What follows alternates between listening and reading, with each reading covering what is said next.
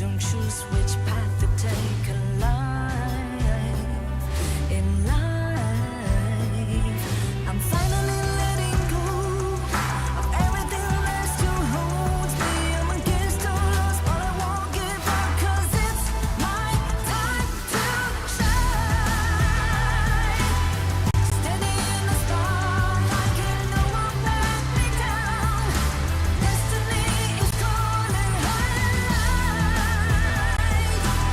I'm not afraid to fight for everything I love.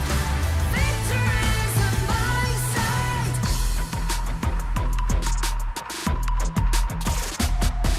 The more we lose, the more we gain. The more that nothing stays the same in time. In time. Can't love ever, can't forget. What you see is what you get sometimes. Sometimes. Gonna show the world tonight. The light that shines inside us. We're against the odds, but we won't give up, 'cause it's our time to shine. Standing in the spotlight, can no one back us down. Destiny is calling high. We're not afraid to fight for everything we love. Victory's on our side. Takiki takiki takitao. Takiki takiki takitao. Takiki takiki takitao. Takiki takiki takitao.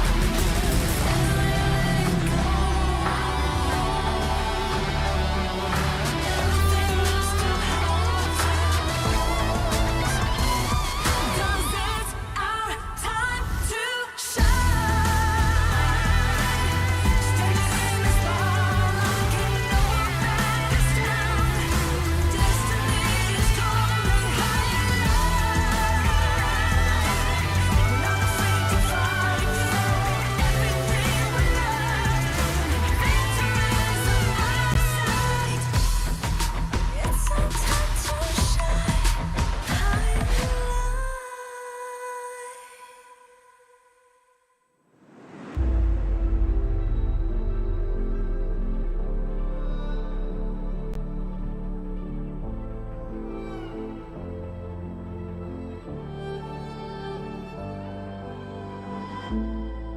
We're no strangers to the fallout. It's what got us here. Ever changing, some chameleon. Blood, sweat, and tears. We'll never make it if we fall to everything that brings us down. With a comeback is now. Blood, sweat, and tears. Fight for what we want. Doesn't matter the cost. Every day, put in work. Blood, sweat, and tears. Nothing comes overnight. Strength in numbers start to line. We don't bow to fear. Blood, sweat, and tears.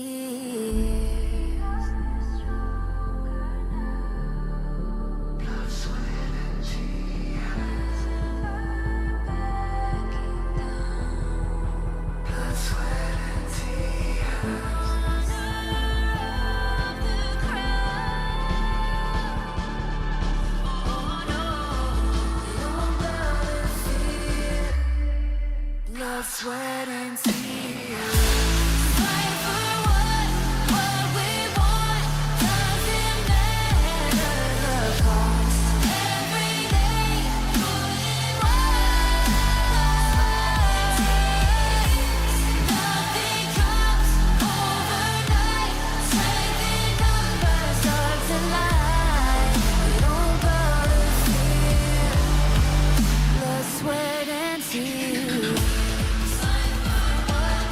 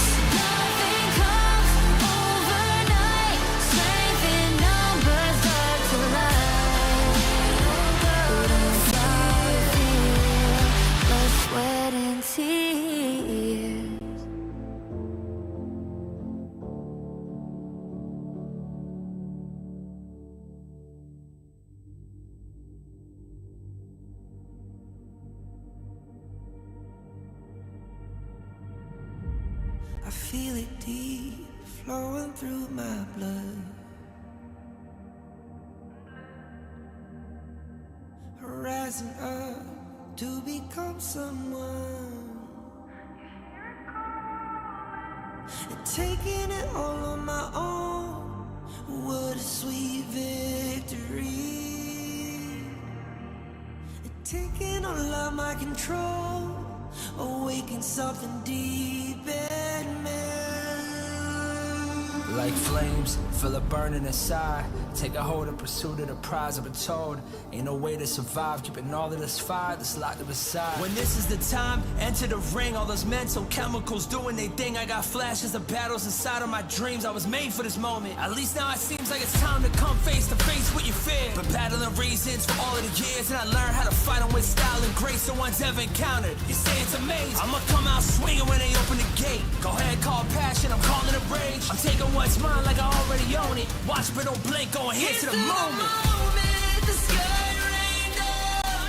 Here's to the madness that's all around. Go on, tell them who you are, you are, you are. Go on, tell them who you are, you are, you are, you are. Here's to the moment, the sky rain down. Here's to the madness that's all around. Go on, tell them who you are, you are, you are. Go on, tell them who you are, you are, you are, you are. My name is honor, my name is king, my name is champion, my name is strength. Tell them who you are. My name is Pentakill, you think it's strange? My name keep ringing inside of your brain. I hear it every night. Here's to the moment the sky rain down. Here's to the madness that's all around. So tell them who you are, you are, you are. Go on, tell them who you are, you are, you are. Here's to the moment the sky rain down.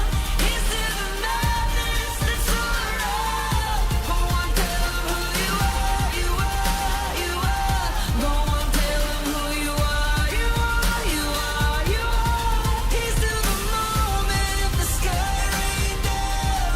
Here's to the madness that's all around. Go on, tell them who you are, you are, you are. Go on, tell them who you are, you are, you are. Go on, tell them who you are, you are, you are.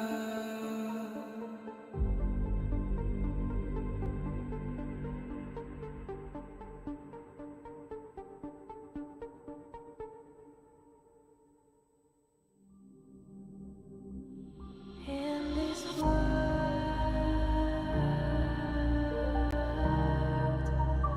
only ones in this world, only ones in this call out my name,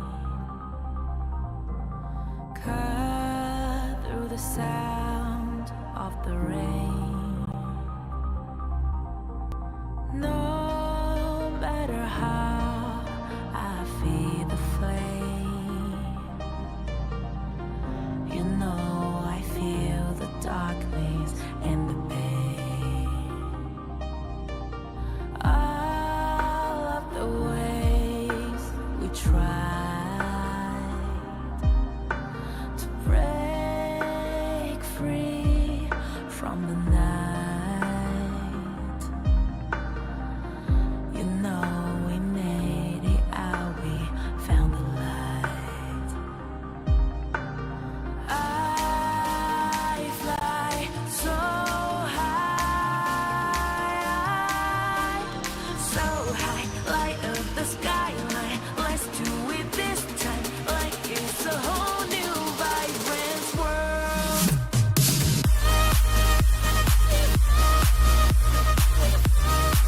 Like we're the only ones in this world.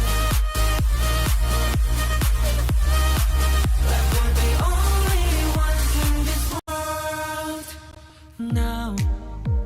Now I see that I got everything I need. It's alright, I'm on fire, I'm alive, 'cause now I fly so high, so high, light up the skyline. Let's do it this time, like it's a whole new colorful world.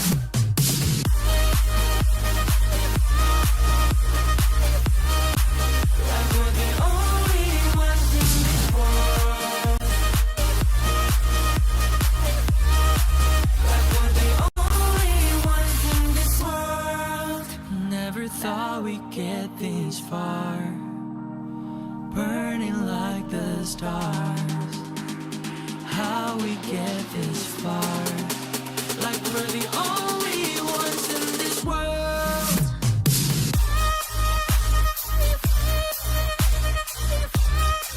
Like we're the only ones in this world. Like we're the only ones in this world.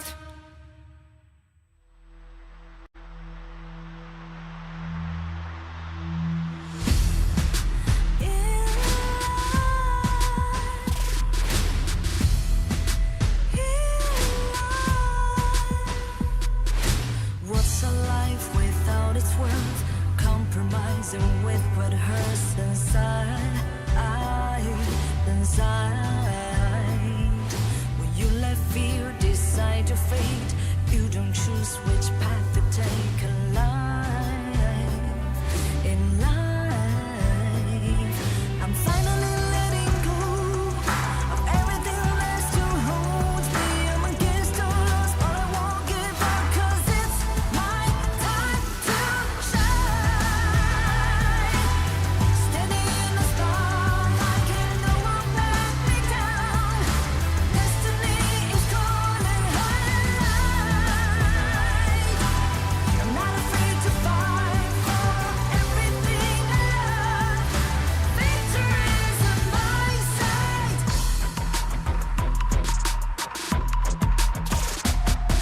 The more we lose, the more we gain. The more that nothing stays the same. In time, in time. Can't love ever, can't forget. What you see is what you get. Sometimes, sometimes. Gonna show the world tonight, the light that shines inside us. We're against the odds, but we won't give up, 'cause it's our time to shine. Standing in the spotlight, can no one back us down. Destiny is calling high in light. We're not afraid to fight for everything we love. Victory's on our side. Takiki takiki takitao. Takiki takiki takitao. Takiki takiki takitao. Takiki takiki takitao.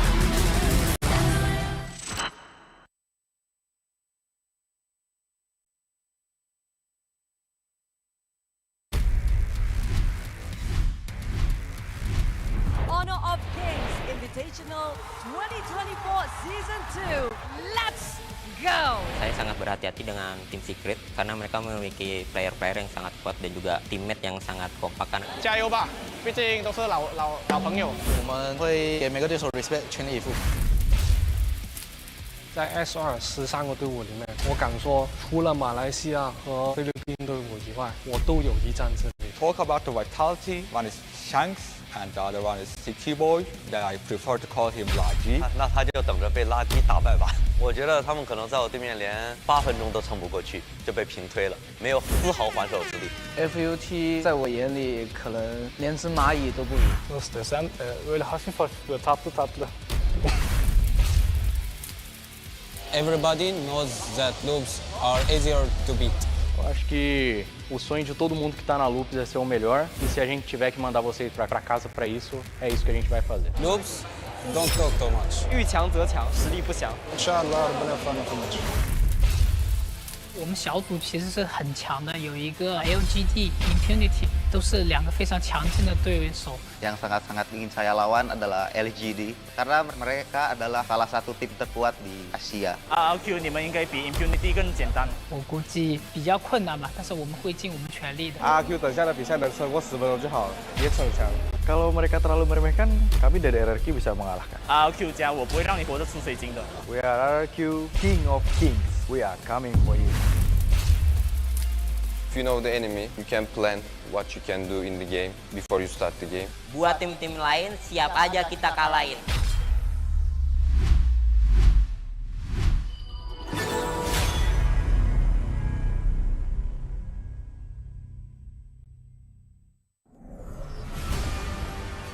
Through the ages, two opposing sides have fiercely battled for a power that granted them life, but cursed them with ruin. Wait! Oh, no, this story is too cliche. Maybe we can find inspiration from other stories. Hey, that might work. Got it.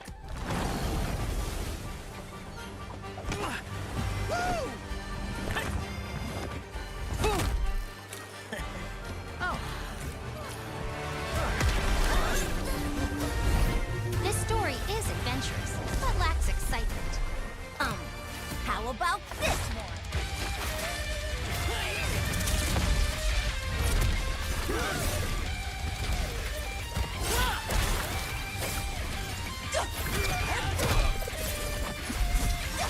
This is too much. It needs more fun. How about this?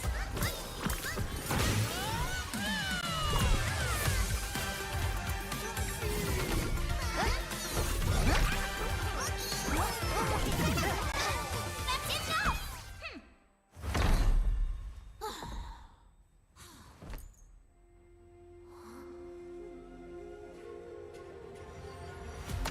Like the thrust of a spear in battle.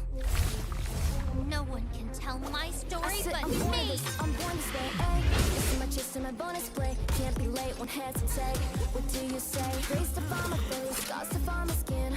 I can't convince them, please don't molest it. I'm the one that you hate. H-E-R-E, doing it for real, I found my goal. From the ashes, I go the game. Flow with a rumble, make them crumble, make them run. Baby, it's go time. Now can you dance how I rise? An inspiration, I know I'm the one who will build them up, no lie, we gon' do it. Facing our peers, we don't think we just move it. No, we the best and we don't gotta prove it. Somebody test me, I swear I'm gon' lose it. I got a trophies on this boom and illuminate. Another day, another win. You got the power to turn around. You got a champion, giving me that.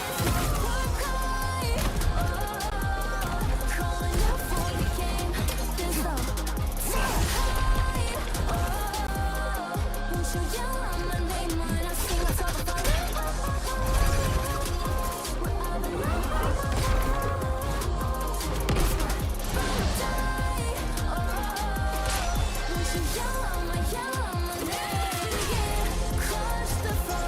Look at me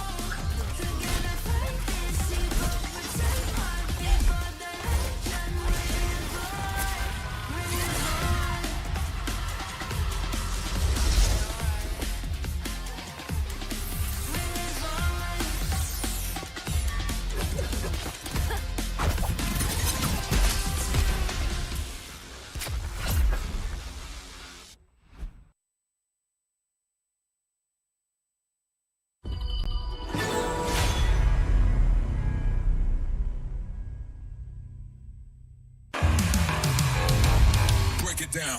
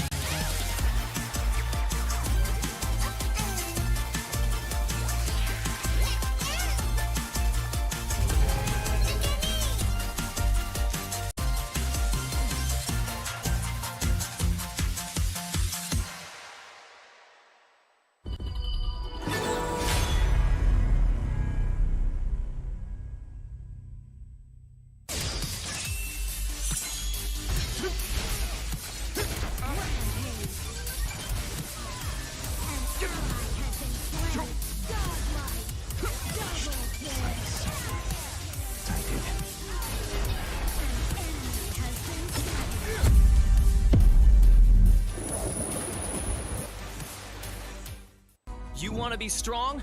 Learn from the pro now. When you're attacking a tower, you might accidentally target an enemy. Or when attempting a tower dive, you end up targeting the tower and minions instead. Professional players execute such impressive moves effortlessly. While you may feel overwhelmed and get killed by the tower, your control settings might be holding you back. Change the recommended basic controls to advanced. This activates extra basic attack buttons for minions and towers. Turn on show enemy avatars to accurately select the enemy's avatar for the kill, and better assess vision exposure. Give it a try and play as smoothly as a pro, easily crushing the enemy faction. Learn from the pro. Learn more from Honor of Kings Global Esports. All I need is a target.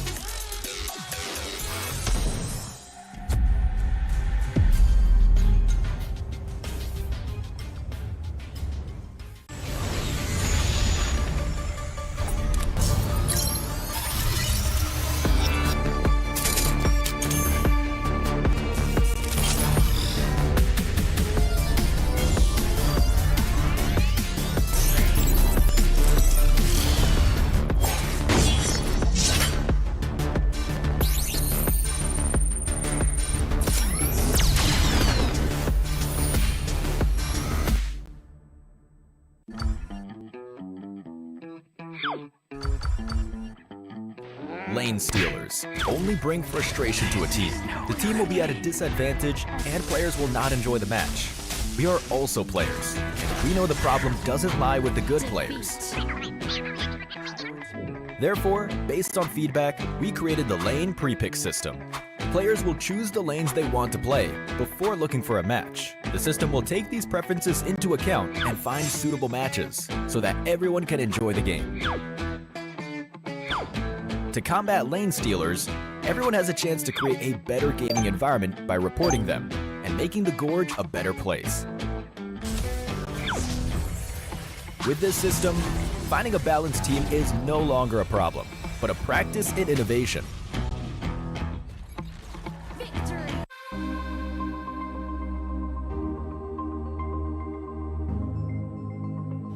Honor of Kings is the world's most played mobile MOBA, featuring intense and fair team-based battles, high-end graphics, a deep roster of diverse heroes, and a variety of gameplay modes, all combining to offer players an innovative mobile gaming experience. One of our main goals is to develop Honor of Kings for a global audience. To achieve this, we continue to add localized content to the game, such as collaborating with popular franchises to bring new regionally inspired heroes, skins, in-game events, and more to our worldwide community. While we are members of the development team, we are also gamers. meaning we want games that foster fair, competitive environment and reward players based on their skill. This is also our North Star when it comes to developing Honor of Kings, ensuring that the game's mechanics, heroes, equipment, and more are well balanced. The game has been designed from the ground up with a mindset that all elements that affect gameplay can be earned through effort and time spent, such as hero unlock and the KAGE system. This core tenet ensures that Honor of Kings remains fair, competitive, and most of all, fun. In addition to accessibility, we believe that a good PvP game needs to maintain friendly and fair matchmaking for players of all skill levels. This is why our team focuses on both game balance and matchmaking optimization. In fact, we review the community's gameplay data every 2 weeks to help us determine how best to balance the hero roster's skills and stats. It's like adjusting a precision clock to make sure everyone experiences the competitive fun of each match. Maintaining a safe, competitive environment makes for a healthier Honor of Kings community, where players can meet friendly teammates and respectful opponents in every session. Our team is passionate about ensuring that players can cooperate effectively in each battle. With a feature like map lane pre-selection, a reward system for positive play, the ability to report bad actor mid-match, and an easy-to-use Conwheel interface, all designed to foster safe, cooperative matches based on good sportsmanship. We also want Honor of Kings to be a platform where players from all over the world can realize their dreams of high-level competitive gameplay. Alliances, leaderboards, and other social features allow our challengers to meet like-minded friends and show off their skills. Meanwhile, our partner program and its incentives allow content creators to stand out and become rising stars in Honor of Kings. The esports ecosystem provides a global stage for all professional esports players to compete. These systems combine to form the game's ecosystem, building a stage for players from all over the world to shine. This is what Honor of Kings means to us. We look forward to meeting you in Heroes George as we come together as one strong, competitive, and awesome community.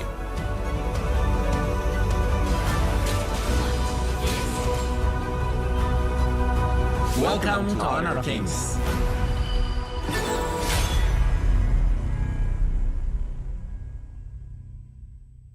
You want to be strong? Learn from the pro now. When you choose a long-range marksman to take down enemies in the distance, only to find the enemies constantly staying at the edge of your attack range. When you enthusiastically pick a high-burst mage, planning to crush the opponents, but the enemies keep sneaking outside your vision. The professional players have long been using the small tricks in their settings for smooth operations. Let's take a look at how the pros set up their game. Change the setting from fixed camera to camera shifts with skill direction. Your vision will move with the direction of your skills, allowing for a broader vision range. This not only enables more accurate targeting, but also gives you the upper hand to anticipate incoming enemies in advance. Come and try this practical secret that professional players are using. Play like a pro to dominate the enemy team effortlessly. Learn from the pro. Learn more from Honor of Kings Global Esports.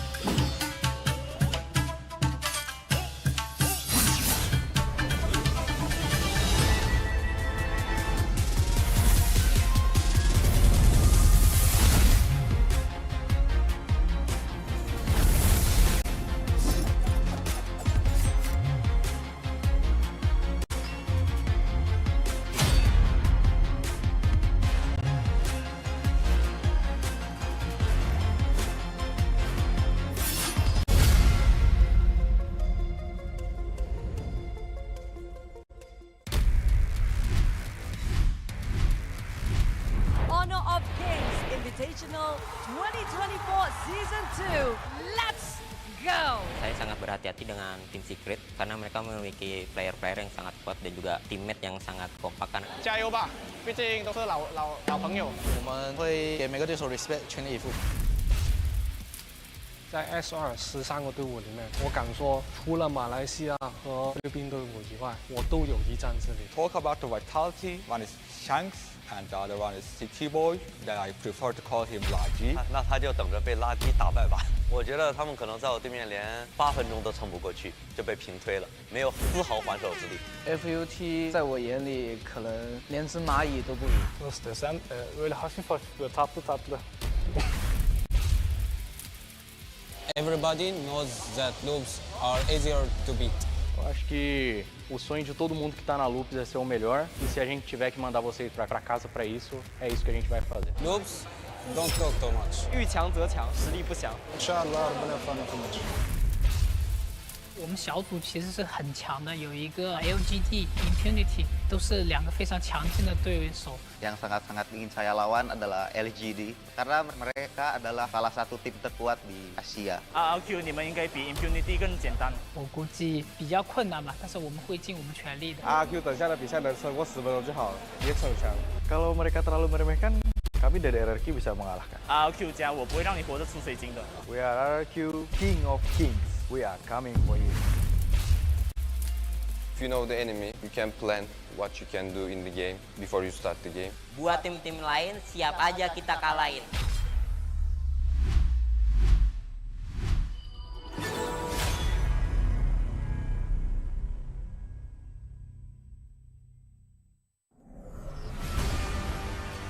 Through the ages, two opposing sides have fiercely battled for a power that granted them life, but cursed them with ruin.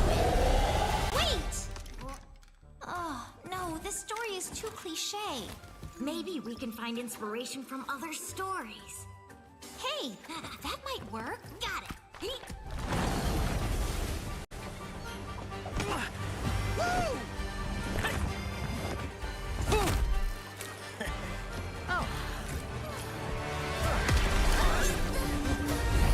This story is adventurous, but lacks excitement.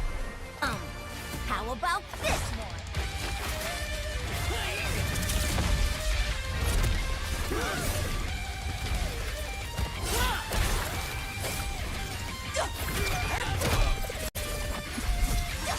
This is too much. It needs more fun. How about this?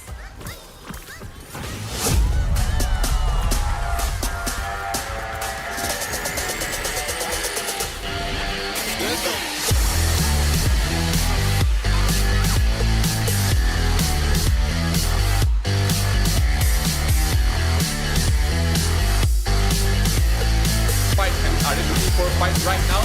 Danny going in the lead.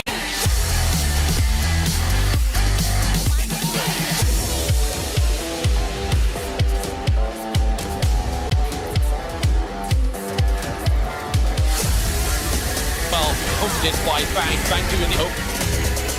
Time damage from Danny as well, taking up the win sheet as well. Niap is looking.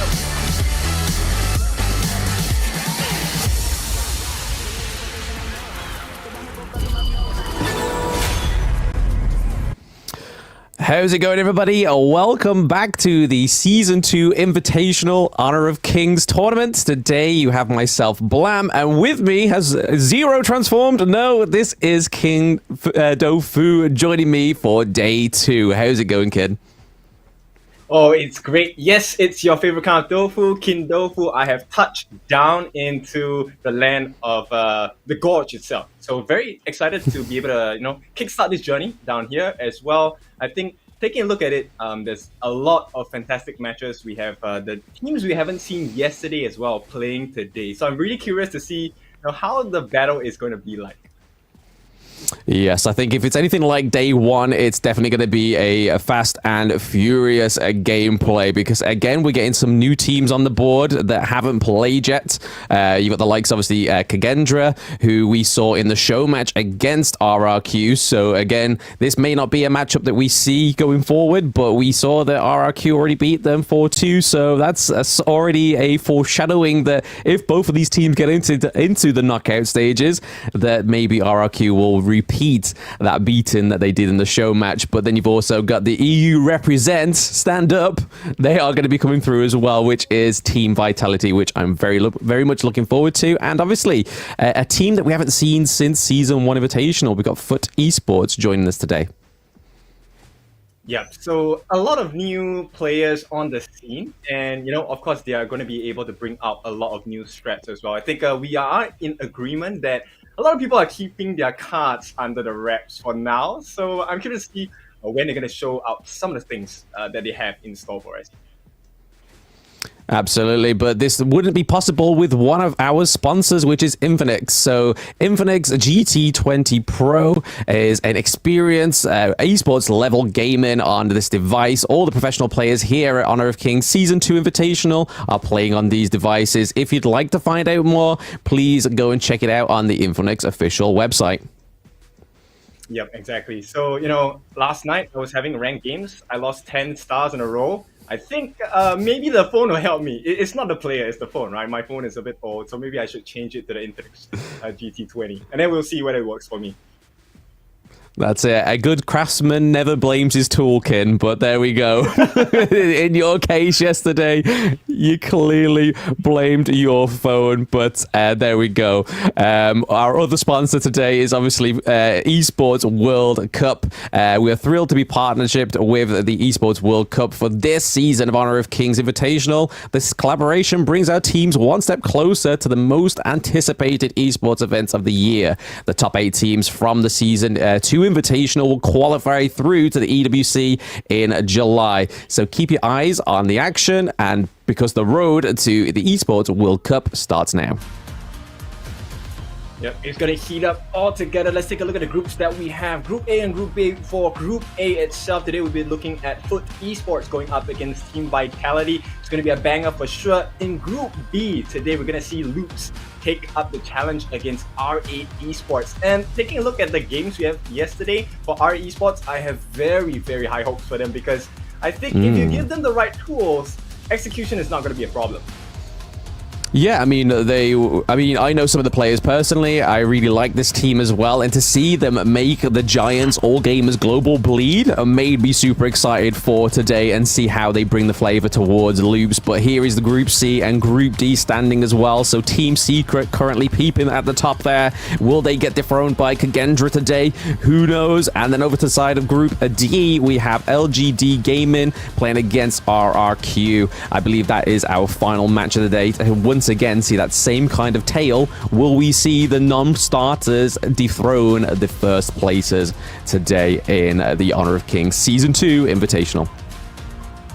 Yeah, so a lot of questions to be answered today. I think yesterday's gameplay will be seeing a lot of high-level play itself. So if you're looking for more, right, first game, we're going to have KAGE going up against Team Secret. That's the first one we're doing. And I'm really excited to see how our Indonesian brothers and friends will be pinning up against the likes of the Team Secret Da Xiao Fu Zi, which I presume is going to be 100% banned at this rate. I mean, absolutely. It had a 100% appearance yesterday, but banned 7 times and only picked 3 times. So it'd be interesting if we see that go through today. But obviously, we also have Foot Esports going against to Team Vitality, Loops against R8, and then RRQ against LGD to finish the day. Here is the team lined up for KAGE. It's going to be Hans, Wyraw, as well as Senko and 00 and Muffers. So they will be fielding this roster to try and take up one of the games against Team Secret. And I think I have huge expectations for them. I've already seen their show match against RRQ earlier this month as well. So I think there's a lot of things for them to prove. And of course, with that being said, their competitors, we'll take a look at them in a very short while as well. Yep, so Team Secret is comprised of Shuyan, Xian X, Lung, Sun, and Huan as well. So again, we already saw this team play yesterday.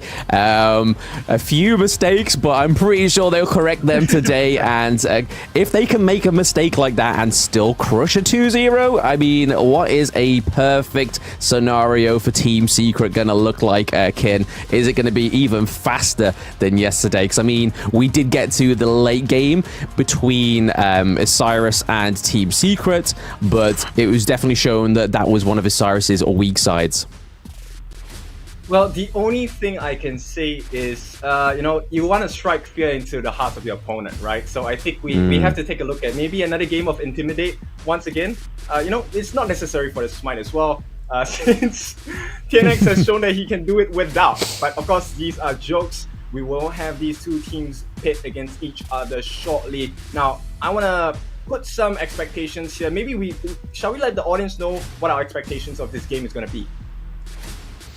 Oh, I mean, it's going to be hard to kind of say because the last time we saw Kagendra play, they did lose a 4-2 against RRQ. So again, it is a show match. They aren't going to, I mean, ironically, they're not going to show all their picks that they are going to be going into these group stages. So again, I feel like we have still yet to see the true spirit of the team Kagendra. And I mean, if you just look at their respective qualifier, they won with no blemish on their record. Yeah, and this time we're gonna have a little change from yesterday. So yes, we still have the Dolia ban as well as the Arlie ban, but this time Byron makes it out into the ban pool along with the Aino as well. So for Team Secret, Xuan is gonna pick up the Shiranui, and I think this is the start of a huge burst composition coming out from Team Secret.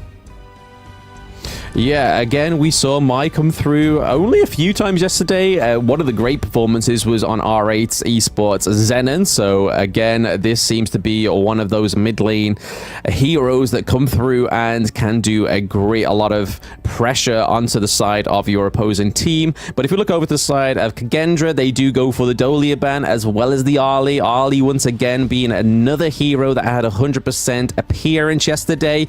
Dune actually getting banned, so picked 6 times yesterday, not a single ban. Day 2 comes through, Dune gets the ban hammer, it seems, today, Kin. Yeah, I think it's a pretty smart ban at this point, right? Because they don't want to make it a even playing field because they already have Zhang Fei, right? Zhang Fei is a pretty big mid-shield, is able to deal a lot of damage as well. But having to face up against a Dune or Dun, kind of evens out the odd for the team. So Team Secret, now they don't have their ideal tank for them, that front line. So now it's really about who's going to be next in line to try and match up against the meat shields that, KAGE at this point. I'd like to think it would be something like the Kaiser, because again, they've already locked in the Sun Bin, and we know that these two heroes have a fantastic synergy, not just down, obviously, in the farm lane with the DRNG, which will more likely be left alone for the first 4 minutes to go against whoever is going to be Kagendra's marksman within this match. But if it's anything like yesterday, we could see the Lady Sun come through, but actually, they do ban out the Kaiser themselves, so Masashi is gone, Kaiser's gone, Dune's gone, the jungle pick here is going to be really interesting. Are we finally going to see that Lamb come through that we were just holding on to every little bit of hope yesterday? Just like, when's Lamb going to come through? He's not been banned, but if we look over to the side of Kagendra, it is a same traditional thing as day 2 where that Lady Sun comes through in the farm lane once again. Yeah, so this is kind of risky for the side of Team Secret, right? Because we've already seen the buffs coming in from Lady Sun. And, Lady Sun with the rolling raid, especially if you get hit by the frag grenade, is going to be quite detrimental to the lineup.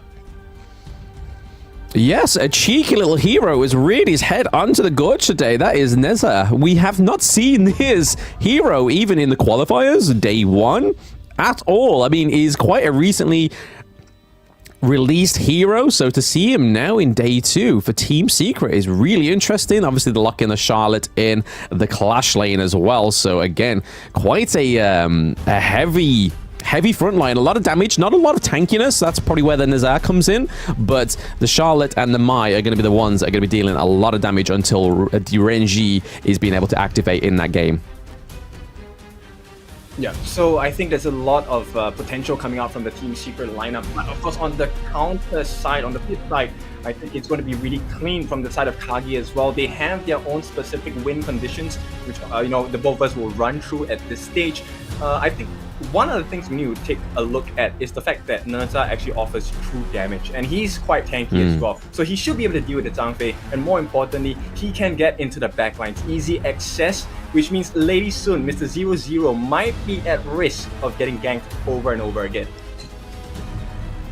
Yeah, we do know that that hero can traverse the Gorge map pretty effortlessly as well, being able to just like go where he may roam. But again, we're seeing the Hu Huan come through in the jungle for Weira on the side of Kagendra. So we haven't seen this pick actually come through since, I think, if I remember correctly, the Open Series split, because this hero, this lady of the jungle, who wasn't necessarily meant to be a jungle pick, she's got very much support capability, she has a mid lane capability, but a lot of these players, especially the competitive players, like to see her in that jungle.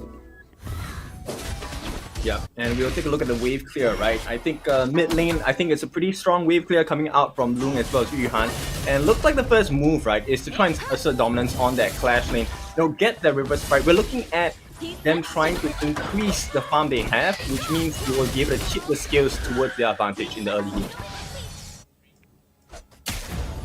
Yes, and here it is, obviously gracing the Gorge for the first time. Hu Huan is coming through here, so her basic combo is skill 1, skill 2, basic attack, skill 1, basic attack ultimate, skill 1, basic attack 2. If you can remember that whilst you're in the heat of the battle, good luck to you, but her skill 1 enhances her basic attacks for a long period of time, so she can use it before entering combat to prepare an extra enhanced basic attack in advance. So good luck remembering that combo. You gotta have that photographic memory, because if not, good luck to you, fellas.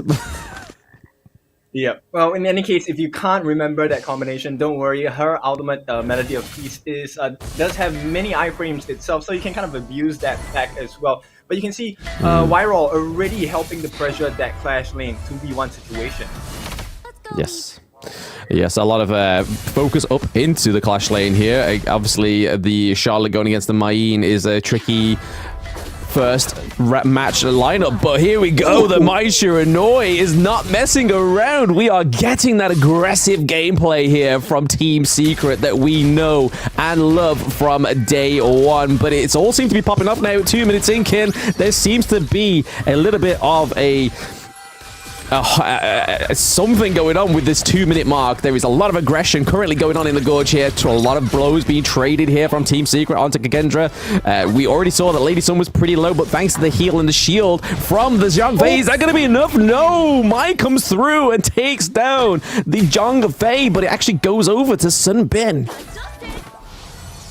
Well, regardless, I think that was a huge play by the Mai, right? So Lung actually doing well for himself. So this will allow him to actually have that very early Scepter of Reverberation, which will give that extra burst as well. And you can see how Ken X is going to operate. At this point, going for the ball camp as well, it's really about tipping the skills. They want to steal as many camps as possible. And KAGE don't seem to be able to handle the pressure and the pace of Team Secret just yet. Yeah, the tempo is definitely being pumped up here by the side of Team Secret. They have what seems like a phenomenal kind of rotation going on here. They are just rotating with a purpose. They're picking up all kinds of resources, not only just the gold, but picking up kills here. They're getting some wave priority as well, just like in the mid lane. It's as if, like, Lung is not in that mid lane at all because he's always just flying about, but that minion wave is just constantly being pushed by either Nazar, or we see that Mai returns back to the lane every so often to pick up a bit of gold, to give it a little bit of attention. But now it seems like there is just a lot of pressure here on the side of Kagendra. Team Secret really like to play aggressively. Yep, exactly. I mean, it's a double-edged sword, right? At this point, because of the rotations of Lung itself, he is slightly under level in the mid lane itself, but they have made it up in terms of the gold accumulation. So they're looking to hopefully get the items a little bit faster, which means they can take better fights against KAGE. It looks like the first neutral objective is going to be the Tyrant. The Chain Lightning is going to come into full effect as we might be looking at the first full-fledged team fight come into play. Yeah, there seems to be a calm before the storm going on here, Kin, but this is not the kind of place you want to be when you are KAGE in this just about to peep that 5-minute mark. They lose the Tyrant, they're already behind in gold, they have no kills on the board. They kind of feel like they're pushed back towards their turret, unfortunately for themselves. They just need to go and step on the right foot into somewhat of a decent tango within their team. They need to try and do something, but again, getting caught out in that jungle is Weiro as well. We just see a little bit of hesitation there from Senko. Doesn't know whether to go in, whether to just come together with Mayeen up into the top lane. There's just a lot of hesitation, it seems, on the side of KAGE. But here, mid lane again, we have Nazair and Mai coming through with the help of Sunbin. There is a silence there. DOT over time. Zhang Fei being caught behind in the back there, but he can take the damage. Is he be able to take any more? No, he does fall. Team Secret picking up their 3rd and 4th kill in the Clash lane. Yeah, I mean, if you think Team Secret's performance yesterday was good, today's is even better. It's 5-0, and we're 5 minutes in. At this point, it's a 5,000 gold lead already. And, you know, I don't think it's going to look any better for KAGE, because once you give my lead, Lung is never going to back off. He should have quite a few items on hand already. Let's take a look at the growth. He already has a Stone of Sorcery. Actually goes for the Insatiable Tome first. So he's gonna have lifesteal. Here comes the next one. Time Lapse as well. Gets the charge, that ultimate down, and forcing the iframes out. I don't think they can get the kill though. No, that was a nice use of untargetable, but it's unfortunate that Nazair was able to get into the back of that as tier 2 turret, but still, we saw that Hu Huan was not able to be taken down, so that was a great navigation by Weiro on the side of KAGE. But that's all well and good when you start to see your tier 2 turret looking to fall here in that mid lane, and if any lane is very important, we know that that mid lane is crucial. Lady Chen trying to get some frozen onto enemies on the side of Team Secret, but nothing is getting procced there. Not enough hits to land that frozen on the side of KAGE. Yep, it's actually great that you say that, right? So the moment they have the mid lane open, which means that, you know, the vision is going to be obscured for the side of KAGE, right? Which opens up the doors for pretty much big ganks coming in from the side of Team Secret. And we already have seen the burst coming in. So we have to be very careful about Lung's positioning. He still comes in 10x. Actually gets it done.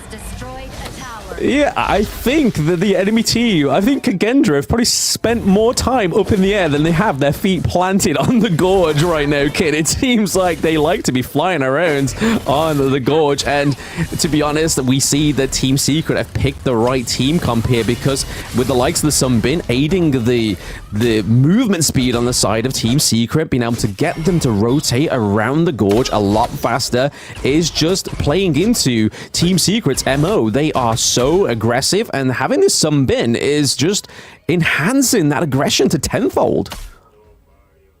Yep, and you know what? The scary thing is, at this point, there's just the Doomsday along with the Sparkforge Dagger onto the Tyrion here, right? So Sun, he hasn't even hit his max cap damage yet.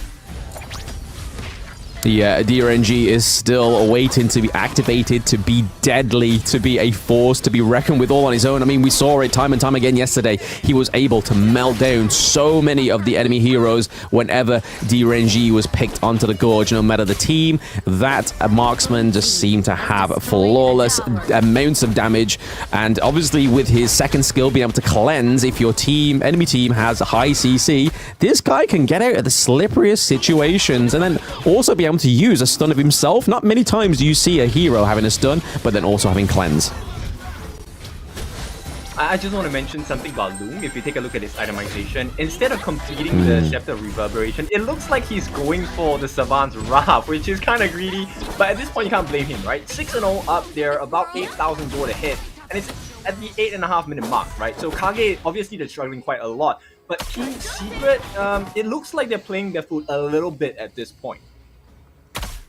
Yeah, they're not. Well, to be honest, I can't really even say they're overstepping, because they aren't losing much in terms of this overstepping, this over-aggressive playstyle that they're going for here. Because if they were, they would have a few deaths on the board, but they're still on the no-death run right now. Team Secret show no signs of falling anytime soon, and the fact that they are behind almost 9k gold towards Kagendra is that's a lot of items. That's a lot of utility towards your team, damage, defense, whatever it may be. It's on the side of Team Secret right now.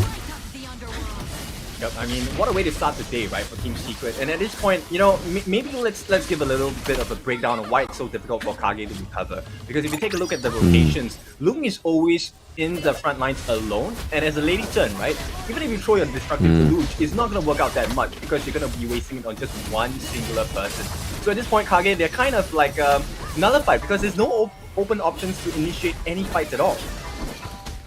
Yeah, and you can kind of feel that the reason why Team Secret, even though we know them to be aggressive as well, the fact that they have Lady Sun on the side of Kagendra, that's not a hero you want to be waiting to activate, because if she starts to ball and get that damage, get that gold, you could just be writing your own demise if you were Team Secret. But they know that the fact that that Lady Sun was being picked up, they had to do things quick, they had to do things aggressively, and just like that, they take the Shadow Tyrant. So not messing around, they have 4 jungle objectives to an absolute nil point on the side of Kagendra right now, and they're looking not to stop there. They're looking to pick up their 5th jungle objective, which would be the Shadow Overlord, which would absolutely improve this already hasty gameplay from Team Secret. Bear in mind, they do have the Primal Bond, so the fact that they're taking it so fast is kind of crazy at this point. But with a goal lead of 10,000 gold at this point, yeah, I think it makes sense, right? So right now, I think for KAGE, it's really about damage limitation. How long can they buy? Can they buy another 11 minutes of gameplay time so that the Tempest Dragon comes out? And at that point, they should have enough farm to be able to go up against TNX. Yes, so Nezair gets caught there, but it was a lot of the ultimates being used. We obviously saw Lady Shen's come through. We've seen a big engage here from Nezair, but then we have Mai into the back lane as well. Dorenji is now activated, getting those kills on the board. We see that Mai goes down. Down goes Lady Chen as well as that higher ground turretkin. We see that Zhongfei has gone down. There is a Shadow Vanguard at your crystal, at your high ground turret in the mid lane. I think this is game 1 written, baby. It is over. Team Secret taken, I believe it was a sub 11-minute mark, game 1. Yeah, a very clinical finish by Team Secret, you know, just pulling the trigger at the right time, and you can see the KAGE boys, they're feeling it. It is really a hard match to fight against, and at this point, I mean, I have to congratulate Team Secret. If you thought they were shaky yesterday, you know, I'm very sure those fears are gone today. Representing Malaysia so far in the Invitational Season 2, what a performance by the boys here. Yes, absolutely. There was definitely no hesitation. There was no tremors on this team today. This is a different beast. They were clearly holding back the secret sauce, whatever it is, on Team Secret there. But like we saw a new pick come out onto the Gorge and played effortlessly. They didn't drop a single death as well. No turrets lost, and they were way, way ahead with that gold lead. I mean, Kin, at that point, Kagendra have some really hard thinking to do going into the draft of game 2. Yep, not just hard thinking, they have many things to think about, because if you take a look at the growth of the game itself, it started with the jungle invasion, right? So the top buffs were taken away, top camps. After that, slowly Nursa came back to try and steal the boar camps. And at that point, when TNX was a level ahead of his competitor, it was a really hard fight to have at that point. And more importantly, I want to mention, I think it's pretty clear who the MVP of this game is, at least for me, and that is going to be Lung itself. Lung with the Mai Shiranui, very good job on getting the burst in the mid lane. You know, not only clearing the lanes, we know that Mai's wave clear ability is not as high in the early stages of the game, but the first few rotations that he made, my goodness, what a good play, getting on the farm lane and then following up to go to the clash lane. I mean, he was all over. Yeah, I mean, like you said, Mai doesn't have the most perfect wave clear within that mid lane, but I feel like it was kind of like a fake it till you make it part, because the amount that she was being able to just be traversing the map, roaming up into the clash lane, helping out Charlotte, they just seemed to be such aggression. The fact that she was able to sort of like tap into the gold into the clash lane, but then obviously rotate back around, help her mid lane, get their first blood in game 1 as well, it's obviously all just going to accumulate. So even though she doesn't have the fastest wave clear, there's many factors that enabled that mid lane to still stay strong even in her absence. Yeah, it's really just, focusing on your strengths rather than your weakness itself. Let's take a look at the stats of the game itself. First game, of course, going over to Team Secret. At this point, I want to take a look at Lung's items. So he did Smart Craft with the reverberation as well. And looking at it, it would have been either the Twilight Stream or the Void Star for the additional magic penetration as well. Now, I want to point you towards the side of Lady Sun on the side of Kage 0-0. Actually did pretty well himself with your Master Sword as well as the Eternity Blade. But at this point, there wasn't enough resources to defend, these farm lane, because if you take a look at Muffus itself, he couldn't even complete the full version of Dawnlight, and that was a bit unfortunate. He did get the redemption, so there was a little bit of armor provided for the team, but at this point, when you're going up against Lung, who is so far ahead, 8,000 gold, close to double the net worth of Muffers, it's really hard to protect the important people in your team. Yeah, I feel like with Kagendra as well, the fact that they had the Zhang Fei was a little bit like, normally that is the hero that's like is able to sort of like get you back back on the saddle, because again with the Unbridled Rage, the amount of health, the so much shield that you could have is normally something that's hard to cut through. But again, with the true damage onto the side of Team Secret, it was very difficult for them to actually even try and get that shield procced. But here you can see the damage coming through from the Mai. So again, 83k, you had Charlotte on the 26k, Derenji having an easy game there, pairing that with some Bin, so very, very neck and neck in that farm lane. So again, Sun was having a backseat gaming moment. He's just like, you know what, guys? Mai is our focal point, and it was definitely made clear in that game one that Mai was that was where all the focus was being attended to. She had a lot of gold, the 8.2k, almost neck and neck with the jungle as well. So you don't normally see that. It normally goes clash lane, jungle, and then maybe even the farm lane, and never the mid lane there. Yep, it's interesting that you say that, right? Because Sun actually had a lot of freedom as well. If you take a look at the stats itself, Kage did get one Shadow Overlord, according to this. No, I think it should be the reverse, right? Oh, no, it is, Team Secret that got the Shadow Tyrant as well as the Shadow Overlord. So at this point, it's really hard for Kage to kind of recover, because you can see it really is a rise in the graph, and that speaks volumes about how Team Secret was playing. With the lead that Lung addressed and got for himself, it trickled down into the rest of the teammates as well as TNX. And more importantly, the Tirenjie, like you mentioned, had a lot of freedom around the map. And this is the really small decisions in the team fights that made the world's difference. Because I like the fact that you mentioned about the Zhang Fei, right? Because at this point, whenever Nerja TNX used that bind, he always went to the back line. So even with the Unbridled Outburst, which was the ultimate for Zhang Fei, it wouldn't have mattered. Yep, and there you go. You called it right from the word, the way the match ended, Kin. You were saying that Lung is going to definitely get that MVP, and you were correct there. Getting that 83k damage dealt, the damage taken didn't seem anywhere near compared to the damage dealt. And obviously gold was the third highest gold within his team, and then ending the game on 306. Again, this is a hero that you don't need all those kills on, but the most important thing is the fact that the less you die, the more effort you are able to have in these games. But look at these replays, just from the word first blood on that board. It was just pretty much written in the stars, it seemed, for TS Lung just to be able to be such a force to be reckoned with in that game one against Kagendra.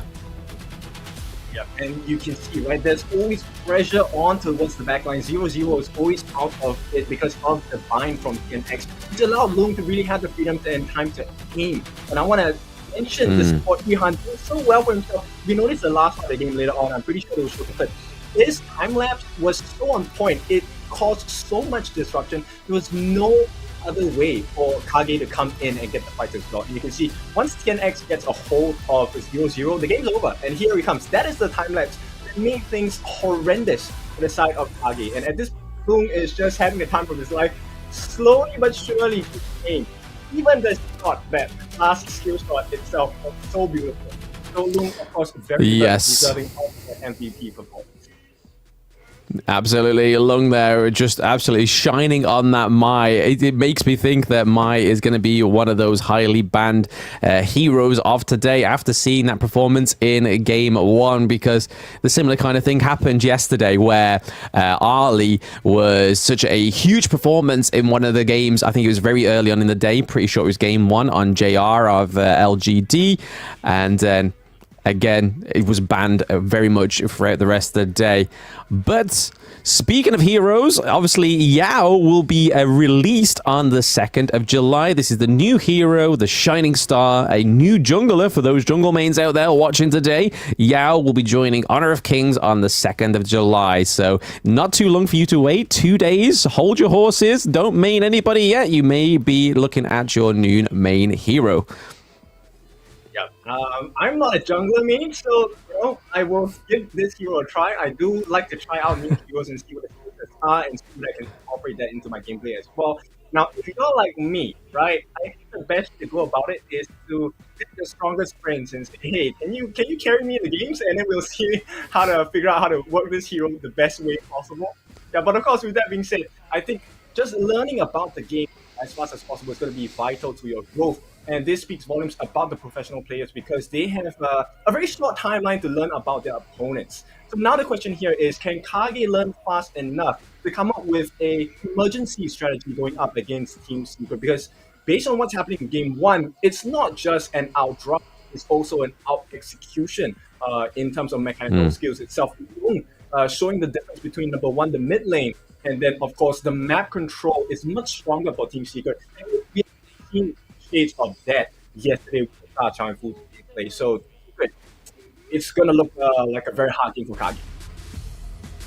Yeah, I think this is like one of the pro things of having those pocket picks like the Nazar there in Game 1 is that it's not something that's typically going to be banned because you know the priority of the ban is definitely going to be on that Mai. If they allow that Mai Shiranui to come through again, they're kind of just writing their own 2-0 loss unless Kagendra know what to do against that Mai early game and just halt everything that needs to stop. But again, I suppose the only way to counter a Mai so aggressive on the side of Team Secret is to not be going for any late game heroes. You kind of want to be making sure that you are going for a draft that can have a strong early game and probably finish around about that 10-minute mark, because again, something like the Mai Shiranui just completely counters all these late game heroes, especially how aggressive was played on the side of Team Secret. It's not banned, but Kagendra are taking the Mai mantle in Game 2. This time it's their turn to show up what they have in the pocket for Mai Shiranui. It's going to be similar bans as well. Haino are going to be banned out for Team Secret along with the Dolia. On the flip side, it's going to be a Luna as well as an RE ban. So I like what I see so far.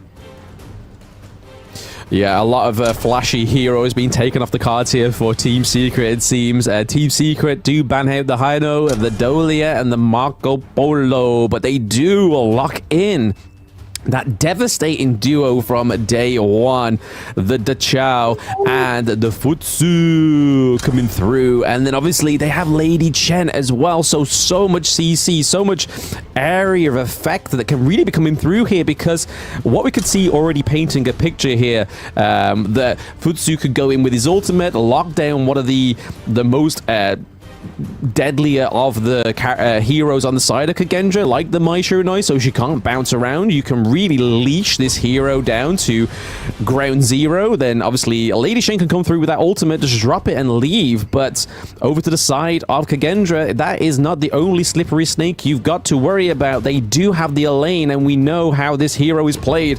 That Death on Sunset really got some of these competitive players yesterday out of sticky situations. Yep, exactly. I mean, I like the way that Team Secret has drafted so far, right? Testament to the strength of how they played the map yesterday. The big question now is, okay, we know for KAGE fans, we're expecting them to pull up their socks, right? It's time to tie the game up. What can they do, right? Because at this point, the draft, I like the fact that they have pretty good burst and they have very good damage over time, right? Elaine, one of the strongest damage over time heroes available in the game.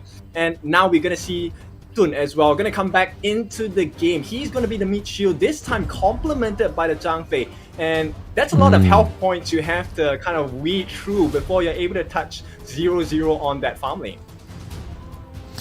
Yeah, again, I think it was just a matter of time for the Dune to come through as well as the Zhongfei. So this is really something that is a team comp of all about just trying to stop that aggression, being able to soak that damage from the likes of the Futsu and the Lady Chen, and then obviously we got Mayin as well.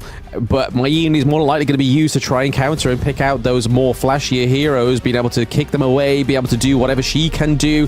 Whatever Mai can do, Mayin can do too. So it's going to be really interesting this game too. But then again, KAGE have to make it interesting, because if they don't get a win here, they have to wait a few days until they can try and prove themselves once again in their respective group. But I feel like we saw this team comp here for Team Secret we saw yesterday, or something very similar, like with the likes of the Yukio Tachibana as well. But it just plays into Team Secret's MO. They love the fast rotation. They love their macro plays. They don't like to be sitting in lanes, Kin. They like to be just roaming. They want to be free as a bird. And that is exactly how Team Spirit is going to try and play this game too against KAGE. Yeah, so right off the bat, welcome to Honor of Kings, welcome to the Gorge, as we take a look at potential last game, Team Secret trying to close things out at this point. And right off the bat, you can see Flowing Sign, a very good first skill to use in lane as well. Hopefully it's going to allow them to clear a little bit faster. Like you're going up against a Mai Grenouille, which is very target heavy on heroes instead, in the early phases of the game. Yep. You know for a fact that Mai is going to be trying to be the function to kick people out of the Chao's teleporting abilities, because again, that would be a great way to counter the Chao. It's like, oh, you're trying to go back and get some health, buddy? Too bad, I've just kicked you out of your teleport, and now you're stuck with us. You're stuck with the boys on KAGE. You've just been met by Zhongfei. You've just been met by Dune. And now Elaine's coming through to chop you up like wasabi. But we'll see how KAGE really do play in this game too. Again, I don't think we'll start to see that early game aggression from Team Secret this time around. I feel like it'll be a little bit more of a based level up to a 4-minute mark, but then we'll probably start to see the likes of the Chao and the Futsu to go through and try and knock these turrets down very quickly. As soon as those shields go off those turrets, I feel like that's when KAGE has to worry.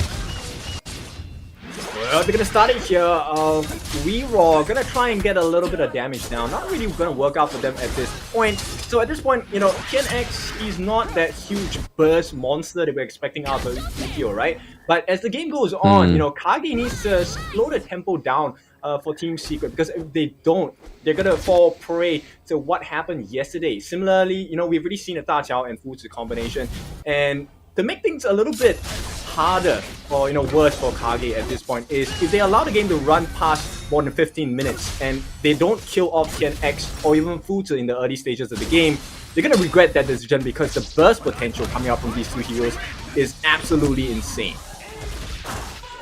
Yeah, it's definitely not a duo you want to be trifling with, or at least underestimating. But this is day 2 of the Season 2 Invitationals of Honor of Kings, and I don't think underestimating is anything that these teams can really afford. We see a bit of an engage there from Mai, trying to start it onto the Lady Chen, but nothing really coming through there. Nice. That frozen ultimate onto Weero, but that goes really nicely connected onto the Dun. We see Yukio Tachibana, but he's not able to re-engage. Is that knockup going to be enough? Oh, first blood! Once again, for the side of Team Secret, going on to TNX this time. Yeah, of all people to give the kill to, they actually let it over to TNX, and that's one of the best starts you can ask for if you're from Team Secret. And we might see a surprise for Senko as well in the mid lane. The 3 members of Team Secret, they're waiting, fishing for the target as well. Quite a ridiculous wave clear, to be honest, because you have Loon as well as Yuhan. One of the things that I think a lot of people underestimate about the Da Chao is the wave clear ability, right? And that's something that I think you will be very sorry if you're gonna underestimate the support role Da Chao. Oh, knockup. We do see an early game kill for KAGE though. Oh, Oh, Yuki Otachiabana has to get out, but he's not going to stay alive. Is he going to get in there? No! Zero takes him down. There is kills already on the board for Kagendra in game 2. This could be worrisome for Team Secret because, again, you don't want to be losing those kills early game. There he is, Elaine going into the back of the line, taking down Dachao as well. That is some nice pickups for the side of Kagendra, but it's nothing to say that, look, Derenji fell. They are not unbleedable. We saw that Kagendra was able to take down the Derenji, and we already seen a cop chase here onto the Mayin. Is she going to be able to get out? Is TS going to be able to survive? No, he falls to Senko once again. Yeah, this is the Kage we've been waiting for. Sure, 10X gets a Tyrant, but at this point, Kage showing they have signs of life. They're recovering pretty well at this point. This still trade a little bit, but as it stands now, I think it's still okay, right, for the side of Kage. At least they're giving signs that, hey, they know what they're doing, and they're ready to take this game back into control in their hands. Yeah, I think they realized that game 1 was played a little bit too coy for the side of Kagendra, but we can already see that the gold, no matter how aggressive Kagendra are playing, Team Secret still have the lead in that gold. They have the secret source in that gold lead, but we have some confliction going on here up into the clash lane. Down goes the Elaine, down goes the Dune as well. So much for soaking up damage. You've just lost another life, buddy. Mufaz is almost getting caught out here by the Mayin, whilst we see the Dairenji trying to get some macro plays onto that turret to try and answer that first tier turret takedown from Futsu. Whilst we saw all that popping off earlier on, like 2 minutes ago, with TS and Kagendra in that mid lane, Futsu trying to push this clash lane all the way to that second tier turret. It's not going to be enough. He cannot attack fast enough without those items.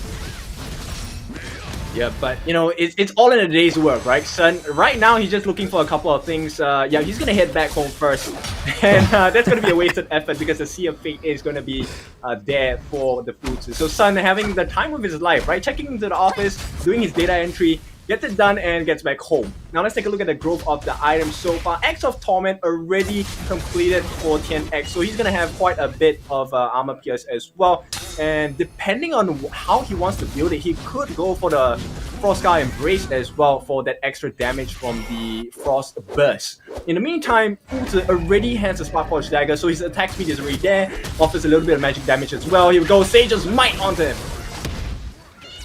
Oh yes, we see that the teleport does come through for Team Spirit. A little bit of untargetable coming through to the side of Lady Chen, able to pick out the Elaine as well, but Senko responds with a kill onto Yukio Tachiabana, and Futsu goes down also. That is a 2-2 trade for both Kagendra and Team Secret. What even trades we are having in this game 2.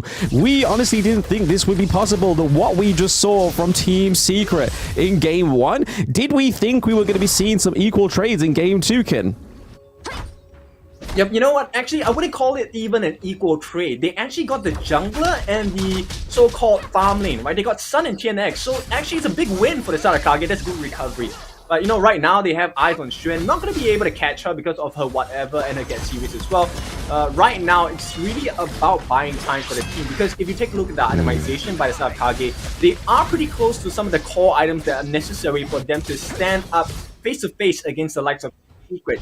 So there is quite a huge potential as well. Let's take a look at the replay.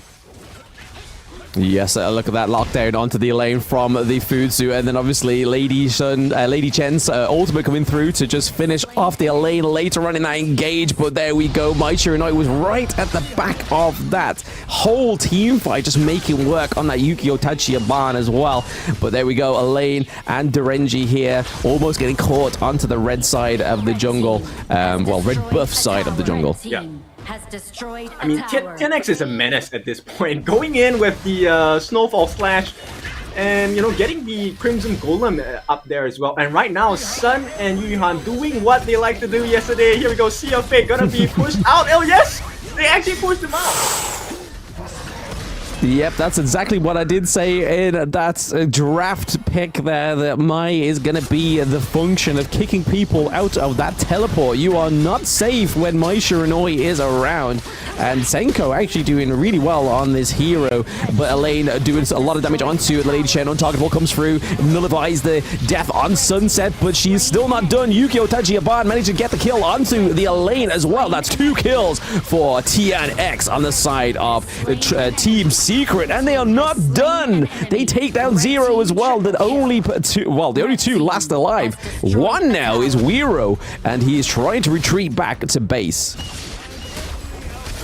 Yep. Actually gets the Sage's Might down onto Wiro. There's nothing else they can do. It is going to be Team Secret. They complete the match itself 2-0. Very clean gameplay, clinical. Once again, welcome to the doctors, right? This is no longer Team Secret, this is Team Doctors. You are now at the hospital. They are going to do some surgery on you at this point. And Team Secret, of course, very happy with that win. This puts them at the top of the table. They secured their position. So more or less, they are kind of guaranteed to be one of the top 8, if not having the highest chance so far. Yes, they are definitely creme de la creme currently in their own group. They've beaten Cyrus yesterday quite... I'd say Cyrus put more of a fight up than we saw that Kagendra did, or this clearly may just be that Team Secret had a little bit more sleep in day 2 for them to just come so aggressive against Kagendra. Unless they underestimated Osiris and then thought, you know what, for the rest of this tournament, we are not going to underestimate our teammates, and this is the product we get, I'm scared. Welcome back, ladies and gentlemen. Congratulations. Don't be shy. Oh, yeah, there you go. Congratulations to Team Secret, the first Malaysia team to advance to the knockout stage and the first Malaysia team to qualify in the Esports World Cup later on, which is going to be in Riyadh. Give up to the side of Team Secret. Congratulations. Thank you. I think I need the mic. Pass the mic. I give it to your big boss. Yeah, jauh mic tu boleh. Okay. With me, we start with Malaya hari ni. Yes, boleh. Okay. Joining me here today is going to be Calvin Pang, the manager for Team Secret, country manager for Team Secret. Now, you are the first team today confirmed to the knockout stage and will advance to Esports World Cup later on, and even the first Malaysian team to advance there. How do you feel as a country manager of Team Secret? Awak ni tim pertama daripada Malaysia untuk pergi ke Riyadh kemudian untuk Esports World Cup, dan juga tim Malaysia yang pertama untuk masuk ke knockout stage untuk season 2 kali ini. Sebagai country manager, apa perasaan awak? First of all, kami nak ucapkan thank you to everyone, kepada sesiapa yang datang ke sini untuk menyaksikan pertarungan hebat ini. Thank you all for coming. And bagi pihak tim dan Team Secret dan also as a Malaysian, I think we are kita sangat berbangga lah untuk jadi tim pertama untuk qualify untuk Esports World Cup ni. Kami sangat I think a lot of preparation has been done, dan selain daripada itu bagi satu tim yang amat baru, cuma 3 months together, I think this is such a big achievement for us, and kami harap kami dapat keep you all, make you all proud in Riyadh. So for now, Riyadh kita dah tempah tiket kita. Now kita fokus untuk S2. Thank you semua. Yeah. Wow, within just short amount of time, 3 months, you guys form into a team, and now you're the first to book into Riyadh slot, which is going to be Esports World Cup. And man, you're a proud daddy, I promise you that. Okay, for our next question, coming up from the side of, I think it's going to be Lung. I will ask in Chinese, don't worry, Lung, okay? Now, Lung, 如果我记不错，你今年16岁，对吗？今年你16岁，对吗？我听不清。你是16岁今年，对吗？对。成为最年轻的职业选手，在你的段路里面，你怎么调整那压力？我真的听不清。听得到了。啊，他听得到了。关着眼睛冥想，就关着眼这样子，什么都不要想，冥想。Oh, don't think anything. Meditation. He's on different level. He don't think. So he don't know how his age. 你也不知道你几岁是吗？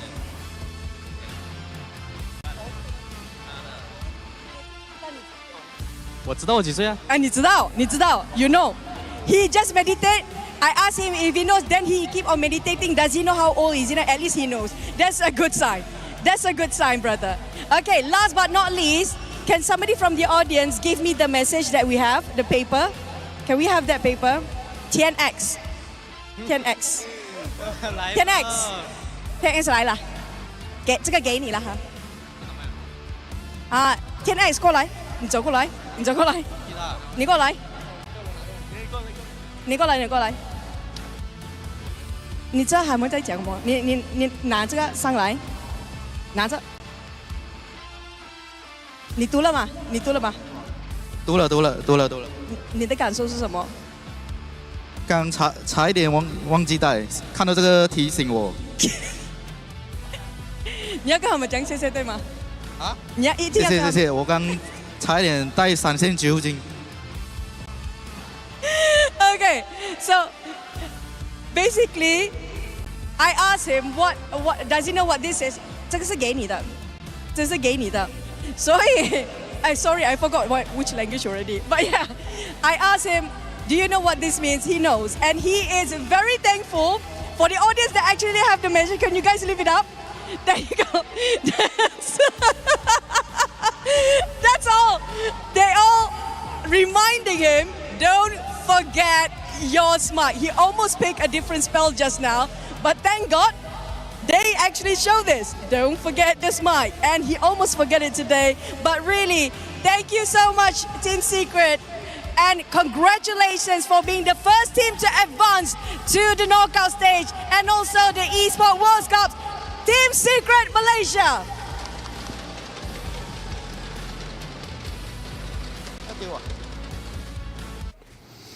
Right, Kin, there we have our first team already qualifying through to not only the knockout stage, but also EWC next month. So again, what we've learned from that winner's interview from their manager as well is that they've only spent 3 months together as a team. So to achieve this into Season 2, to have such a potentially the shakiest thing in the Safe East Asian scene, because obviously they didn't win their qualifiers. They had to go all the way through to the last chance qualifiers to then prove themselves to get to the Season 2 Invitational. So not the easiest route, but they are making Season 2 Invitational look easy.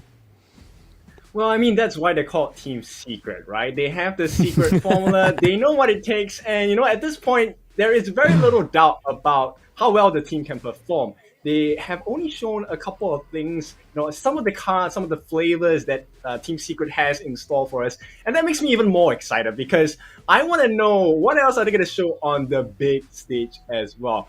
But let's take a look at the other post-game stats in the match as well. I think we covered a couple of the items as well, right? So this time, let's take a look at the farm lane coming in from Sun. This time, we've already seen this combination come out, and he was not even halfway there. Maybe half. He had the Glacial Buckler along with the Sparkforge Dagger, so we know that there was enough tank, there was enough magic damage coming through as well.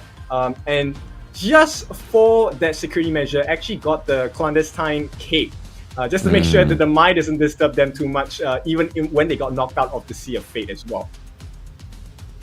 Yeah, so it wasn't as obviously clean in terms of lack of deaths onto the side of Team Secret. This was definitely a more of a, like I said in the draft, much more macro, much more lockdown on the heroes like the Mai Shiranui and the Elaine as well, as we saw that Lady Chen was able to pick up quite a few kills onto these heroes thanks to the Fuzu as well. But again, the Dune and the Zhongfei not paying any dividends in that game. It seemed like there was quite underwhelming picks, even though we've known them historically within either the qualifiers or Season 2 Day 1 to be a force to be trifled with. But it's clear that Team Secret know how to navigate these heroes.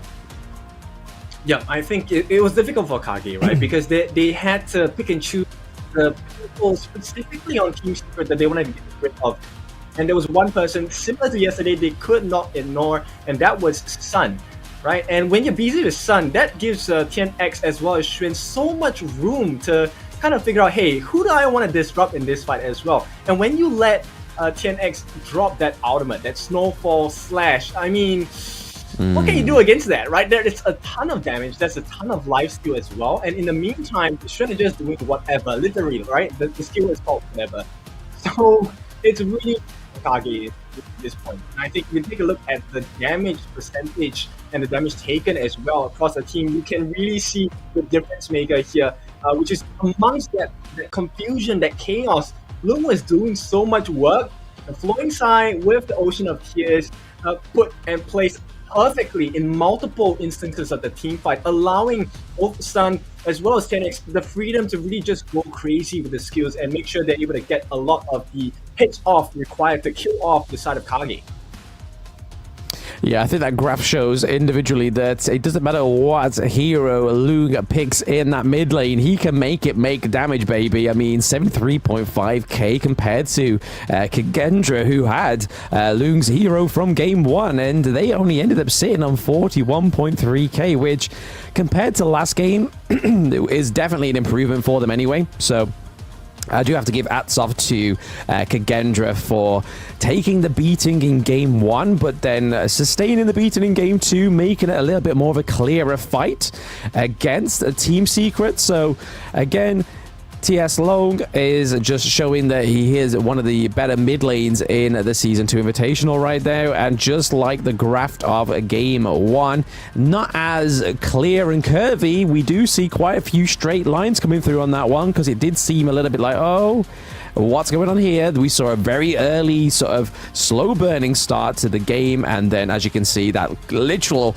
straight diagonal line going up there. So it was kind of like yep, we're going up, and then a little flat line, and then right at the end, when we started to see all those the higher ground turrets being taken, that's where we saw those golds coming through. And I think it's probably none more deserving than that. Not only did he remember his smite, take a roasting from the audience, TNX getting them MVP in game 2 on the Yukio Tachibana pick. Yeah, beautiful gameplay by TNX there. I mean, he, like I said, he was a menace. Not only was he dealing a lot of damage, he was consistently in the faces of the jungler on the side of KAGE, stealing away the Crimson Golems, stealing away the buffs as well. If you take a look at his gameplay, this first movement, giving the first blood over to him, the combination Ocean of Tears to allow that first blood, that was the start of TNX's dominance across the map. I think at this point he got taken down, but it is, it's just a small little slowdown, a leash that they attempted on KAGE. But once he hit his timing on TNX, there was a lot of damage that he was able to offer, right? And we were talking about, hey, there was a little bit of straight lines on the graph itself, and this is where KAGE actually managed to put a cap on the growth for a little bit. But the moment they allowed TNX to come in, take a look at this. In this particular fight, they went in with the Eye of the Whirlpool, TNX perfect positioning to get the heals, get the kills as well. And from that point on, there was very little doubt that Team Secret was in the driver's seat for the entire game, right? And I like this highlight here. We actually showed the push from the Mai to kind of get them away from the Sea of Fate. Didn't really work out that well, because end of the day, it just bought them a little bit more time. And here, Lung, with the outplay of his life, making sure he got the passive of the Icicle from the Ocean of Tears, gets in the damage as well. And in the meantime, they're tunneling vision, right? On the side of KAGE, they're so tunneled in that, hey, we need to get the kills here. And look at Sun. Sun is just working on that tower. Gets the Sage's Might onto reroll, and, game over. The moment TNX comes in, he gets the kill on the Crystal as well. And we will take a look at the standings. This is the final result for the first game, after the first game of the day. Yep, so the only match left to play in Group C will be where the two losers, Osiris and Kagendra, go against each other to try and find their way into that second place, which I think is going to be really interesting for Osiris to be either underestimated by Team Secret or they have just shown their true potential as the only Argentinian team there. And obviously with players like Muster from Season 1, an amazing Clash laner, I think it's going to be a hard challenge for Kagendra, or if Kagendra adapt that kind of gameplay that they've just sustained from Team Secret, we could be seeing a punishable match or a redemption for Kagendra in their next match against Osiris. But there we go. First team into the knockouts, into EWC, where the prize pool is just going to be even more. Team Secret win it.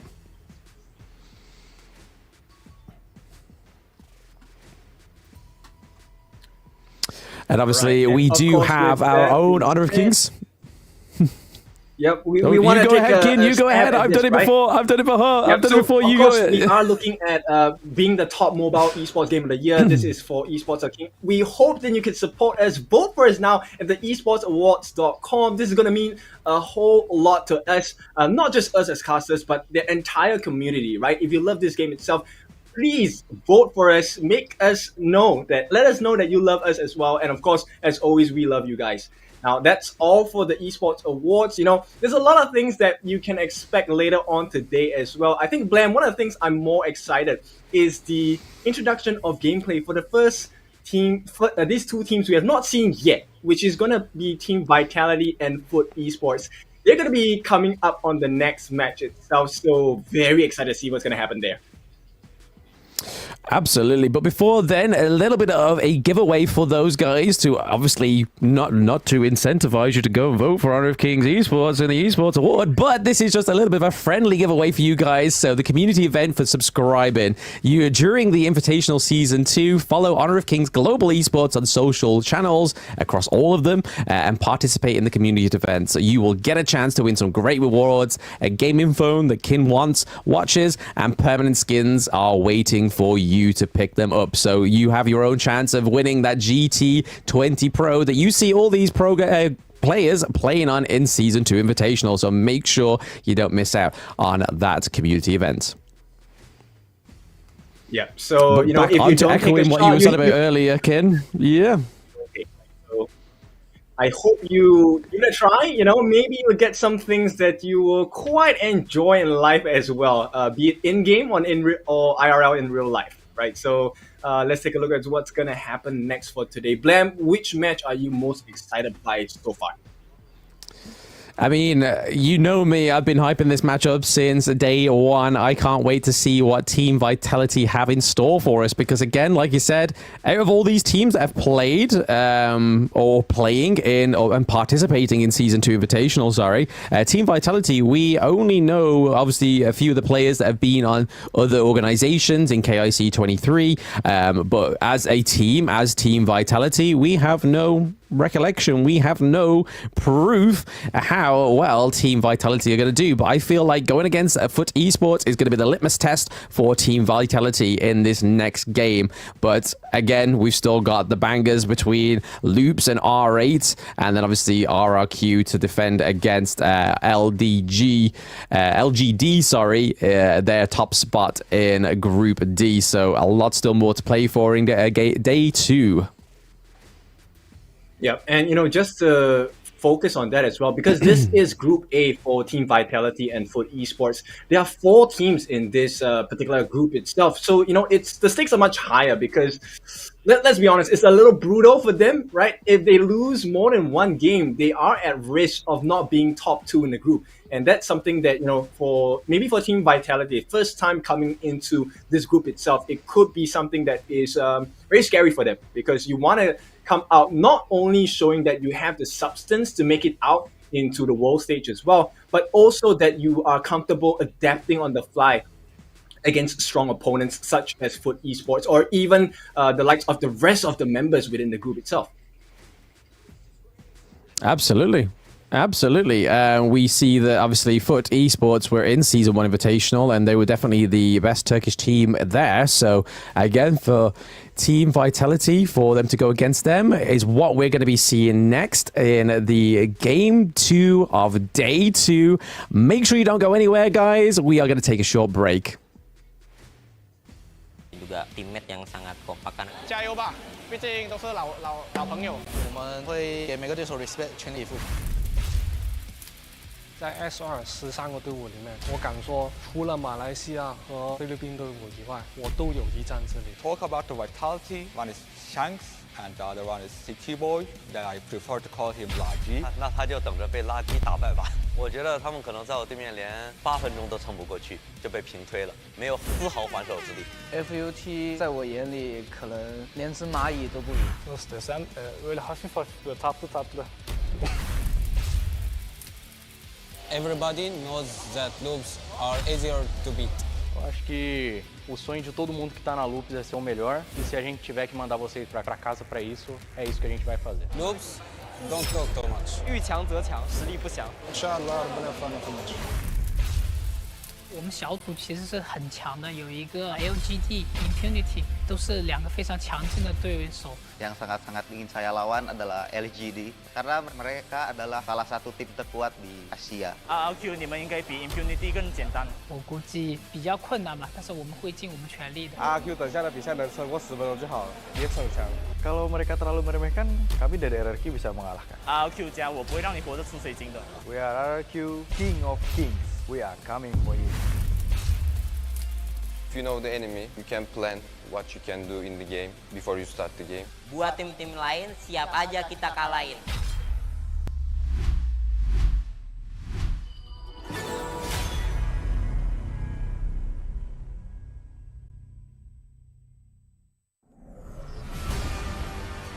Through the ages, two opposing sides have fiercely battled for a power that granted them life, but cursed them with ruin.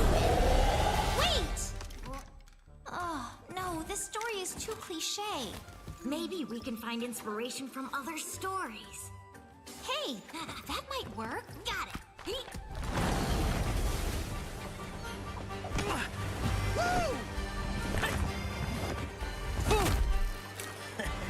Oh.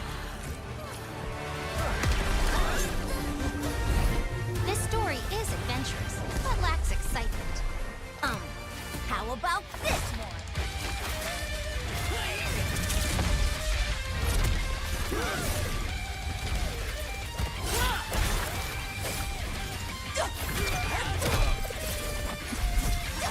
This is too much. It needs more fun. How about this?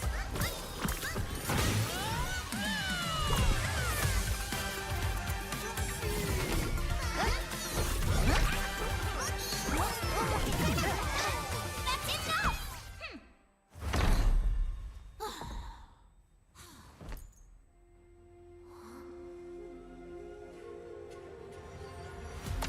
Like the thrust of a spear in battle. No one can tell my story but me! I'm born this way, ayy.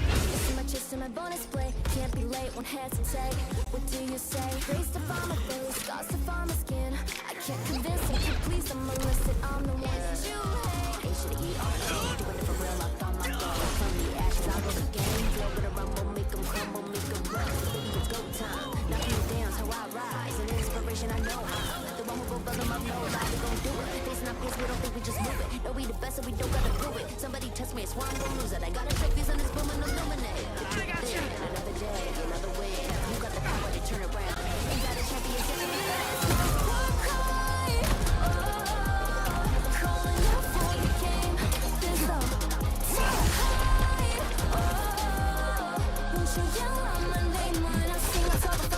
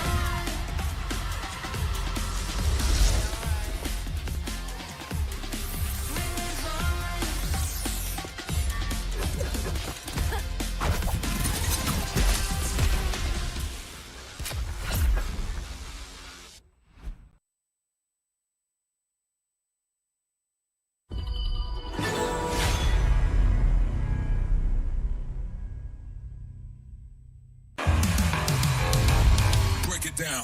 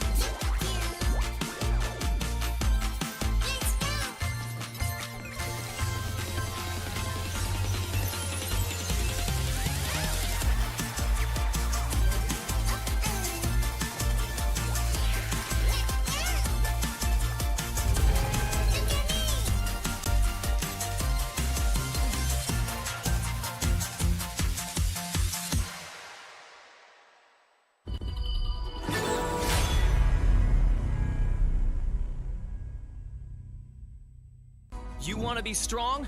Learn from the pro now. When you're attacking a tower, you might accidentally target an enemy. Or when attempting a tower dive, you end up targeting the tower and minions instead. Professional players execute such impressive moves effortlessly. While you may feel overwhelmed and get killed by the tower, your controls settings might be holding you back. Change the recommended basic controls to advanced. This activates extra basic attack buttons for minions and towers. Turn on show enemy avatars to accurately select the enemy's avatar for the kill, and better assess vision exposure. Give it a try and play as smoothly as a pro, easily crushing the enemy faction. Learn from the pro. Learn more from Honor of Kings Global Esports.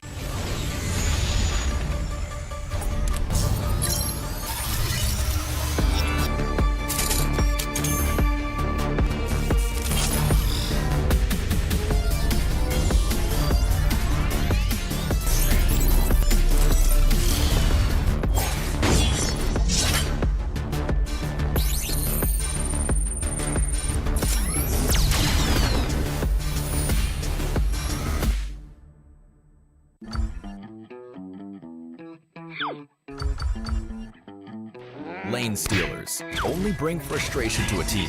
The team will be at a disadvantage and players will not enjoy the match. We are also players, and we know the problem doesn't lie with the good players. Therefore, based on feedback, we created the lane pre-pick system. Players will choose the lanes they want to play before looking for a match. The system will take these preferences into account and find suitable matches so that everyone can enjoy the game. To combat lane stealers, everyone has a chance to create a better gaming environment by reporting them and making the Gorge a better place. With this system, finding a balanced team is no longer a problem, but a practice in innovation.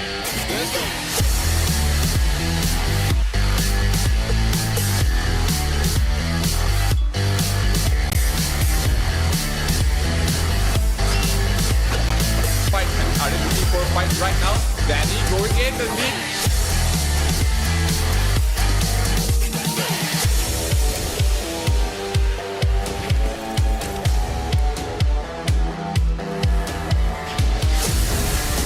Well, opened in by Bang doing the hook.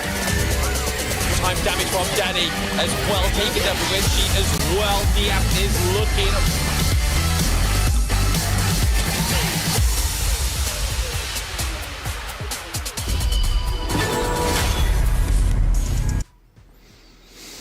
Welcome back, everybody, to the Season 2 Invitational Honor of Kings tournament. Today, you have myself, Blam, and with me, who has been here since the past best of 3, those new joining in at home, I have Kin with me. How's it going, Kin? How are we feeling going into Game 2 of Day 2 already? Oh, good. And of course, at this point, I think it's a beautiful day, right? The first game was such a nice introduction of today. And I think that's kind of set the tone for the game. Because there's going to be huge expectations. And like we mentioned before, Team Vitality kind of new to us on the stage itself. So, when we step into the Gorge later on, I'm going to have to kind of mentally prep myself for... I don't know, maybe we're going to get a surprise from Team Vitality, because that's one of the perks, right? When you don't know anything about a team that's coming in, they can bring you to a world of surprises where maybe they have the best jungler in the entire world, they have the best farm lane or even a clash lane. So it's interesting. And of course, they're going up against Foot Esports, who have shown they have the substance to bring it all the way as well. So I'm really curious to see how it's going to play out later. Absolutely, but none of this would have been possible without our first sponsor, once again, Infinix. So do you know that the Infinix GT20 Pro is among the first smartphones to support Honor of Kings in 120 frames per second? If you think losing at 60 frames per second is bad, try losing at 120 frames per second. Experience playing like the pros today on the Infinix GT20 Pro.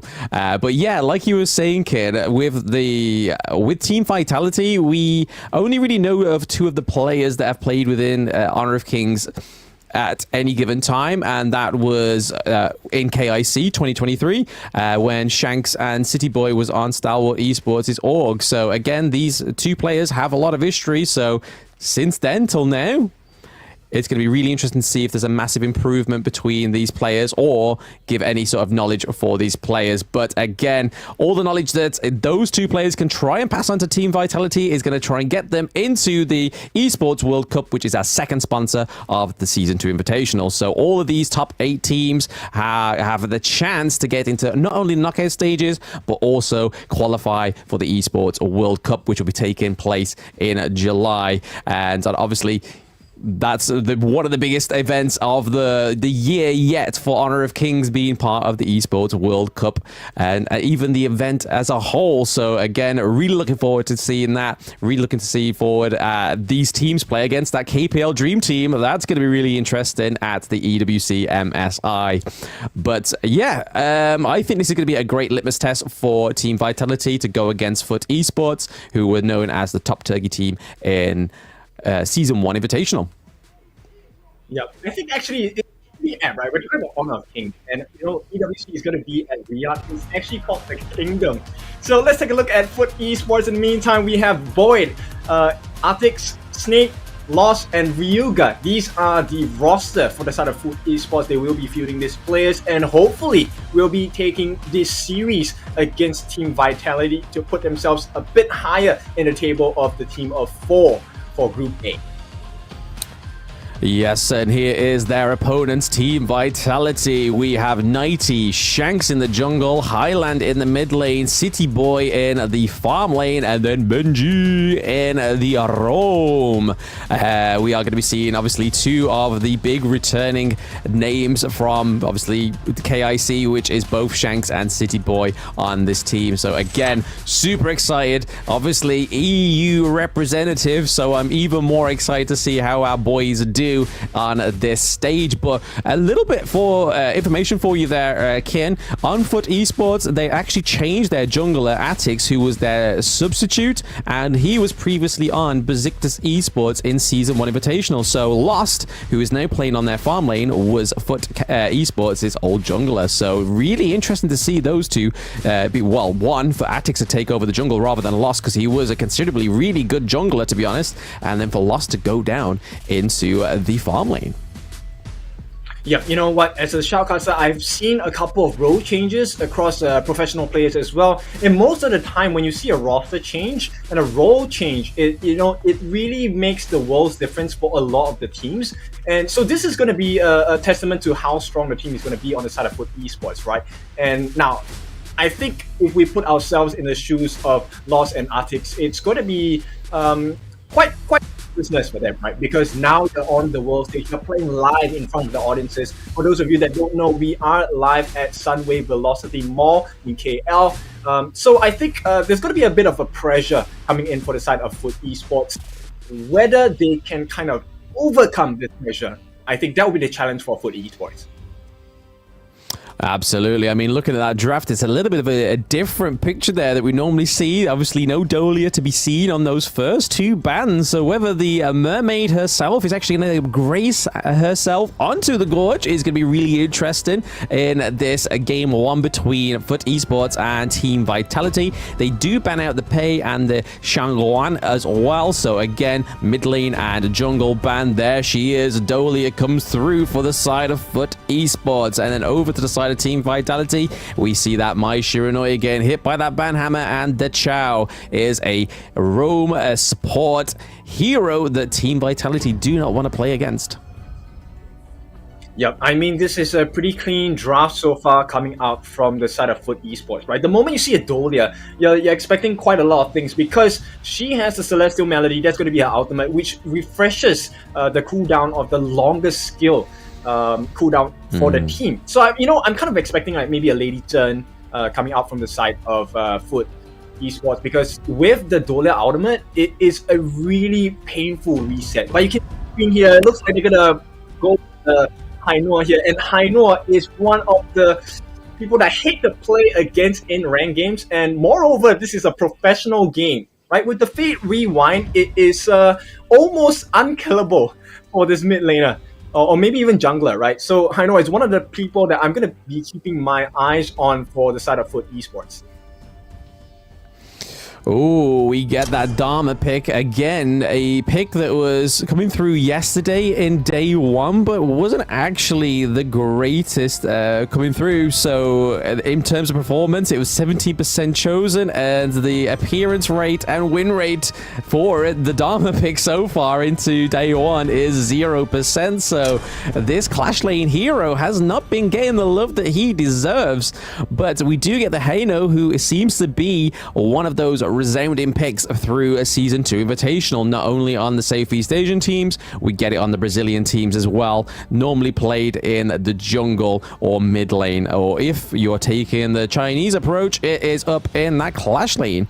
But we are getting onto the second phase of the banning. Yaria getting banned out because they don't have their support on the side of Team Vitality just yet. We could still see something like the Sunbin, obviously synergy with a Kaiser could come through here for Benji on the side of Team Vitality, but Princess Frost and Zhou Yu are both being banned in the mid lane. So again, my Princess Frost, Zhou Yu all getting banned in that mid lane. Will we see a Ganamo come through on the side of Foot Esports, or are they going to go for flex the Haino into the mid lane? I'm not sure, right? At this point, Team Vitality's strength, as you can see from the bans itself, they've taken out the Zhou Yu and as well as the Princess Frost, right? And the strength of these two heroes is actually damage over time. And one of the things that you will observe for the fight for Team Vitality is they take a while to get the kills because Kaiser doesn't offer that much damage. Most of the time, they will actually go with the tank build. So they're hoping that, they mitigate the risk of having being outbursted or outdamaged by the likes of Zhou Yu as well as the Princess Frost. So they're pretty smart ban, and I like the fact that they actually pick up the Muozi, right? Muozi with the Cannon Blast as well as the thing inside the box. Very good buying of time. Thing inside the box, obviously with the lockdown for the ultimate, will be able to catch majority of the cast on the side of Foot Esports. At the same time, it offers a lot of poke potential coming out. So that pairs and synergizes really well with the Arlie, right? Because she's able to weave in and weave out with umbrellas as well. So I like the thought process behind Vitality's draft so far. But the question is, are they accurate enough, right? Muozi isn't the most difficult hero to play, but when you're playing against a Hainoa and you're playing against a Dharma, they have skills that allow them to kind of reposition themselves. So it isn't that easy to land your skill shots as well. Yeah, I mean, the Motsu we saw very heavily yesterday being picked on all the teams. We are seeing that the Lady Sun and Musashi are fleshing out Foot Esports' team comp there towards the end. And correctly so, the Haino is down in the mid lane now for ourselves on the side of Foot Esports. So those later part bans have really kind of put them and pressured them to play the Haino in that mid lane there and forcing the Musashi to come out, which has been a hero that we haven't seen much in the jungle since for a while. I mean, day one, I don't feel like the Musashi came through that often, and then obviously Lady Sun has been that tried and tested farm lane hero that we've been seeing very heavily in the Season 2 Invitational. Yep, I actually have huge expectations for the Musashi. For those of you that are new to this game, Musashi has a first skill called Illuminating Slash. which when activated will be able to cancel out projectiles as well. This is also similar to the skill that Arlie offers. Right, so in this case, I think it really is the timing of their skills. We'll see how it's going to be. Now we're going to go into the game really soon. Foot Esports against Vitality. Both have their respective win conditions. And at this point, I really think it still comes down to can they take advantage to their side with the stealing of enemy jungle camps. Yes, we'd like to think so, but again, nice to see that Atix has made his way onto the official roster of Foot Esports there. Again, probably one of my favorite junglers from Season 1 Invitational, so seeing him take the place of Lost is going to be really interesting to see how Lost forms and goes down into that farm lane as he plays that Lady Sun. Again, we all know, but those at home may not know, Lady Sun is more of a late game hero, so when it comes to Honor of Kings competitive, you really want to just get her fed up enough to the point where she has all her items, and that's where she starts to peel. But if it's anything like the teams we saw yesterday, we saw quite a lot of macro gameplay coming from the hero as well, where we saw likes of JR pushing the second tier turrets in either the farm lanes or the clash lanes pretty early on within that 6 to 7 minute mark as well. So again, this hero being used in different variety of ways. Yeah, and as it stands now, I think both teams, they're pretty much even in terms of farm, and if we take a look at the map control, it is extremely clean from both sides, right? No invasions are allowed from either end of the jungle, but I think you can feel the pressure building a little bit towards the farm lane for Team Vitality, right? They're being able to pressure Snape a little bit out of the lane for the moment, which means that the rotations can be faster and can be, sooner than what they have.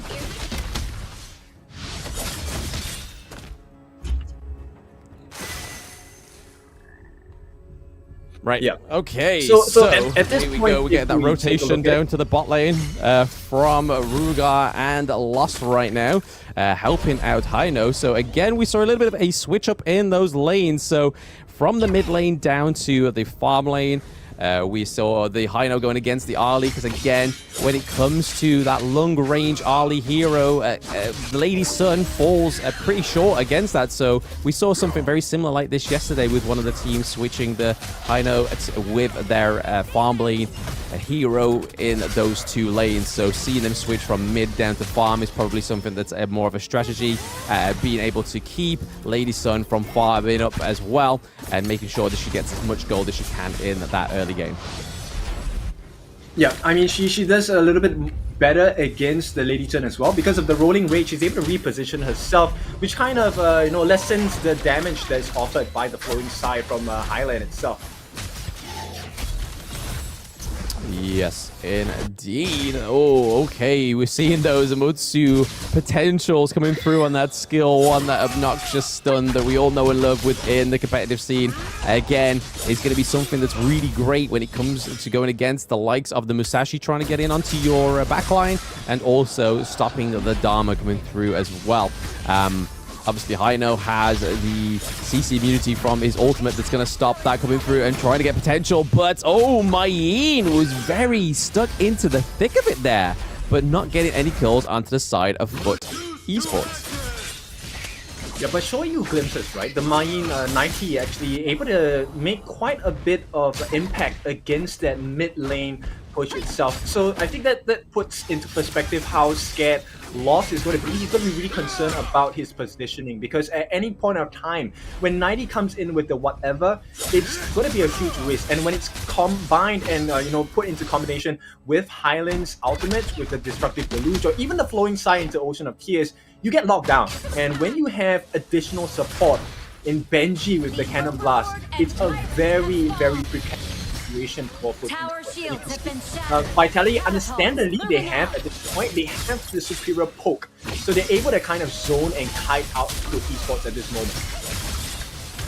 Yeah, there seems to be a bit of a fight here for the Tyrant, and Vitality are definitely securing it. City Boy able to claim the first Tyrant of the game between Foot Esports in game 1, but here is Dharma coming through. Void was able to get the Mayin locked down as well as the Lady Chen. Oh my days, Foot Esports. So again, Team Vitality able to pick up that Tyrant, but they do lose 2 lives in that mid lane. 1 kill going up to Rugar, which again was probably just a mistake of basic attack onto from the Dolia, because we obviously didn't really need to get it. But then we saw the Dharma getting the kill as well. So nicely played there by Foot Esports, really putting the pressure on to Team Vitality right now.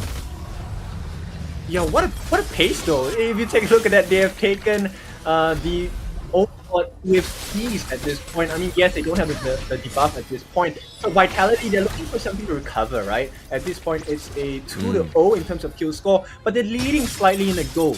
And I think Snape might be in for a nasty surprise here. Yeah, no, Snape is definitely... There is a delay of an inevitable engage here from the Ali and the Motsu, it seems, down into the farm lane. But again, they have the Vanguard there to aid Snape. But now, to aid Snape is Ryuga, and Lost on the rotation, as well as Atix. But they've got to be careful, because they've City Boy and Highland have both noticed that their mid lane and their jungler is missing. The enemy jungler doesn't know where they are, because they have no intel on it. But again, it seems to be all bubbling around this mid lane. It's definitely a contrast to what we were seeing between Kagendra and Team Secret. There seems to be a lot more tit for tat in these brawls. Less aggression, more of a slow burn-in. But speaking of slow burn-in, that CC immune comes through for the high note ult there to escape that 2v1 between Shanks, Benji, and Snape. Yeah, so they actually force out the Fate Rewind onto Snake, which means that he's going to be out of his ultimate for a little bit. And at this point, this opens the doors up for Vitality, right? They can choose to be a little bit more aggressive as well. And this is why you see them, pausing and positioning themselves to make a play on the bot lane as well.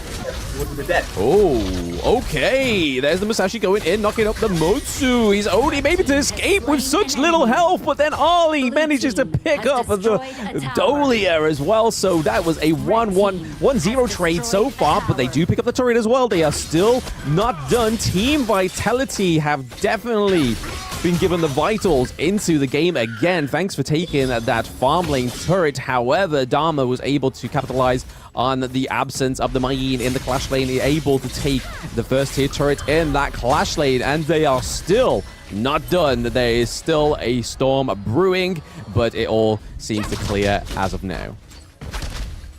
Yeah, you can start to see the cracks in terms of Foot's draft, right? So the moment Musashi dies, they don't actually have a lot of tankiness within their lineup, and this forces them to disengage from fight pretty much as soon as the Musashi dies, right? And if you take a look at what's happening here, CT Boy just doing a lot of work at this point. He is everywhere around the jungle camps on the side of Foot Esports, and he has successfully stolen so many camps, especially the buffs as well. And here we go. Shanks actually just gets out, doesn't even need to commit any of these battle spells at this point.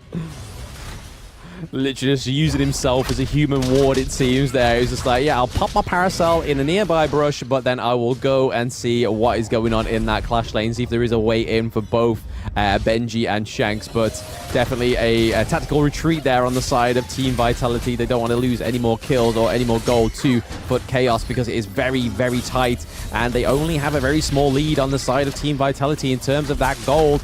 It is a couple of hundred, which is not where you want to be going into this 10 minutes. Yeah, and even at this point, 8.5 minutes, we haven't actually seen a full-fledged team fight just yet. And here we go, that's a knock-up as Snake gets caught out. Tyrant has been defeated. Okay, so Tyrant gets picked up by Atix on the side of Foot Chaos there. So again, they're able to pick up their own jungle objective this time around, because the first one did go over to Team Vitality, which is going to aid them going into this next Overlord or team fight that may be brewing here between Foot Esports and Team Vitality. But again, this just really shows the difference between the regions and how they play, because this is not something we saw between Team Secret or Kagendra. They were two different forces, and right now, Team Vitality taking the other Overlord for themselves, hopefully to try and get some of these lanes pushed, because I feel like that's where they are doing their weakest. Currently, almost 10 minutes in, both teams only have one turret, but now we're seeing a barrage of attacks onto Void. Shanks takes down Void as well with the help of City Boy. They may not be done because they have taken the Clash Lane turret. They are looking with their eyes on the prize, which seems to be the mid lane first tier turret as well. But there's no stopping them. They are looking to help themselves to that sage buff onto the side of Foot Esports right now. There is a lot of damage, a lot of team fights going on. Mayin takes down Foot Snape. So we see the Hino fall. That is a 1-2-0 trade overall, because if we include the Dharma, even though it was a little bit later on within that whole interaction, it was still 2 kills picked up by Team Vitality overall. Yeah, they almost welcome. I was a little hopeless and skeptical that Boy was actually going to survive that, but they actually did. So that's a good play, right? So Vitality, they're winning really small engages across the map, and this translates into the itemization as well. I'm very focused onto Arlie at this point, Daybreaker along the Eternity Blade and Crimson Reaper. That is insane attack speed and crit chance as well as critical damage as well. And he's going to be a force to take care of at this point. At the same time, Dawn Light onto the mortar. He's going for more defensiveness along with the Radiance as well. He wants to give vision to the team. And as of now, I think Vitality playing that poke position a little bit better than what we have on Foot Esports. Yeah, that was a nice little tactic there from 90, just checking those phase bushes around the Tyrant, because again, if it was any other sort of unsuspecting team, a little bit team of less experience, they would have had the Dharma just sitting in that brush, as they potentially would have gone for the Tyrant, and then Dharma would have come through and cleaned up, but Mayin was there to stop that, thankfully. But again, it seems like this may be where we get a team fight. Snape goes down. Shanks is absolutely killing it on the Arlie right now. Kaiser into the back of the line there, trying to soak up a lot of damage. We see Dharma doing quite a bit of damage onto Motsu as well, but there's a lot popping off here for Team Vitality. Taking a double kill is 90, and they take the first tier turret as well. They are taking all the prizes going into that 12-minute mark of the match. Yeah, Vitality, they're just better at this point because, what can I say, 99, right? At this point, Mayin is making such good plays, pincering in from the backlines as well, and they reward themselves with the tier 3 in the middle. Now, the map is for the kids. Everything is, up for your choice, right? It's grocery shopping for the side of Vitality. Absolutely, just putting one in the bag. There we go. So there goes Rugar. There goes another kill. It was a buy one, get one free, clearly, in that mid lane. There was a special, there was a promotion, and Vitality took full use of that promotion there, running it all the way down to the high ground turret as well. This is definitely was a slow burning start for the first part of the match. Obviously, we saw that Foot Esports was able to get 2 kills on the board, but now we see that answer for Team Vitality. They're not here for the KDA, they are here for the objectives. They're here for taking the opportunity at the right moment, and definitely that engage in mid lane was too good to be missed out by Team Vitality. Yep, and it's hard, right, for the fans of Foot Esports. If you take a look at the itemization by the Musashi itself, he's actually doing quite good work. He has the Blood Rage with the 4-star Embrace as well as the Blazing Cape, so he is tanky. But at this point, there's so much damage coming out from the RD that it's hard to ignore. Right, at the same point of time, Mayin with the Axe of Torment and Pure Sky, he gets the damage reduction, he gets the armor pierce as well, has the Cuirass of Savagery, so every time he gets damage, he gets increased movement speed, and here we go, City Boy just going to town! Yeah, this is the problem with the pick like Kaiser. He can soak so much damage, and they don't even have a Dolia on their side, on the side of Team Vitality. So imagine only if they did, that would be a lot more fatal, a lot more spongy than he normally is. But City Boy is definitely playing that Kaiser in a very effective manner right now. Great push there in the Clash lane. It's already pretty low, halfway for that second tier turret in the Clash lane right now, as those Shadow Vanguards are spawning happening as well, so we can only see more aggression being pumped up here in these lanes for Team Vitality. Kaiser getting stuck in onto the Dolia, but nobody here to respond. We see Mayeen and Lady Chen already coming from the left side, and we have Mayeen in the back taking Foot Esports' red buff, so not only is Ali going to have more damage now, Atix is going to be losing out on that red buff also, so down goes the second tier turret in the Clash lane. They are looking for that higher ground turret now in the Clash lane for the side of Team Vitality. There is that stun from Mutsu as well.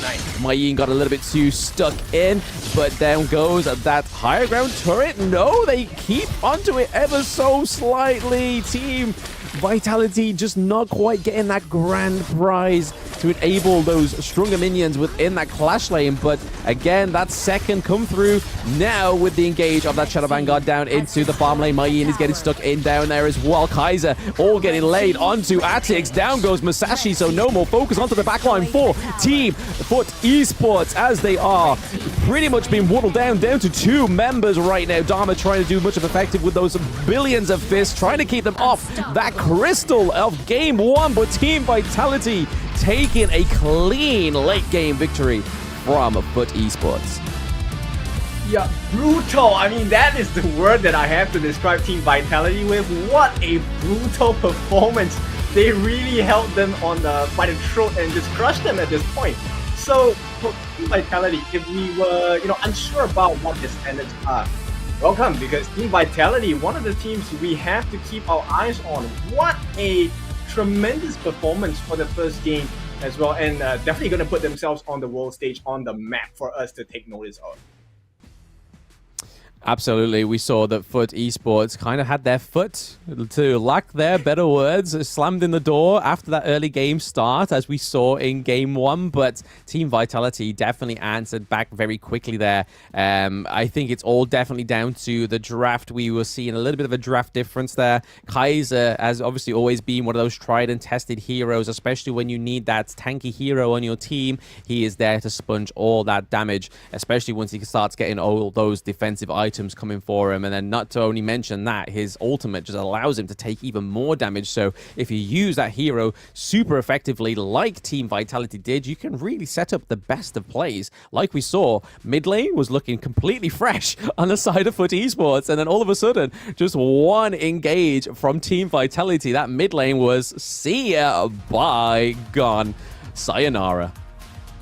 Yeah, and to pair it up, yeah, he actually gets the Dragon Rage and the Eye of the Phoenix as well. So his sustain is really insane. When he procs his ultimate, right, he essentially is unkillable. And what happens when you have a man standing in front for the team? He gives you the reassurance, he gives you the stability, and the ladies here are gonna just capitalize on it. The RD, Shanks doing tremendous work with the space that they bought, and there was just a huge shield given by CT Boy as well as Benji, allowing Highland and Shanks to really just go all in with regards to the skills, with regards to the auto attacks, and more importantly, I think my personal MVP of the game, 90, doing so much work with the whatever, jumping in at the perfect times. Like, sure, you have the Fate Rewind from Snape, they rewind the tower health, they get the tankiness from him as well, but what happens when you all get caught in one instance by 90, and when you get caught, you give Shanks about, 1.5 seconds?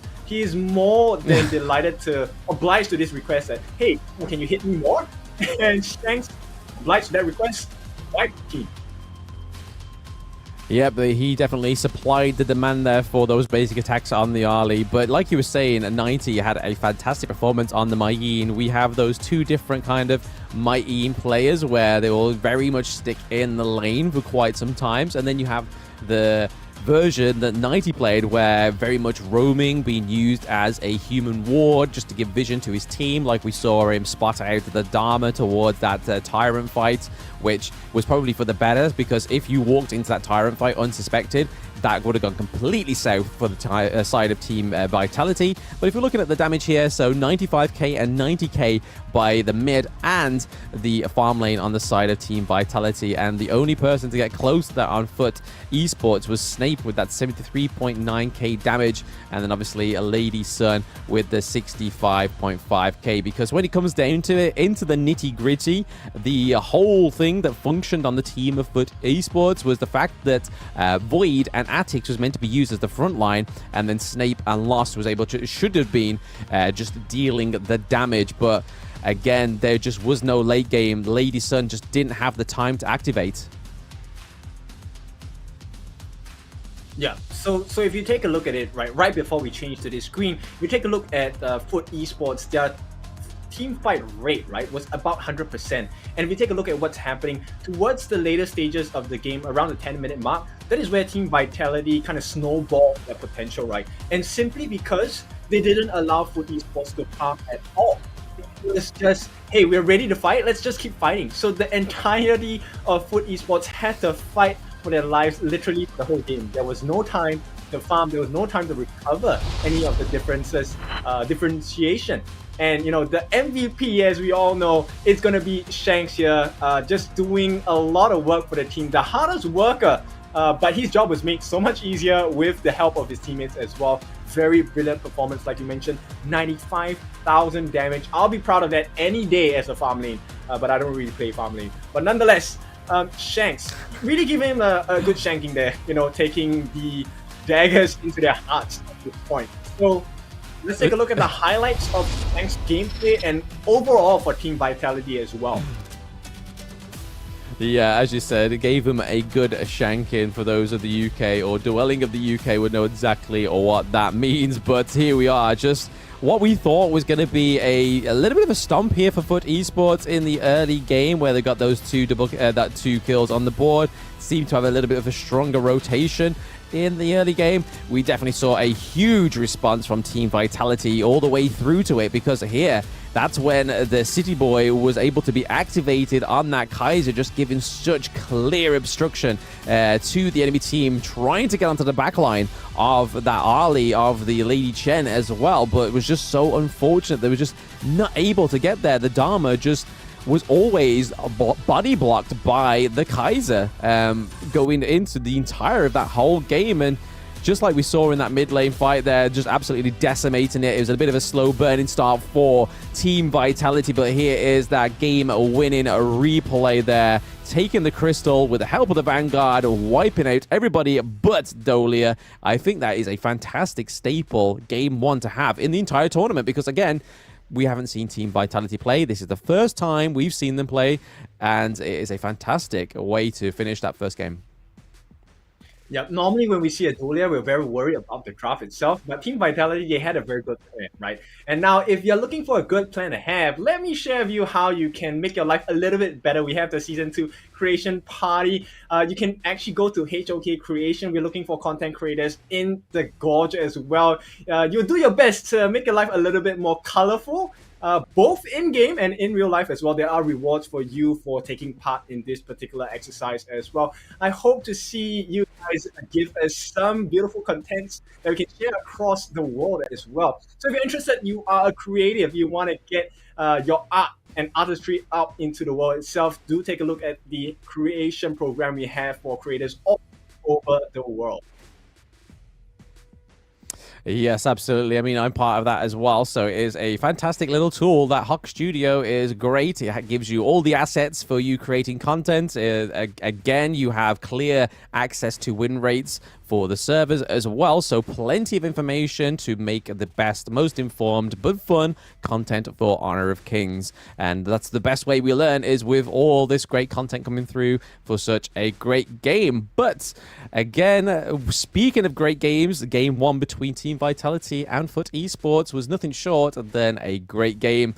It's going to be really interesting to see what Foot Esports can do in a draft of game two.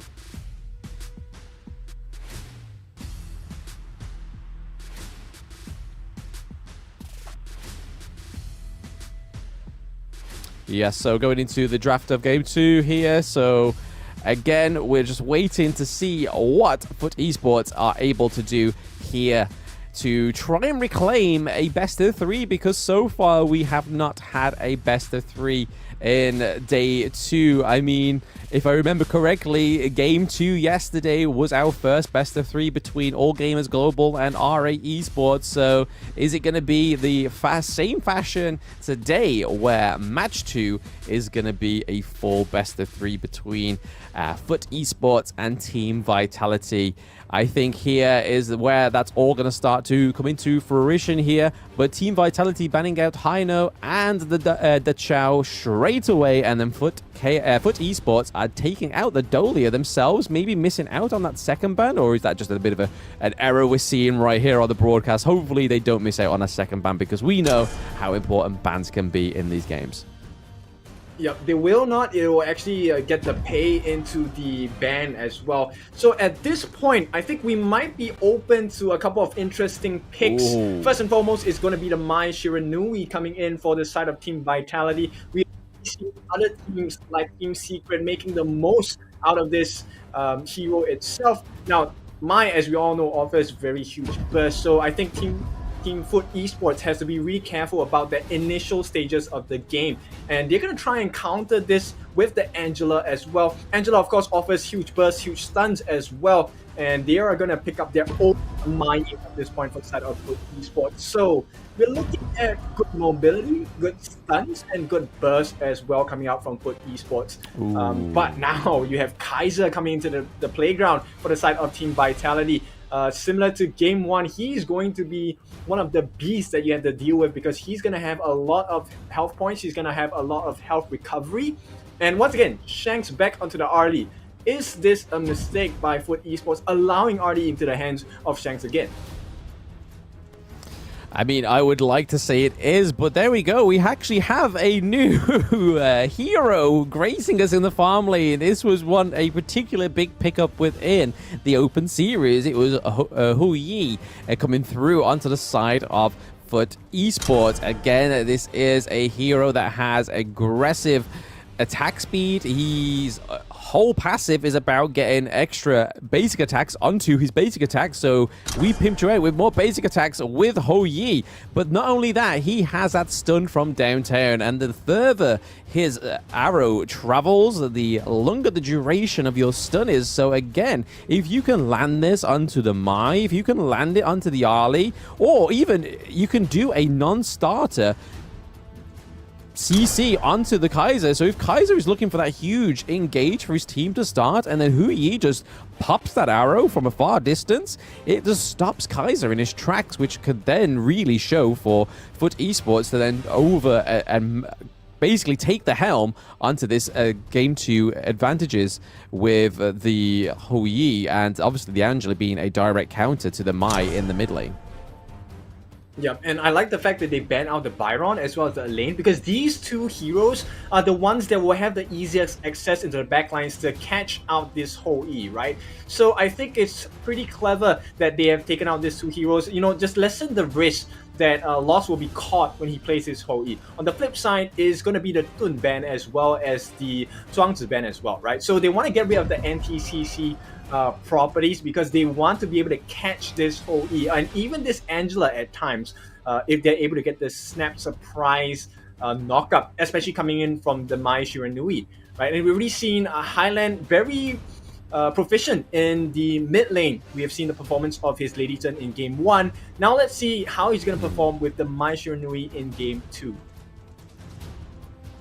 Yeah, like I say, Lady Chen had a huge 100% appearance yesterday, and so far, I believe she's been made the 100% appearance so far today, because, again, just like Luang on Team Secret, he played Mai in the first game, and then took it over to Lady Chen in the second game, so kind of a bit of a reversal here on the side of Team's Vitality, showing you a little bit of a utility mage, and now he's going to show you all the flash, all the glitz and glam. But speaking of glitz and glam, the team comp has been fleshed out with a Yaria actually gracing the Gorge for the first time on Team Vitality, and they take the Dharma themselves. So again, we're going to see 90 playing the Dharma, which he played against in game 1.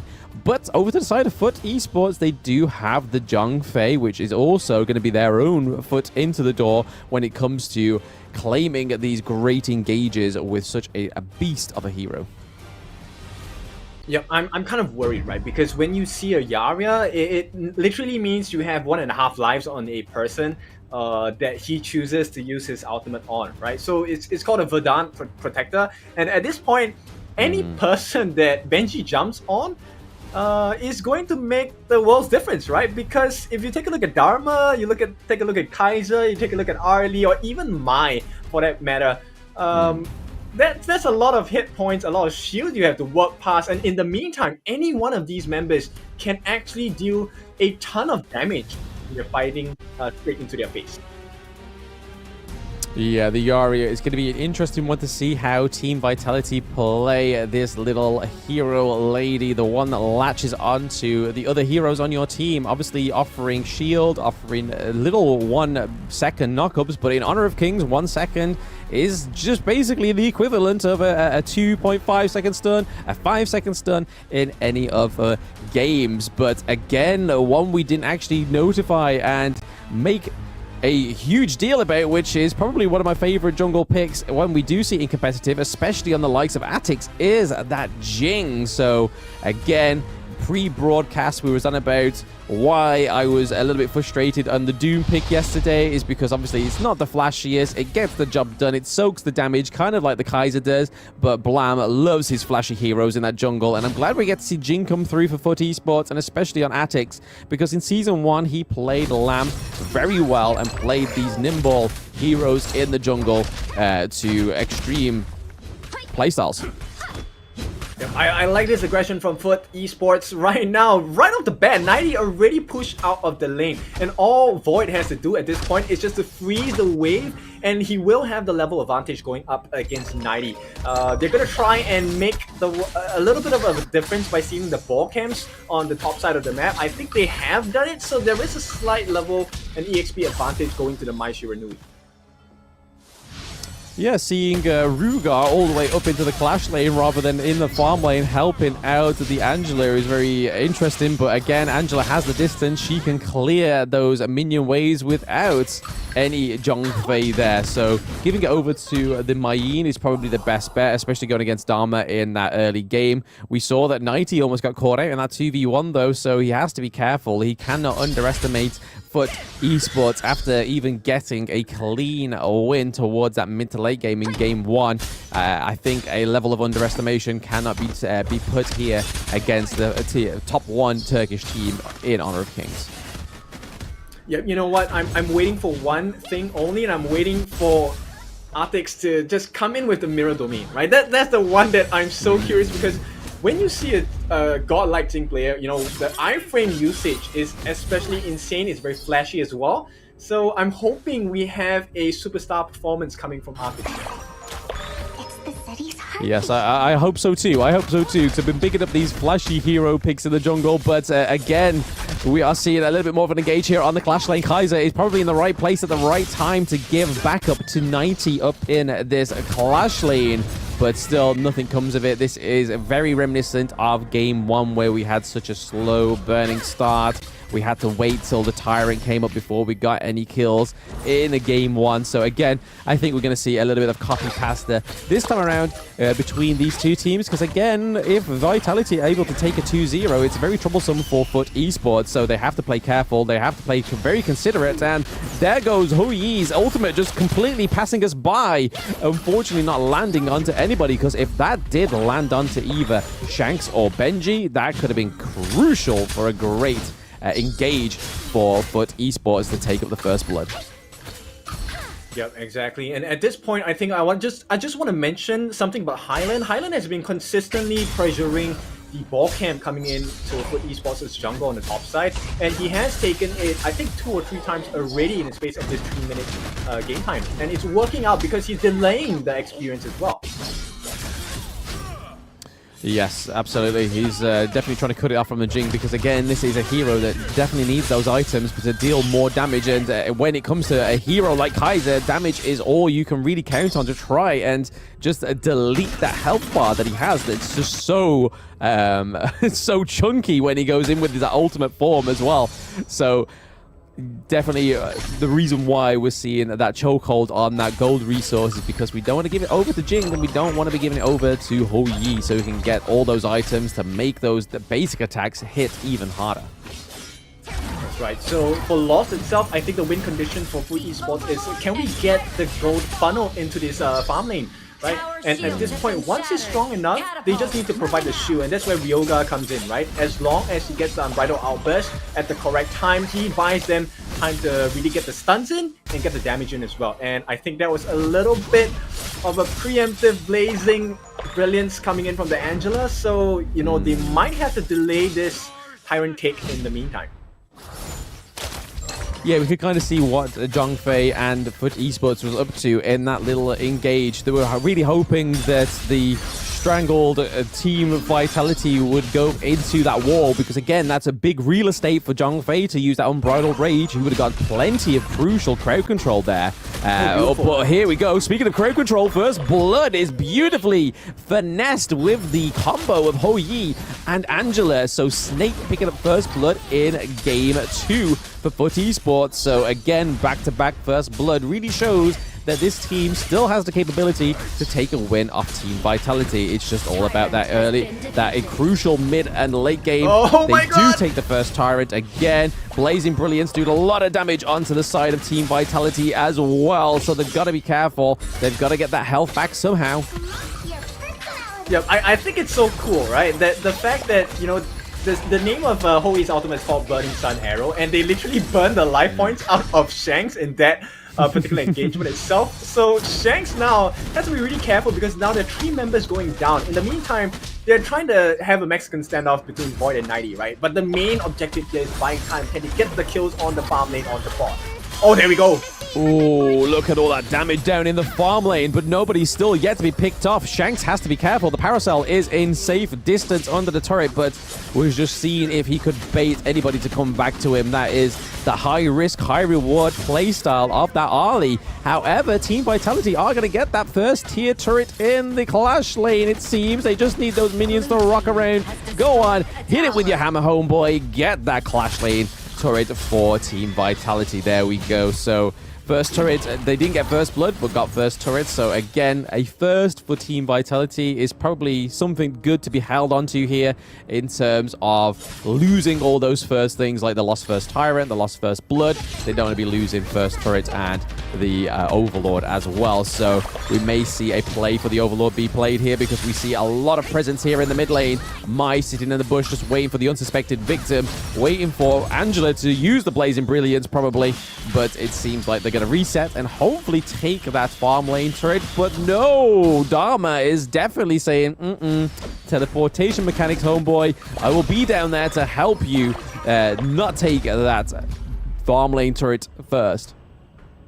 Yeah, let's take a look at the growth so far. Crimson Reaper into the hands of the Ho Yi already. Probably looking at Eternity Blade being the second item. In the meantime, Angela already has the Stone of Sorcery and the Savant's Wrath as well. So there is good damage and DOT for them. At this point, I think it looks a little bit better for Vitality though, because if you take a look at what they have the lifesteal coming out from the Maya, so Insatiable Tome, as well as the Stone of Sorcery. So there is a little bit of burst coming up from Highland, and at the same point of time, we do have the support item fully completed. So it's going to be the Crimson Shadow going into Redemption. So this Yara is also able to provide so many shields going in for massive team fights as well.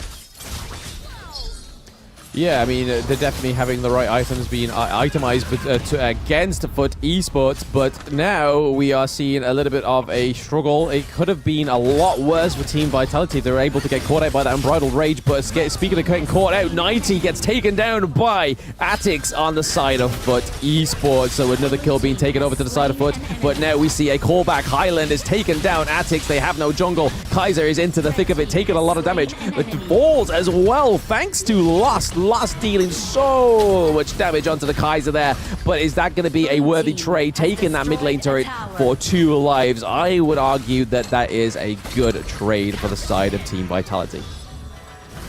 Yeah, and it's really something I think for esports fans, it is getting kind of irritating, right? Every time the team makes a good play, Vitality just manages to one-up them every single time. Right, and at this point, Foot Esports, they're not doing anything wrong or doing anything bad. It's just Vitality is always one step ahead of them. And I think at this point, Foot Esports needs to get into the minds of Team Vitality, kind of figure out, hey, what are they actually trying to, get at with their plays? Are they actually trying to get the kills, or are they just, buying and boarding time so that they're able to take the objectives like the turrets or the neutral objectives like the Tyrant or the Overlord as well, right? Because as it stands now, Vitality, they're just having much better map control compared to what Foot Esports is offering at this point. Yeah, I think you surmised that pretty accurately, to be honest, because we're seeing that Team Vitality from Game 1 into Game 2 are not caring about the KDA. Yes, they finished with more kills in Game 1, but they are more so all over those objectives.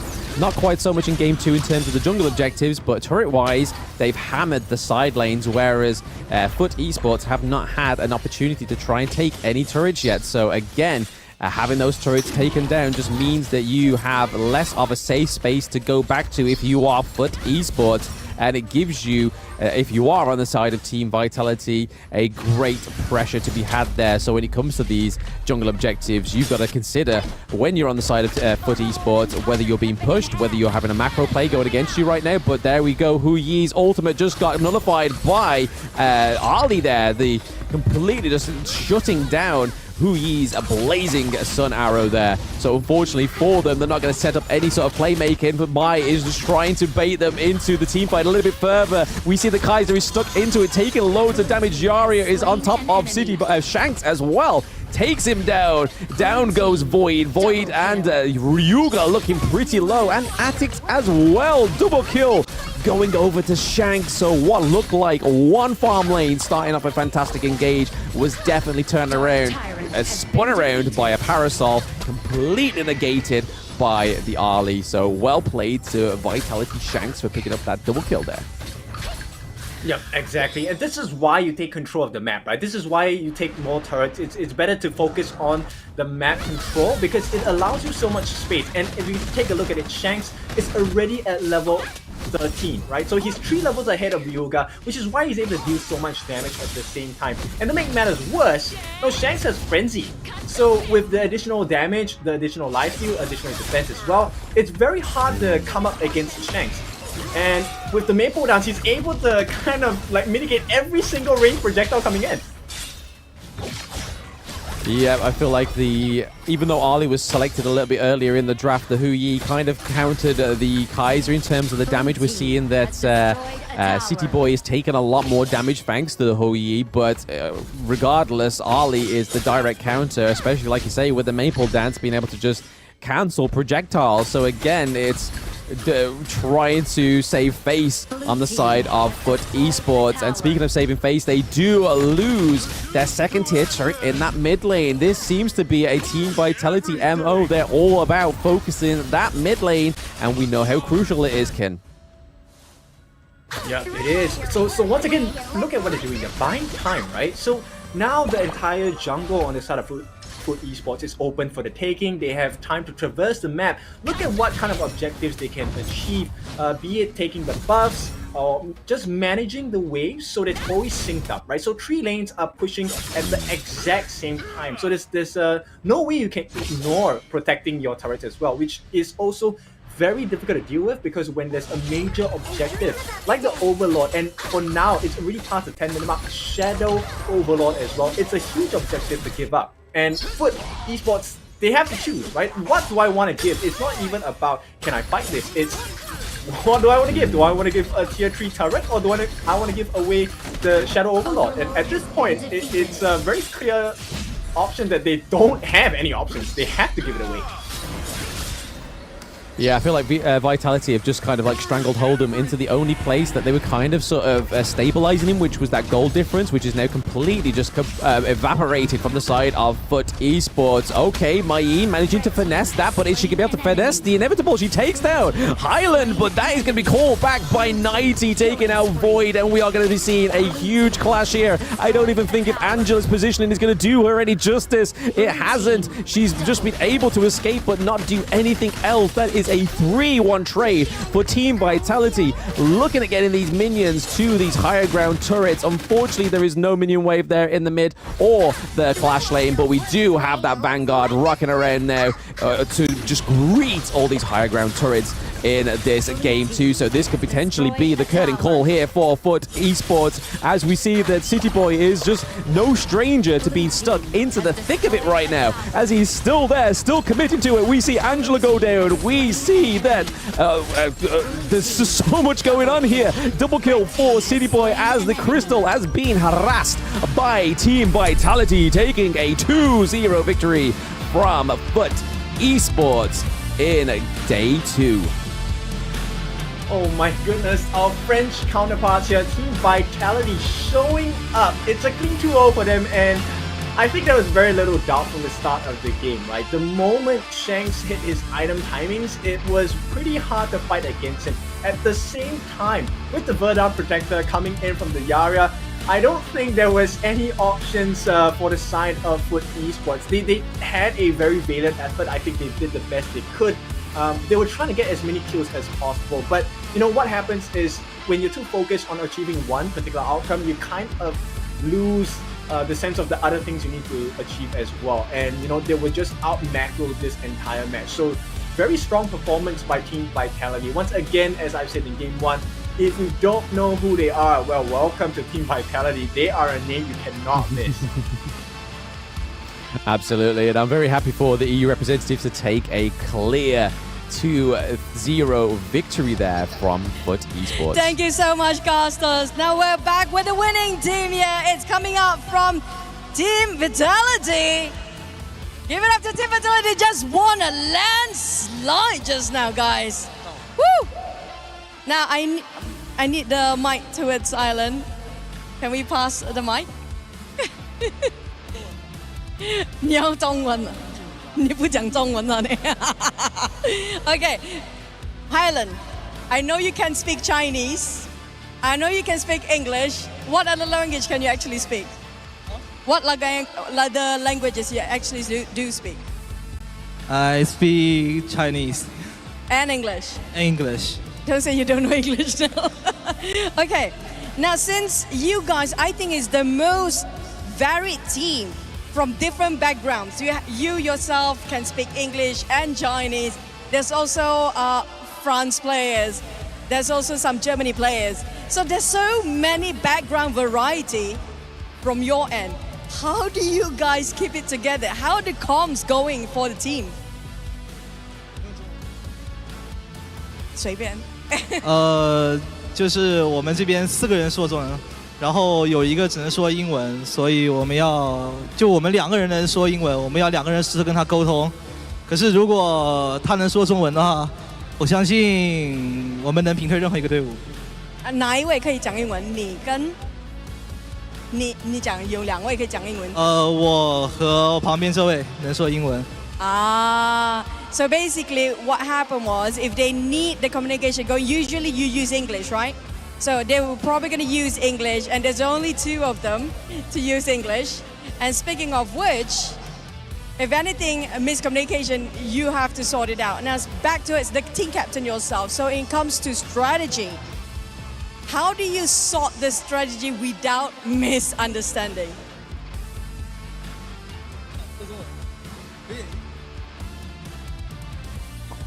比如来说，你们要试试你们的战略的话，可能你们的沟通有一点误会或者听不懂，那你怎么解决那个问题？就是我们会教他一些中文，对，因为我们没办法让全部人说英语。没办法，因为你们的 coach、你们的教练员也是讲中文的，是吧？也是中文。So basically, they have to teach them Chinese if they want to test out some new strategies and have to sort things out.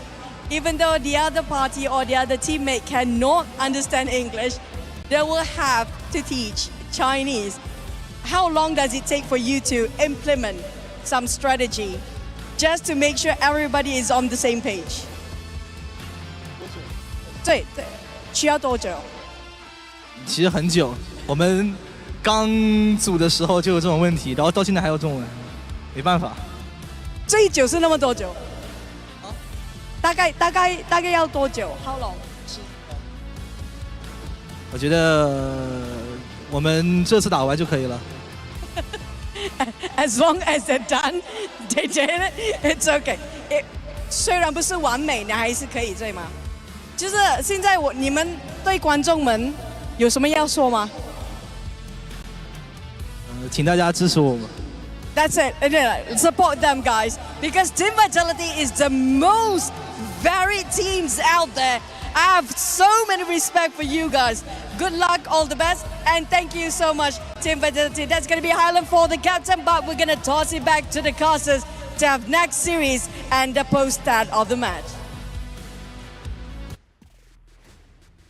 And there we have it. We hear from Highland, their team coach. Well, not team coach, but at least their the shot teams, as they seem to have trouble with communication because obviously everyone bar one of their teammates doesn't speak Chinese, so they're trying to teach him Chinese. So that is probably a task in its own. So to perform that well on stage, but then also trying to teach your teammate a different language is definitely something that I don't envy being in the situation of, because that would be immense pressure. But they did not crack, they did not falter. They took a 2-0 victory from the top Turkish team of Foot Esports. Yep, it doesn't matter, right? If they don't speak the same verbal language, I think there's a universal language that everyone understands, no matter where you're coming from, and that is the language of winning. So Team Vitality, they have the winning strategy so far. They have the winning formula, and I expect big things from them going into the following days for the group stages, the knockout stages as well. Now, that concludes the game between Foot Esports and Team Vitality. What a performance, of course, by Team Vitality. We are going to move ahead, I think. I'm very curious to talk about Shanks this entire game, right? If you take a look at what Shanks did, he has been absolutely phenomenal with the Doomsday, with the Eternity Blade, and the Crimson Reaper as well. Just these 3 items, even without the other 2 marksman items itself, he was already dealing a ton of damage, right? And of course, we take a look at Highland. I think Highland did a very good job of maintaining, number one, composure, but also give information to the team for Team Vitality when he was invading into the jungle camps on the side of Foot Esports. So stealing those boar camps, it might seem like a very small thing to newer players, but every instance of a stolen camp reduces the growth of Arctics on that thing, right? So the Mirror Blade didn't have a lot of farm available, and if you take a look at the gold growth, right, 9,000, that was the cap. He was the highest farm in the team in comparison to Shanks, who was at 12,000 gold. So that was a bit unfortunate, but that was the game plan, right? They wanted to gain full control of the map, and once you stifle the growth of the jungler, you start to be able to control the map a little bit more. And this would then trickle down, you'll increase the farm for your team, and suddenly you are like overpowering the entirety of your opponent team on the side of Foot Esports. Yeah, absolutely. We see that Shanks, as you were saying, in true Shanks fashion, shanking the enemy team with that 68.7k damage. But just like to basically reiterate what you were saying there, Ken, about Highland playing a little bit more of just a informative role on the Mai Shiranui, rather than the sort of like all-out brawly sort of roaming to the point where you're just looking to pick off and kick up some enemy heroes to pick up those kills for yourself, like we saw on the side of Team Secret. This was just being used as a nimble hero that could get and traverse to places that they needed to be to make sure they was able to give the the right intel to their teammates when they needed it. But again, City Boy having a fantastic game, just soaking so much damage, that 58.2k damage. Not quite much as the Zhongfei, but again, Zhongfei has a lot more health, a lot more shield, but still that 100% team fight anticipation for the City Boy on the Kaiser is just showing you what team vitality is all about. You've got your mid laner, who is your captain, giving you intel, and then you've just got your jungle, who's able just to basically formulate the plan that you want to go to. And as you can see from the gold graph, it wasn't as sort of a stomp. We see that those early games are a bit of a rocky up and down, sort of gold going towards Foot, as we saw that Foot was able to pick up a few kills early on. But then as you can see towards that late game, that 9-minute mark, is that it goes up, and up on the side of Team Vitality. And again, back-to-back, Mr. Back-to-back, Shanks taking MVP second time around, Kin. Yep, 68.7 thousand damage dealt. I mean, maybe it's because of the phone, right? I think if they give me the phone, I will be able to have the MVP performance as well. But not to take anything away from Vitality Shanks, he really has been giving us a spectacular show of skills and farm as well. So let's take a look at how this game went for Shanks, because I think we really need to dive into how he did it. This was the one, the Burning Sun arrow, just burning everyone to bits here. And you know, this was a good play by Foot Esports. And at this point, they had pretty good control onto Shanks. And I was honestly worried for Shanks because it didn't look like he was having a good game at all. And Foot Esports was having quite a bit of dominance in the early stages of the game. But later on, once Shanks gets that farm in, and you know, City Boy played his role perfectly because he was meant to be the tank. He was soaking so much damage that 58,000 didn't come from nowhere. Shanks was always safe with the Parasol, coming in, weaving out, getting the damage done as well, and nobody could find Shanks. And Shanks was just ready to throw all of the hits down. And you can see that the double kill for Shanks, that was a huge one, especially when you can get rid of the tank almost instantaneously. You know you're not in for a tough game at all. Shanks, all he had to do was to go for the kills. Yeah, you can kind of see on the side of Foot Esports that those blazing, burning arrows, the burning sun arrow from Ho Yi just wasn't hitting the way that they needed them to. And again, the counter of the Maple Dance just been able to just negate those projectiles as well. Is just sort of a non-starting pick, unfortunately, for the side of Foot. We saw that the intention was to counter the Kaiser, but here we have it. Team Vitality are now on top there with Vivo Keystars as well. So again, it's very neck and neck between those two teams. Boom Esports did take a L from Vivo Keystars, and obviously because Team Vitality won a solid 2-0, that means that they are ahead. They are top of Group A. Who would have thought that they would be there as of day 2 on their first game? I'm very proud of the EU representatives of Team Vitality. It's nice to see us actually above in the groups, but they've just got to be careful they don't get ahead of themselves or underestimate their group, because I mean, look at those two other teams they have to face against. They have to go against Boom Esports, and they have to go against Vivo Keystars, who made the Giants bleed that are Boom Esports. Yeah, not a journey that I'll be very into if I'm Team Vitality. It's a bit of a scary situation to be in. But Group B is what we're heading to next. It's going to be Loops going up against R8 Esports, our Saudi Arabian counterparts going up against our Brazilian Kings so far. Now, I've been told, personally, right, I've been told that Loops is a very strong Brazilian team, and I don't doubt that. So at this time, we've already seen gameplay coming out from R8 Esports, our Saudi Arabian brothers, already showing that they do have the secret sauce to kind of make it work for the team as well. The question now is it seasoned enough? Is it flavorful enough to take a series against Loops? Potentially, but again, we have to show that, again, we had a successful Open Series Season 1. You can now, starting from the 8th of July, you can apply for the Open Series Split 2, which will be between July the 8th to the 19th. You just have to log into the Honor of Kings client, sign up during this period, form your Honor of Kings team with your comrades now, and embark on the path to becoming a professional player. There is abundance of prizes, and in-game rewards awaits you. So again, make sure you get all signed up for the Season 2 of the Open Series. So again, we've just saw the conclusion of Season 1. That's where All Gamers Global came from. So if you think that you have what it takes to form a team together to battle these great titans, go ahead and start applying on July the 8th. Yep, and just to quote our LGD coach for his interview, right?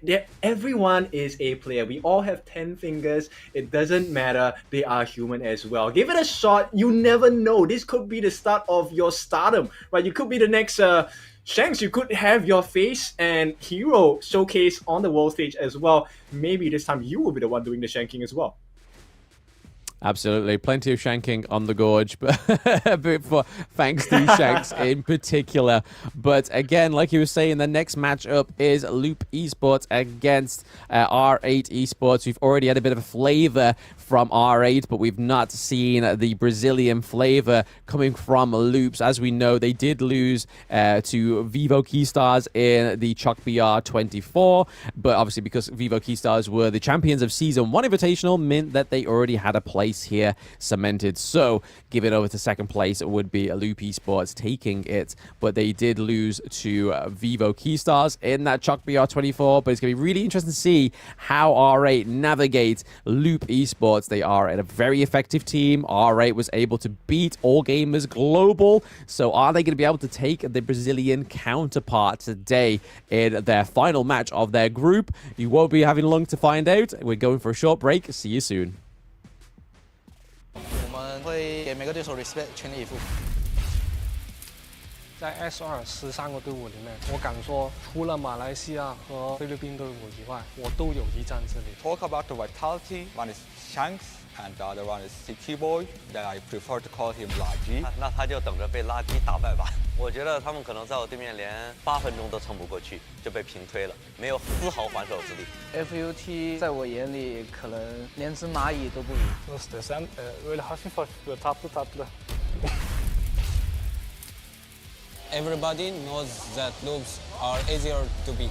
Eu acho que o sonho de todo mundo que está na Loops é ser o melhor. E se a gente tiver que mandar vocês para casa para isso, é isso que a gente vai fazer. Loops, don't talk too much. 遇强则强，实力不详。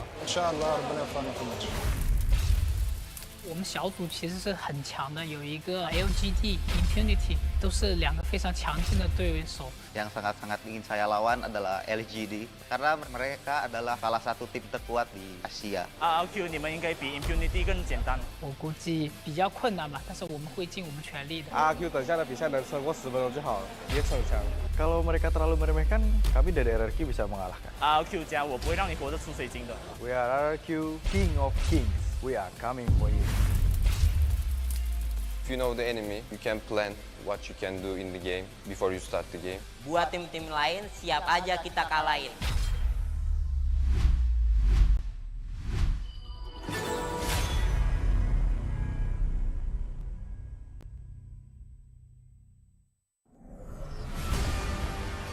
Through the ages, two opposing sides have fiercely battled for a power that granted them life, but cursed them with ruin. Wait! Oh, no, this story is too cliché. Maybe we can find inspiration from other stories. Hey, that might work. Got it. Woo! Oh. This story is adventurous, but lacks excitement. How about this one?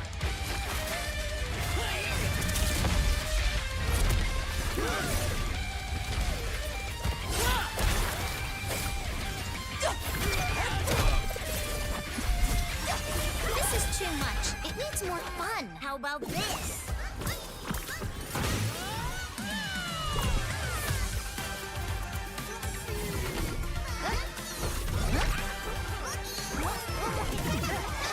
That's enough!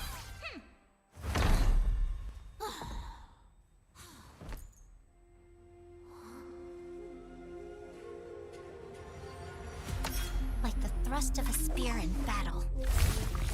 No one tell my story but I'm me. I'm born to stay. This is my chest and my bonus play. Can't be late, won't hesitate. What do you say? Grace to find my face, scars to find my skin. I can't convince them, keep please, I'm illicit. I'm the one that you hate. H-to-E-R-E, doing it for real, locked on my door. From the ashes, I'll go the game. Flow with a rumble, make them crumble, make them run. Baby, it's go time. Knock me down, how I rise. An inspiration, I know I'm the one who go build them up, nobody gon' do it. Facing our peers, we don't think we just move it. No, we the best, so we don't gotta prove it. Somebody test me, I swear I'm gon' lose it. I got a trophies on this boom and illuminate. I got you. Another day, another way. You got the power to turn it around. You got a champion,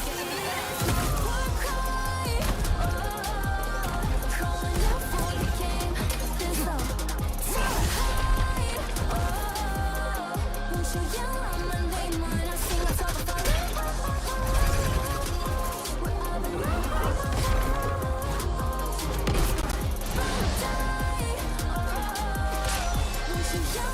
Yell out my name, yeah. Crush the foe. Look at me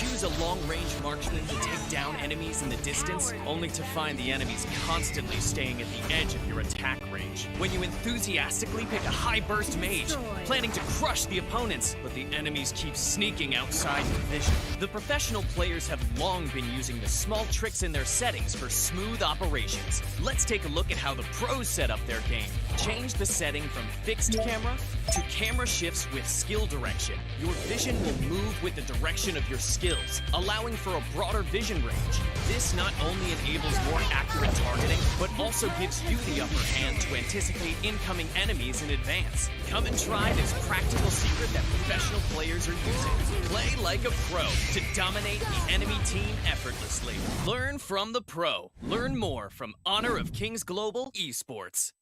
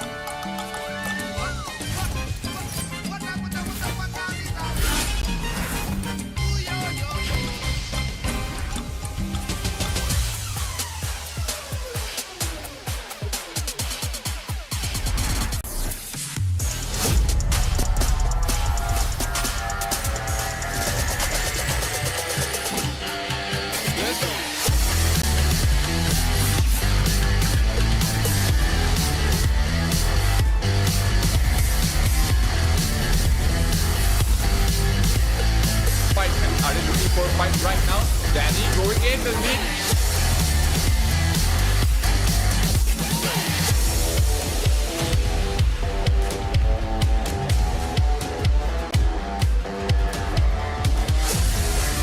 Well, comes in by Bang. Bang doing the hook. Time damage from Danny as well, taking up the win sheet as well. Niap is looking.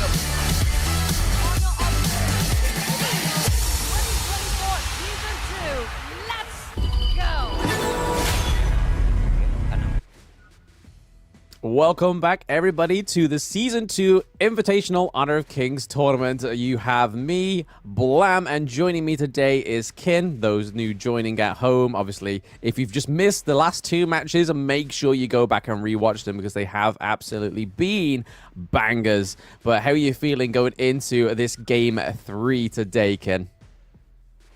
Well, I'm kind of nervous because at this point, I want to see continual bangers for the rest of the day. But at the same time, right, I think there is a potential for a wipeout coming in from Loops as well. Like I said, right, I've been told that Loops is a very strong team. So I actually have very high expectations of Loops going into this series today. At the same time, I think it's also balanced out by the gameplay I've seen from R8 coming out from the Saudi Arabian boys yesterday. So I think if the R8 boys are able to get the kind of into the groove of the game, I think they will be able to put up a stellar performance. And then it really comes down to, hey, does Loops have what I've been told they have, right?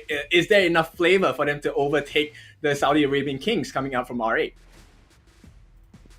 I mean, they may do, but the one thing that will definitely be the piece of equipment that's going to enable them to get that victory would be the Infinix GT20 Pro. So want to show off your gaming skills in style? The Infinix GT20 Pro has the mecha loop LED design on the back that lights up every time you destroy an enemy in-game. Experience a gaming performance like no other with the Infinix GT20 Pro. As if Kin needs any more distraction in his ranked games to lose on his losing streaks, that flashy back definitely isn't the one for it. Maybe turn that feature off if you get it, Kin. Well, I like how you're projecting the losses onto me. I mean, yes, I did lose quite a bit of stars, but I'm doing well in my ranked games as well. Now, this is not the only thing that we want to do well as well. We also want to mention about our partner of today, that is going to be the Esports World Cup. I hope that you guys can join us in bringing this experience over when we head to Riyadh, Saudi Arabia, the kingdom, because there's going to be a lot of excitement. There's going to be a lot of action. And most of all, there's going to be a lot of heat.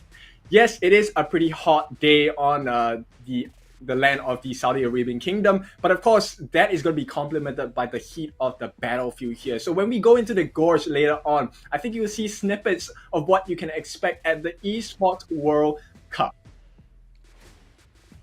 Absolutely. I mean, you say heat. I mean, we've heard about it. The Saudi heat is nothing to joke about, but also is Loop Esports team lineup nothing to joke about. They have Tempest, they have Abe, they have Kenka, they have Zir, and then they have Mithy. So again, this is the faces of your second place Chuck BR team. So beating all the other Brazilian teams like Alpha 7, Influencers Rage, Candid Reds, Cyrus, it was even part of Chuck BR this time, and then this is their opponents. Yep, R8 Esports. We have already seen them yesterday. It's Illidan, Shihab, Xenon, Ryoichi, and Miho here. Familiar names for those of you that have seen Season 1 of the Invitationals. And like I said, I have very high expectations for both these teams. R8, they are no joke. You don't know what they can come up with, and I'm very curious what their coach is going to build for them as we head into the first game of this best of 3 series. Yes, if I remember correctly, R8 Esports' coach is the youngest coach on the stage and in the tournament, to be honest. I think he's 19 years of age, which is absolutely incredible when you think about it, to be coaching a team at 19. I can't even remember what I was doing when I was 19 because it seems so long ago. Let's get into an existential crisis whilst we're casting Honor of Kings Season 2 Invitational. But this team did and was able to take a round off of All Gamers Global, which, for those that tuned in to the Open Series Split 1, none of the teams within that one was able to make them bleed, but R8 Esports, with their roster, with their coach, did exactly that. But here we are into the bans and drafts. Alright, let's take a look at what they have on the side of R8. First few bans, we're going to have the Hainor as well as the Luna being taken out of the picture. So these two heroes will not be available in the game. Now, Loopers, they will be continuing the trend we have seen today. It's going to be a Da Qiao as well as a Dolia ban. Dolia ban. So they will start off the first pick on the side of R8, going with the Arlie. We've already seen the stellar performance by Shanks. This time, we'll see if Ryoichi is able to pick up the pace as well with the Arlie in his hands. If I remember correctly, I think we actually got R8 on the Arlie pick yesterday. I believe it was actually one of their picks for yesterday. Obviously, their Byron pick was another big pickup for them. Obviously, Illidan on the Byron, especially paired with Zenon getting that Mai Shiranui as well. This makes me even more hyped for R8 this time around, but they just got to make sure that they don't underestimate Loop Esports, because again, for those new joining in, this team was second place within the Chuck BR tournament that's just literally taken place. They were beaten by VKS, but VKS was managed to just beat Boom Esports, who were the favorites for their respective group. But Loop Esports looking to draft in the Mayin, the Zhongfei, and the Jing. Oh my days, back-to-back Jing games. Come on, baby, bring Jing to 50% win rate, yo. Yup, and there's going to be a lot of control coming out from Lupus as well, with the whatever coming in from the Mayin, as well as the Unbridled Outburst from Zhang Fei. That's quite a lot of CC into the lineup on the side of R8. Now, they're going to complement this by taking away the Zhuangzi, which means there is no anti-CC properties, and as well as there's no Thun available for them. So they will not have to deal with the Unruly Blade. They don't have to care too much about the backline access coming in from R8. Now, R8 is looking at a different kind of tempo. They are taking away the Ho E as well as the Lady Sun. They don't want to deal with the insane amount of damage and DOT, damage over time, that they're going to be able to offer against the Byron, right? Byron with the force field suppression, when he's able to get the extra shield, and as well as the passive, the Fearless Chariot, you want to be able to get the lifesteal, and you don't want people to nullify the effect. So that's why they've taken out these two farm laners as well, and I think it's a pretty clever ban. Now the question is, who are they going to pick? Right now we've already seen a couple of DRNGs in the Gorge itself, and I think we are kind of moving in that direction for the side of Lupus. Yes, and I was just about to literally say for the side of R8 Esports, I believe that Kaiser is going to come through with the Sunbin. As soon as we saw that Ho Yi ban, I kind of started to see that the picture was getting painted there, that Kaiser was going to grace the Gorge onto the side of R8. They haven't gone for their Liempo that they did yesterday, but again, as we just saw from Team Vitality, Kaiser is a fantastic hero, being able to get into the nitty-gritty, being able to support your backline all the way from the front and just allow them to do damage. But it's going to be really interesting to see who Loops is going to lock in for their ADC. Like you said, the RNG is available. They could go for something completely different. A Marco Polo here, but again, we're not too sure what they are going to lock in, and this is it. The RNG is going to go in for that one. Obviously, having the cleanse, which is going to be very helpful, especially when you're trying to get caught out by Moi Shiranui. But you don't want to be cleansing Sunbin's ability, because that will just wipe your health off you before you even get to anywhere safe. So do not cleanse when Sunbin has her abilities on you. Yeah, and right now, I think in terms of the farm lane, it's going to be a competition of who is going to get their core item first, right? We've already seen the standard build coming out from both farm laners. So for the RD, she's going to be looking to rush the Doomsday, right? For the side of Demons, most of the time they will be rushing for that Spark Forge Dagger. This is what the pros have been doing so far. So it really comes down to who is able to provide space for their farm lane to get as many last hits as possible. And in the meantime, we've already seen the progression in the mid laners as well. So I'm looking at Xenon to try and steal as many of the ball camps as available. Likewise for Kank, if he's able to make the room for them to get the steal into their respective jungles on the side of R8 Esports, it could prove to be the deal breaker for Loopers to get that advantage in their hands. Yeah, like you were saying, Kin, they both have a means of getting in there and sort of setting up a fantastic team fight for both either Loop Esports, having obviously Zhongfei, but then onto the side of R8 Esports, they have that Kaiser pick. So again, two brutal frontline heroes. There is no Dune to be surfaced onto the Gorge today, but there is these two Titans coming through here. But once again, Kaiser helping up into the Clash lane just to get a bit of a faster clear for the Byron to try and free him up, just to try and aid him in that 1v1 matchup against the Mayim, because we do know that Byron can win the lane against most of these Clash laners. But again, if the ganks do come through from the likes of the Jing going 2v1 early game between Mayim and Jing and the Byron, is probably not going to look too happy for you. You're more than likely going to get run down in that early game, which is, you don't want a hero like Byron to be punished. You want him to shine and be able to have the confidence to be able to go to the back line of the enemy team just to lap them up and do a lot of damage. Yeah, when he has access into your backlines, it's going to be really dangerous. I think Mithy may be a little bit out of position. I don't think they can get the kill. Support is coming in from Kank. He's going to use his Leaping Savior, sorry.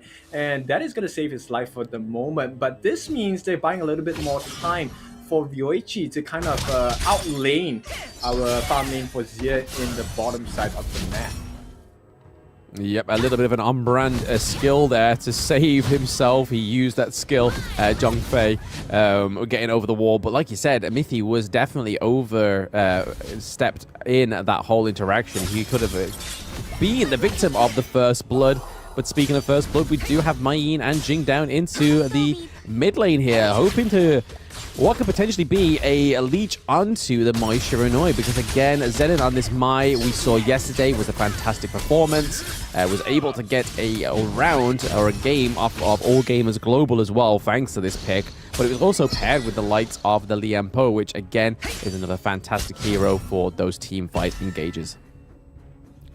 Yep, and as it stands now, I think a pretty good start for the side of R8. They have managed to get themselves a very, very slight lead. It's just about a few hundred gold, right, at this point. Loopers, they haven't really kicked into gear yet. You can see they're both transitioning into the farming state, so they just want to make sure that they're ready for the fights. They want the first few core items to pop up in their inventory before they really start to commit and make a play that could swing the momentum over to their side. Yep, the goal. I mean, it seems to be the story of the day, other than the match one of the day, where we saw the gold heavily go towards the favor of Team Secret. The past 2 games have been very knit to knit with that gold. It's just been flittering and flirting with both of these teams and just going like a pendulum between both of the teams. And you'll see it in the gold graph towards the post-game analytics that it's never just sort of like an astute sort of one-sided thing. It just kind of levels out for quite some time in the early game, and then you get to that sort of 8 to 9 minute mark where it's either goes in the complete opposite direction or continues to just go on the trajectory of the winning team. But using the teleport mechanic to get back to the mid lane, Lady Chen is now back and present, so there is no push on this new wave here, trying to catch out Zen in there with a nice knock-up from the Lady Chen, but Jing is nearby. Also Kaiser, we could be getting a little bit of a 2v2 action here going on, but again, just using their jungles to clear the wave quicker, and Mai was just a little bit more effective on that one. They're looking to catch out. The Lady Chen gets taken down first blood, but is Jing going to be the answer to take it down as well? Yes, Jing is trading with the Mai Shiranui, but Kaiser was not done. He gets the kill under Abe on the side of Loop Esports, which is a great setup for this Tyrant here. No jungle, no mid lane, re-Tyrant, baby. Yep, exactly, and R8, they're super happy with this. This is the R8 I'm expecting for today, and that was a very clean execution, right? She have doing so well to not only just help support the Mai, they get the kill on Kang, but more importantly, they get the kill onto ABH, and that's important. Time lapse going to be dropped as well, and you know, right now, you can start to see the swing. Suddenly, we have a 1,000 goal lead going into the advantage of R8. Oh yes, just all it took was that mid lane interaction there to get that gold lead into your favor, and just as R8 showed. But to be honest, the Loops, they did counter it pretty easily there in the mid lane, but unfortunately it just ended up in a 2v or a 2-1 trade there, and obviously the Tyrant going as well. So again, it was a fruitful engage for the side of R8 Esports, and an unfortunate one for the side of Loops. But we could still be seeing here that maybe go for the Overlord, but Kaiser is sticking to this mid lane like glue, because again, trying to run this mid lane down, trying to get as much priority in that mid lane is just meaning that Kaiser is going to have an earlier access to Loop's jungle if they're able to get that cleared.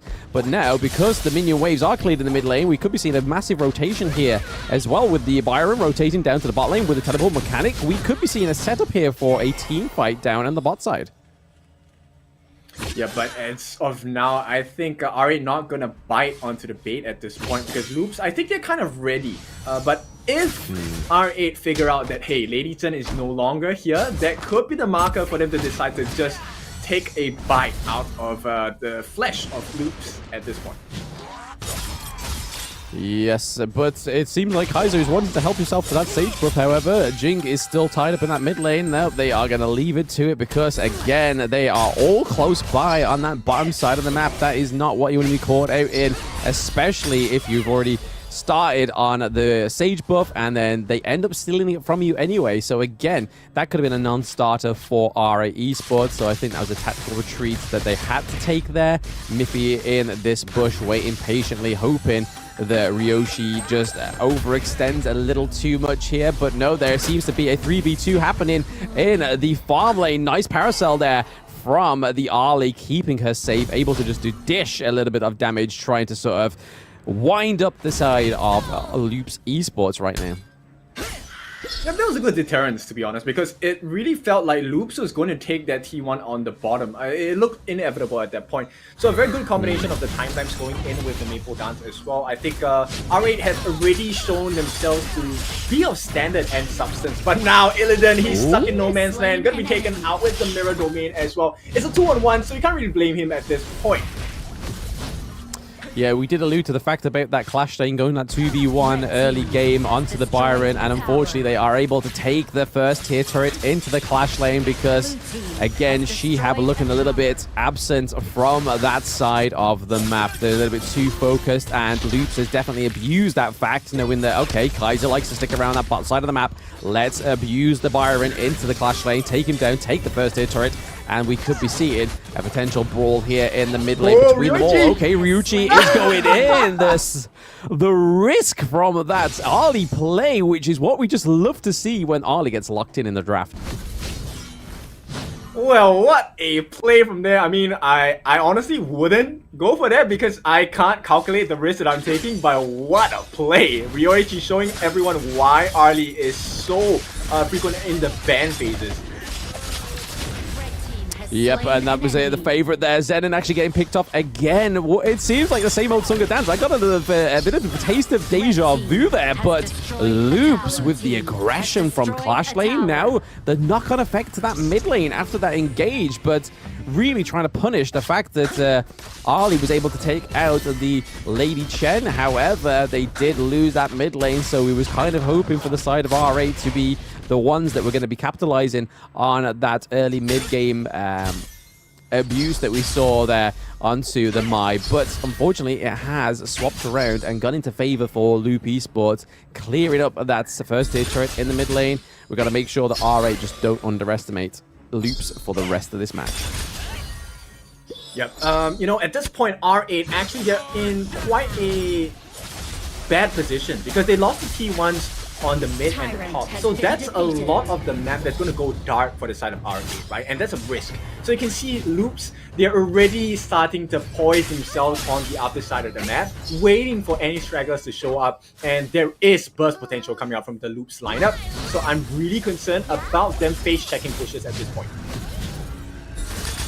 Yeah, again, we saw that R8 was able to take their farm lane turret as well, so it is 2 for 2. There is a equalization in that turret game, but I don't think it's an equal turret takedown because that mid lane is definitely more important than one of these side lanes. You definitely want to be taking down that first tier turret and making a lot more damage and a lot more presence into that mid lane because it opens up your enemy's jungle. But again, we see that Ryoji is just being so confrontational with this Arlie pick, and I feel like this is the only way you can really play this hero, because if you're just playing it a little bit too passive and don't take those risky ones, then you are just going to sort of be like any other marksman. You may as well just be playing like a Luban number 7, something that's just so immobile. But with Arlie just being so agile and being able to get around the way that most other marksmen would be able to, is definitely the way you want to play it. But we do see some more turret takedowns being gone for in that Clash lane. So second tier turret gun, they are literally at their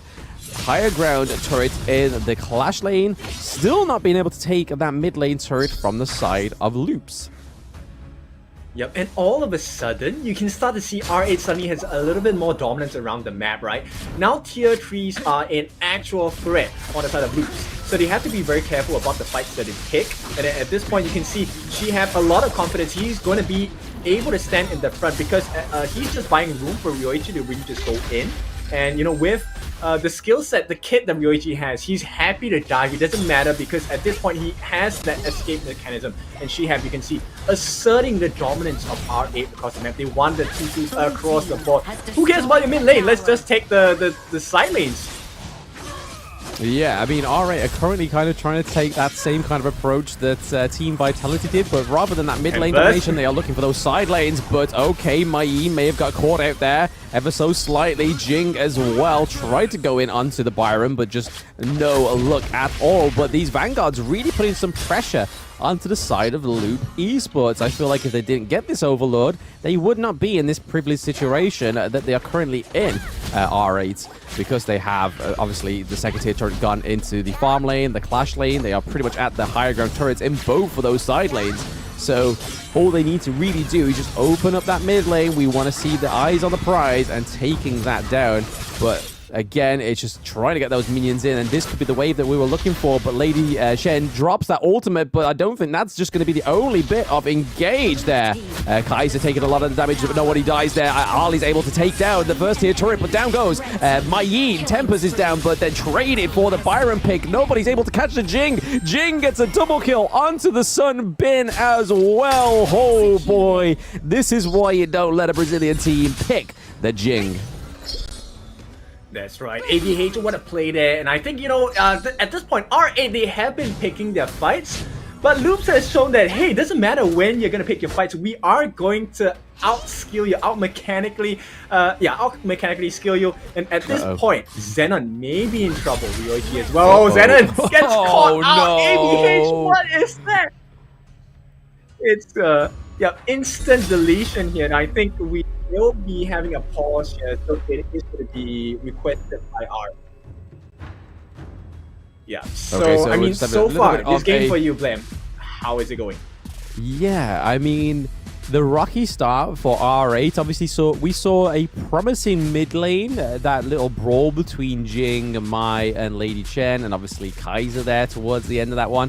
I honestly thought that we was going to be seeing a little bit more of a dominance there from R8, but then the tower pressure definitely came onto the side of Loop Esports, but really kind of awoken something up there within R8 Esports, because then they tried to replicate that same kind of thing, and they did very well with both the side lanes, running them down to the high ground turret, as Zenon obviously got caught out there, but whether that was down to the fault of the device or himself is yet to be seen. But again, I think it's going, like, it's very even. I thought that this could have been a lot more one-sided, but I think R8 is definitely just showing that they are a name to be contested here, especially with them always seeming to lose towards their counterpart in the MENA region, which is obviously Team Vulcans. So for them to do this well on Season 2 Invitational stage makes me think that either Team Vulcans is going to be even greater at EWC, or they are going to have something to prove next time they meet R8 in a tournament scene, because again, R8 are doing fantastic so far, making the Giants bleed on the side of All Gamers Global. Nobody thought that was going to happen, and now they're going neck to neck with Loops Esports, who by far have probably had a lot more Honor of Kings experience than we thought compared to R8. Yep, Loops at this point, you can tell they're feeling the pressure, right? Their faces are scrunched up, their eyebrows are furrowed at this point. But more importantly, I just want to point out something that I noticed, and this is specifically for the mid laner on the side of Loops, right? At this point, his itemization, he does have the Splendor and the Mask of Agony, along with the boots, and that's it, right? So I kind of think R8 has spoiled the game for the mid laner of Loops, and that's why they're struggling, right? Because Lady Chen isn't able to offer that much damage. Yes, Mask of Agony deals percentage health damage, but at this point, he's always at risk of being chased down and hunted by Ryoichi, and nobody has been able to stop this aggression from the farm lane of the side of R8. There we go. We have some of the Osiris players there cheering on Loop Esports. Obviously, both being part of the same region, even though this is an Argentine team, but they have played against each other recently. So it's nice to see that the regions do support each other, and obviously with VKS's closing interview, their winning interview, they said that they are going to be supporting Loop Esports throughout it, because when they are abroad, they are brothers in one, which I think is a really nice sentiment between, even in a competitive scene, you want to be supporting everybody in your region, which is a really wholesome thing to come through, even in a competitive game like Honor of Kings. That's right. I mean, it really is about representation, right? And at this point, we are all about supporting your friends. And, you know, it really is a support system for the entire esports ecosystem as well. So we really hope that you can also do that favor for us and support us in this Invitational for Season 2. Now, in the meantime, I'd like to bring the attention back to Kang, right? So I want to see how he's going to be able to kind of catch up in terms of farm, because he needs to have the damage against Shihab, or else this jungler for the Kaiser will go out of control.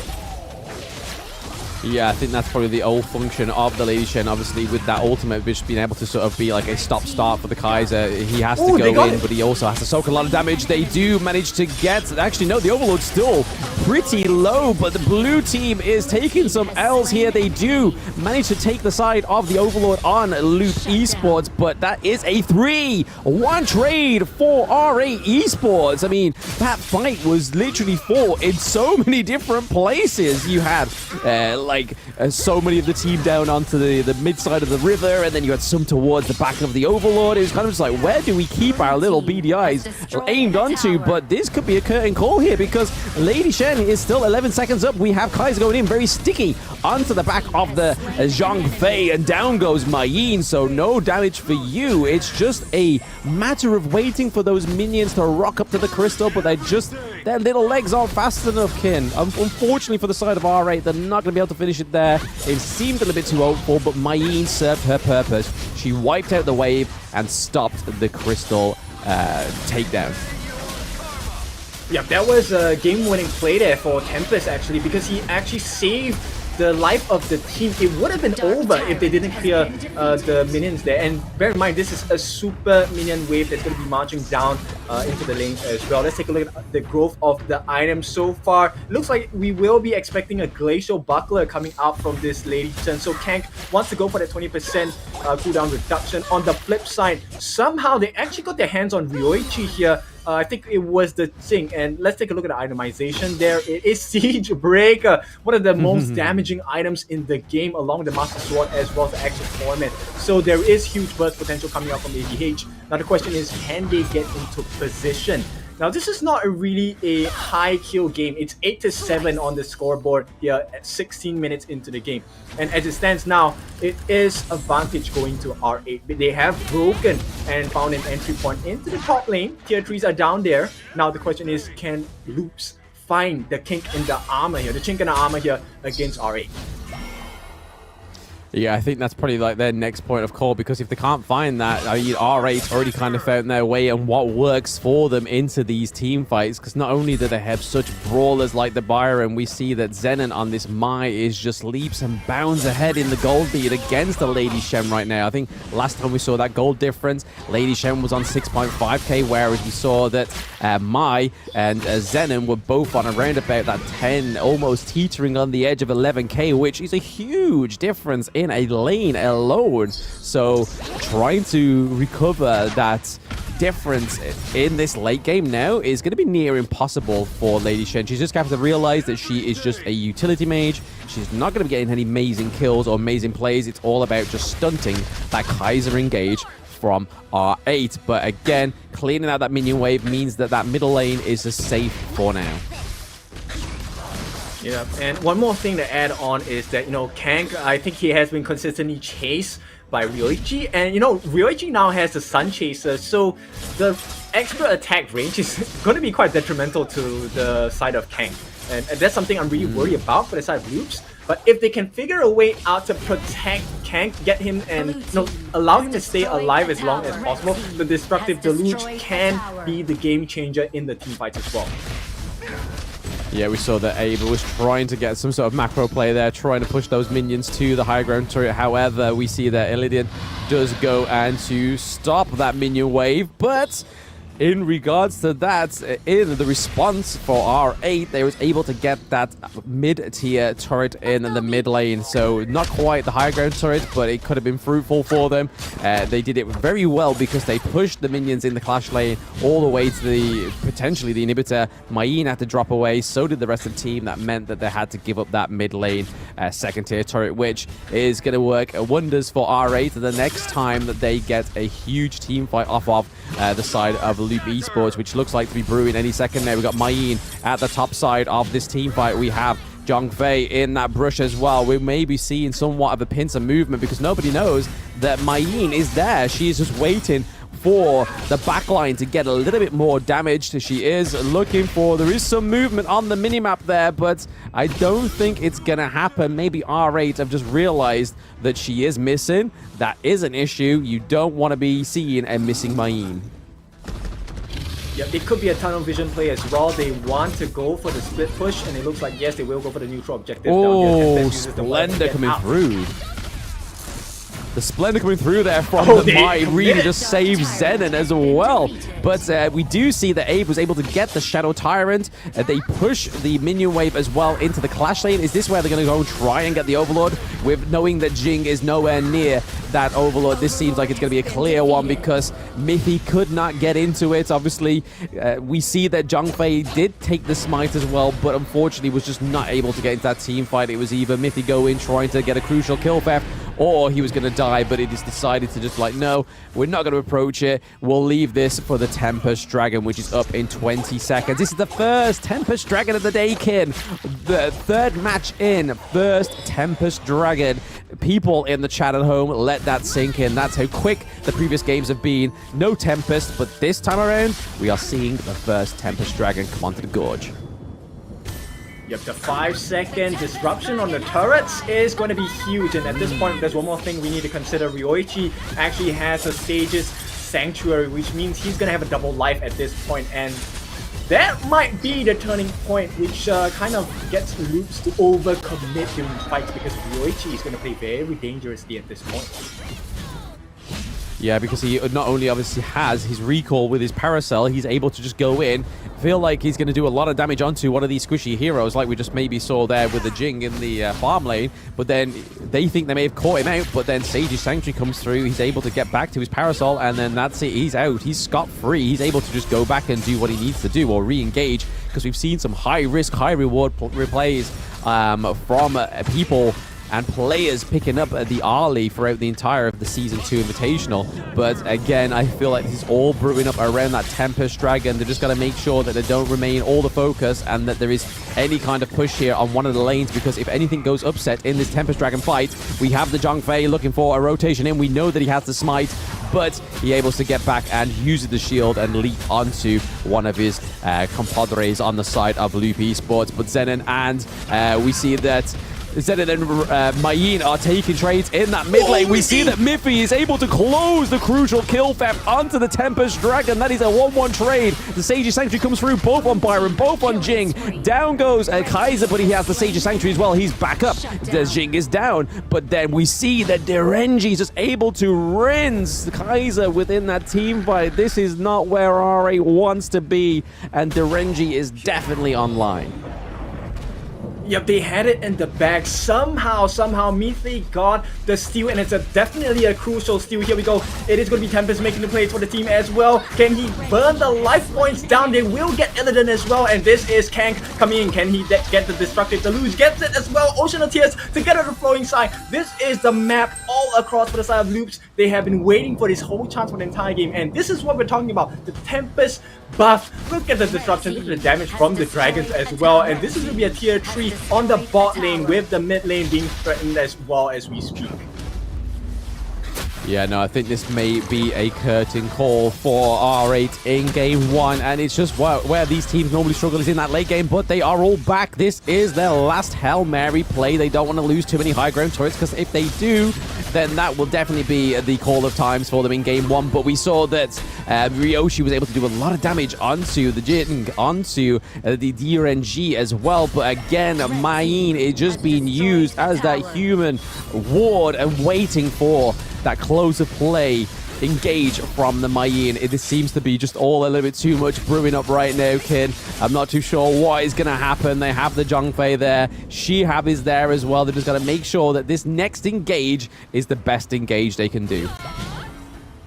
Yeah, I think we have to keep our eyes on Tempest as well as Kank. They will be the ones that make the game-changing play at this point, right? If they can get the catch with the whatever from Tempest, it might be the game breaker for the side of R8. And here we go, they're just going to chop down the tier 3s. This is essentially a barren base for the side of R8. The pressure is mounting.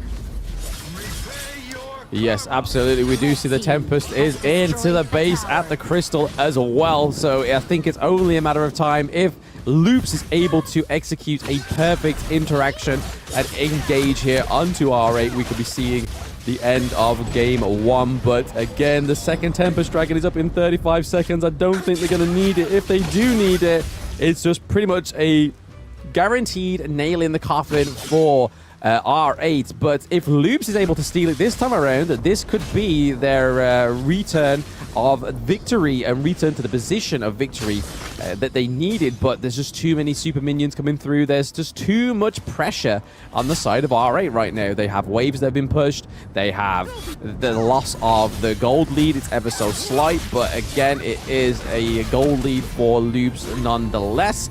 But they've got to be careful because they can't prioritize that Tempest Dragon, because if they do, they know that one of those heroes on the side of Loop Esports, like Mayeen, just able to just crush those lanes very quickly, is going to mean that they are able to open up that crystal if they put too much of their focus onto the Tempest. They're on a timer at this point. Tempest going for the potential option of the backdoor play, right? And they're going to pull away Illidan from the fight, which means there's going to be one massive tank gone from the fight if they choose to proceed accordingly. Now, this leaves Xenon with a very important task of not only finding, but just having the lockdown onto the members of Loops to allow Ryoichi to have the freedom to jump in and out, as well as maybe, hopefully, time the Maple Dance to block out that destructive deluge. That is the one big play that Ryoichi will be able to do, besides getting the kills on the members of Loops. Yeah, you can kind of see that they're playing this Tempest to the side of its pit. It is definitely used as a bait mechanic, because you can see that Loop Esports are either sitting in the bush or just using themselves as bait. We do then see that Shiab is in there. Is he going to be close enough to get the smite? Oh, they do get the Tempest Dragon. Are they able to get some kills here, though? Zhongfei with the Unbridled Rage comes through. We see that Splendor comes through on the side of Jing as well. Jing is not down just yet. Down goes Jing. She has no Sage Sanctuary. Shiab is having the time of his life. However, Ryushi is down, and Mayeen Tempest is in that bot lane. They have to be careful. We do see that Byron is able to go back, though, but Sage's Sanctuary is on that Mayeen. She is just basically posting those minions, hoping that nobody recalled. But again, there is a minion call around here. There's a fresh minion wave at the crystal. This could be a close call. Kin, I'm not too sure what is going to go on here. Is it going to be R8 taking the victory of game one, or is there going to be a punishment here for R8 if they push a little bit too aggressive? But we see that Byron is going for a bit more of a macro play, just stopping those minions in the mid lane, hopefully trying to get another a higher ground turret from Loop Esports. But we are heading into our 27th minute. Yeah, for those of you new to the game, there are 3 different waves of the Tempest Dragon. So at this point, R8, they have a lot of time on their hands. They don't mind, you know, taking a less aggressive approach at this point, right? 27 minutes into the game, this is where things get a little bit dicey for both ends, because if you get the kills on the respective important people on your opponents, it could change the whole game altogether. At this point, because we are up at the 26-minute mark, the final evolutions of the items are going to be apparent in the game as well. So right now, Sage's Sanctuary, one of the main win conditions that R8 is trying to depend on, and they will clear up that tier 3 on the bot lane as well.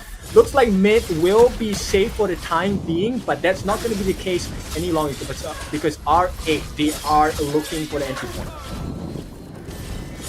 Yeah, no, it just seems like that is the only last bastion stand alive. There is that higher ground turret in the mid lane, but all of Loops are up, all of R8 are up, but this Tempest on Mayeen is just so unpredictable. He's just always looking for those background ganks. There is Byron straight into the back of the queue there. He's in onto the crystal, but we also see Jing trying to pick out the Sun Bin as well. Down goes Ryushi, down goes Zenon as well. Nobody on the side of Loop Esports has yet to fall. It is currently a 3-0 trade. There we are, Derenji just doing too much damage, and that the Tempest Dragon Vanguard just aren't able to get in there. We still have Shiab and Illidan down, but is that going to be enough to take them and rear them away from that crystal takedown for Loop Esports? Again, 22 seconds until the next third Tempest Dragon coming through into this match. So match 3, game 1, going all the way to potentially a 30-minute mark. Yeah, there's a huge miscommunication coming out from R8. I think there was a very preemptive time-lapse thrown by Mihoj there, and this was the exact moment the rest of the team chose to dive onto the backlines, specifically Illidan, right? So at this point, is that mistake going to be very punishing? There are four members coming in as well. Four members coming in. We do see that Byron is eliminated down in there very early within that engage. We have Kaiser being very sticky in, but there is no damage being dealt from the side of R8. That is a double kill going over to Abe right now. So down is already a 2-0 trade for the side of Loop Esports. All they need is those minions, but fortunately for R8, they was able to get enough pressure put into those minion waves before they all fell at that crystal. But is that going to be enough for them to keep alive? No, Zenon goes down. It is 2 remaining members alive, and there is a minion rocking up to the crystal, and it is going to be Loop Esports taking Game 1 victory from R8 in Game 1. A beautiful game by Loops. They held on. They were on the back foot for the majority of the game, let's be honest about it. And, you know, R8, they had it in the bag. The second Tempest Dragon of the game stolen away by the jungler. Unfortunately, the Kaiser could not make it work because of a slight miscommunication. And R8, I think they have some things to work on as we go into the second game of the day for the series itself. You know, I don't think R8 played bad. They didn't make a lot of mistakes in this particular series itself, but they had just one mistake which cost them the game, and that was a miscommunication between Illidan as well as Mihoj, because Illidan dove right as the timeline dropped and nobody followed up onto Illidan, and they made the mistake of trying to get the kill onto ABH, the jungler for Loops, and in the meantime nobody was defending Ryoichi, who was the main damage dealer, the farm lane on the side of R8, and it was a huge mistake because that led to the downfall of the team. 3 lanes open, Baron base, Crystal is open for the taking, and Loops do not need a second invitation in this game. Yep, unfortunately for R8, like you said, that's a huge miscommunication towards that crystal. Could have been the end for Loops there pretty early on, but we almost got towards that 30-minute mark, which I believe we haven't even got to yet within the Season 2 Invitational, and I don't really want to get there because it gets a little bit sticky, it gets a little bit too messy, and it's hard to close out the game. But fortunately for Loop Esports, they was able to navigate around the Sage's Sanctuary, able to pick off the right heroes at the right time towards that last barrage onto the crystal of Game 1, taking that victory. But it was no easy feat. That's all I'm saying, is that R8 brought some flavor, and they definitely held their own in this Game 1. Like you say, whether it was just down to the miscommunication towards that crystal play, or something to do with the technical difficulty with on stage, we're not too sure. But again, all these things disrupt the motion of the ocean, and the motion of R8's ocean was definitely disrupted by either the Tempest Dragon or the miscommunication. Yep, I want to highlight ABH item builds at this point, you know, with the Starbreaker, Axe of Torment, with the Siegebreaker as well, and finally with the Master Sword adding into the jungling kit. He actually bursted out Xenon, and there was nothing much that Xenon could do. This is one of the risks they're taking when you're playing Mai, because it is always, it makes more sense, right, going for the full damage build at this point. And yes, you have the Insatiable Tomb to try and get the lifesteal, but that only works when you get hits. So when you're taken down in an instant for teamfights, you literally can't do anything else. There's a lot of damage coming out from Xenon, right? 154,000, but I think if you take a look at the other end, Kank, what a good recovery. I mean, Blam, he did 178,000. Yeah, no, that is definitely no easy feat. Completely regarding the fact that obviously there was one point in the game where he was like 6.5k, and then obviously Xenon was ahead by that 10k gold, but even though he was able to catch up with it, he did fantastic amounts of damage. But you can kind of tell when a game goes into the very, very, very late game of Honor of Kings when players start selling their boots.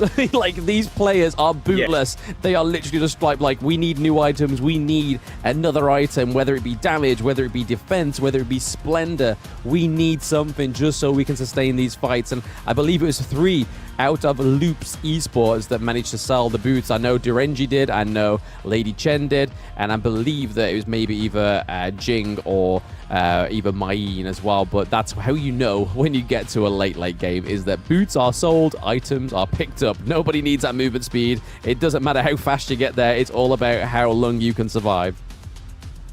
Yep, and at this point, I mean, the game really changed for R8 the moment they exhausted both charges of the Sage Sanctuary. You know, for those of you that are new to this game, Sage's Sanctuary allows you 2 instances of revival in the game, but that's the maximum amount that you're going to get. And right now, I think I want to just take a look at who the MVP is. It is going to be our Zhang Fei here. Mithy doing so much work. He took 155,000 damage across the entire game. My goodness.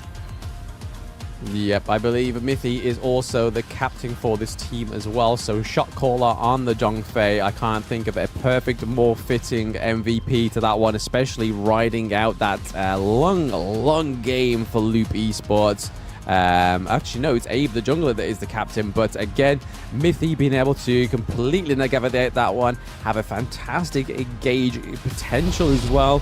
I feel like it's probably one of the better Zhang Fei performances we've seen in the Season 2 Invitational yet, but you'll surely see him get in this replay at some point. Yeah, like we mentioned, right? RA had a very strong early game. At this point, they were taking kills left and right. And, you know, it was instances of brilliance coming in from the side of Loops where you felt that, hey, maybe they could come back into the game. And as the longer the game goes, you can see the burst potential coming out from ABH. And at this point, there was a huge moment because Mithy stealing away the Tempest Dragon, this crucial kill. Beth, I can't emphasize how crucial this is. Not only that, because of the unbridled outburst, he was able to deal damage as well, save the team with the Leaping Savior, and this was a huge moment because it allowed Loops to buy time. And time was what they needed because Kank needed itemization, he needed the growth back to be able to go in, deal the damage with the Destructive Deluge as well. Right, so this was a full-on trickle-down effect. It made a lot of sense, and this was the one play that they wanted to try and end the game over, I believe. And this was a huge mistake because they wanted to go for ABH. A lot of emphasis, right? Mihoj couldn't find the kill, and that opened up the doors for for Loops to really find Zenon as well as Ryoichi. And at this point of the game, 27 minutes in, going on 28, this is where burst potentials are huge. ABH, he could melt Zenon and Ryoichi in an instant. And that was the state of the game all the way. Right? If you bring it late game, Loops always have the formula to end it. And this is, guys, this is just the first game of the best of 3. And we are already at this style of gameplay. So I'm curious to see what we're going to have in game 2 of this best of 3 series. Yeah, I think we're probably going to see a little bit of a remake on the side of RAs. Again, we'll be very surprised if Loops allow Zenon to get back on that Mai Shiranui, or if they allow, or if RA go for picking up the Liam Poe as well, because again, that was a great pick for them in day 1 against All Gamers Global. So I think there's a few things that RA could do, maybe having a little bit more of an easier early game, I would say. Maybe focus on the rotations, maybe try and get some early game priority in those lanes as well, because we know that they did struggle because there was a lot of focus on that mid lane, rightfully so, but they just didn't execute it quick enough for it to be effective aim on that mid lane. But here we are, the players are now back on the stage, and R8 are going to be on the red side this time. Yeah, if we take a look at R8's performance yesterday, I think this is similar to what happened the day before, right? So now I'm expecting R8 to come back with a bang, right? They're ready for the return punch, the knockout blow as well. So R8 now, I think they are a team that really plays on momentum. And I think after this 30-minute game, it will be hard to say that there is no adrenaline running through their veins at this point, right? So I think at RA, if you make the mistake of giving them a little bit of momentum, paired it with adrenaline from game 1, we could be expecting a very different RA coming into game 2. Yeah, I mean, I'll be very surprised if the Arlie does actually make it through to game 2, to be honest, because again, this has been a hero that's, like yesterday, I believe has had 100% appearance, whether it's being banned, whether it's being played, it has definitely been considered in some sort of manner or other. But again, I would be very shocked if they allow it, because again, Ryoichi on that one was a complete beast, especially in that the mid game, I would say. Early game was a little bit sort of just like, let's try and farm up, let's just keep our gold going higher and higher and higher. Let's kind of just get past that DRNG. But towards that mid to late game with those really high risk, high reward plays. We saw that Ryuchi really shined there, so they have to be careful with what they go here, or if they do ban it, what's going to be the case. But it's not on the first side of bans, but they are going for the blue pick, and it is Dolia that they're going for this time around, which if they try and pair it with the Kaiser again, you're going to get even more amount of time of sustainability, but it is loops that do take the Ali. Yeah, and you know, I would normally just be happy to give away the Ali because I know what to expect, but I like this pick. It's going to be Shangguan coming in for this side of R8, and based on what we know, you know, pair that up with the Celestial Melody from Dolia, we could expect a Shangguan just taking to the skies twice, and it's going to be a sight to see for sure. Absolutely. I mean, airtime is going to be some kind of... There needs to be a stat in the post-game analytics about the amount of time in the air that Shangguan has spent. But this has made me super excited. R8 know how to get me going there. The Shangguan pick, and then obviously Lian Po from yesterday is definitely what I need in this game too, and definitely what they need. Especially Zenin has already proved himself time and time again on the Mai Shiranui. So another flashy mid lane hero like the Shangguan is going to be super interesting to see how Zenin and how R8 play around it, especially paired with that Dolia. Yeah, it's a very flexible pick, right? Because it can be used offensively, obviously, as everyone likes to do it, but it also can give you the defensive capabilities.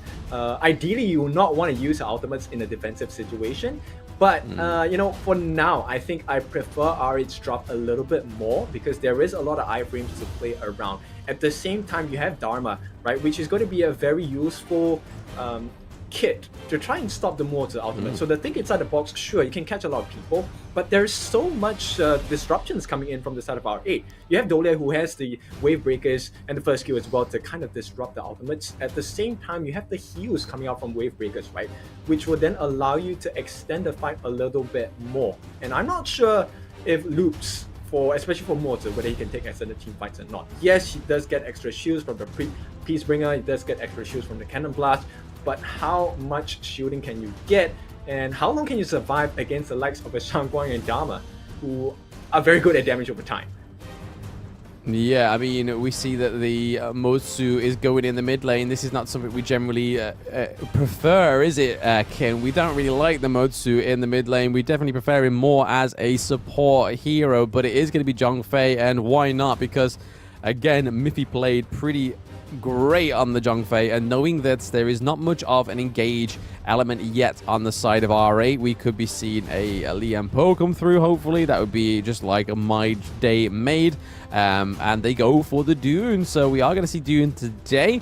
It's going to be in the jungle for R8. So again, like we saw yesterday, massive soaks of damage. He's able to sort of stay in there, peel a lot of damage, whilst you've got the likes of Consort Yu, Shangguan, and obviously Dharma just going around and trying to beat up the rest of Loops' team comp, but they still need to lock in their jungle. Who is it going to be? I mean, Kaiser's off the table, Musashi's off the table, Pei is off the table, Jing is off the table, Luna's off the table. Are they going to go for the Huan, or are they going to go for something a little different here on the side of Loop Esports? Well, that is a question that we're hoping that Miffy is going to answer for us, as he's going to be responsible for the last pick itself. Now, if we take... Oh, Mankey! It's Mankey! It is the Bubble Boy or the Bubble Pet here with the insane amount of sustain and shield. So they're going to go toe-to-toe in terms of defensive capabilities and put their trust in the farm lanes of their team.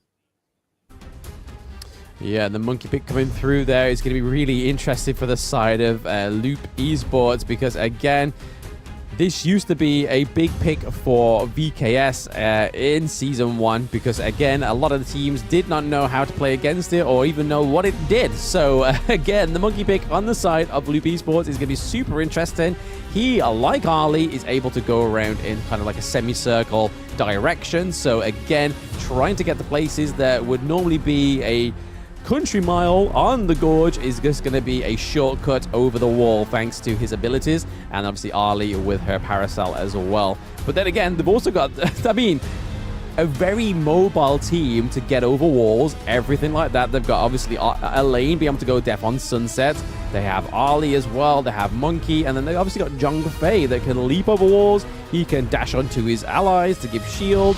The only person who can't just get around that easily is the Motsu. So you got to play... Nobody puts Motsu in the corner. He has got to be catered for and looked after.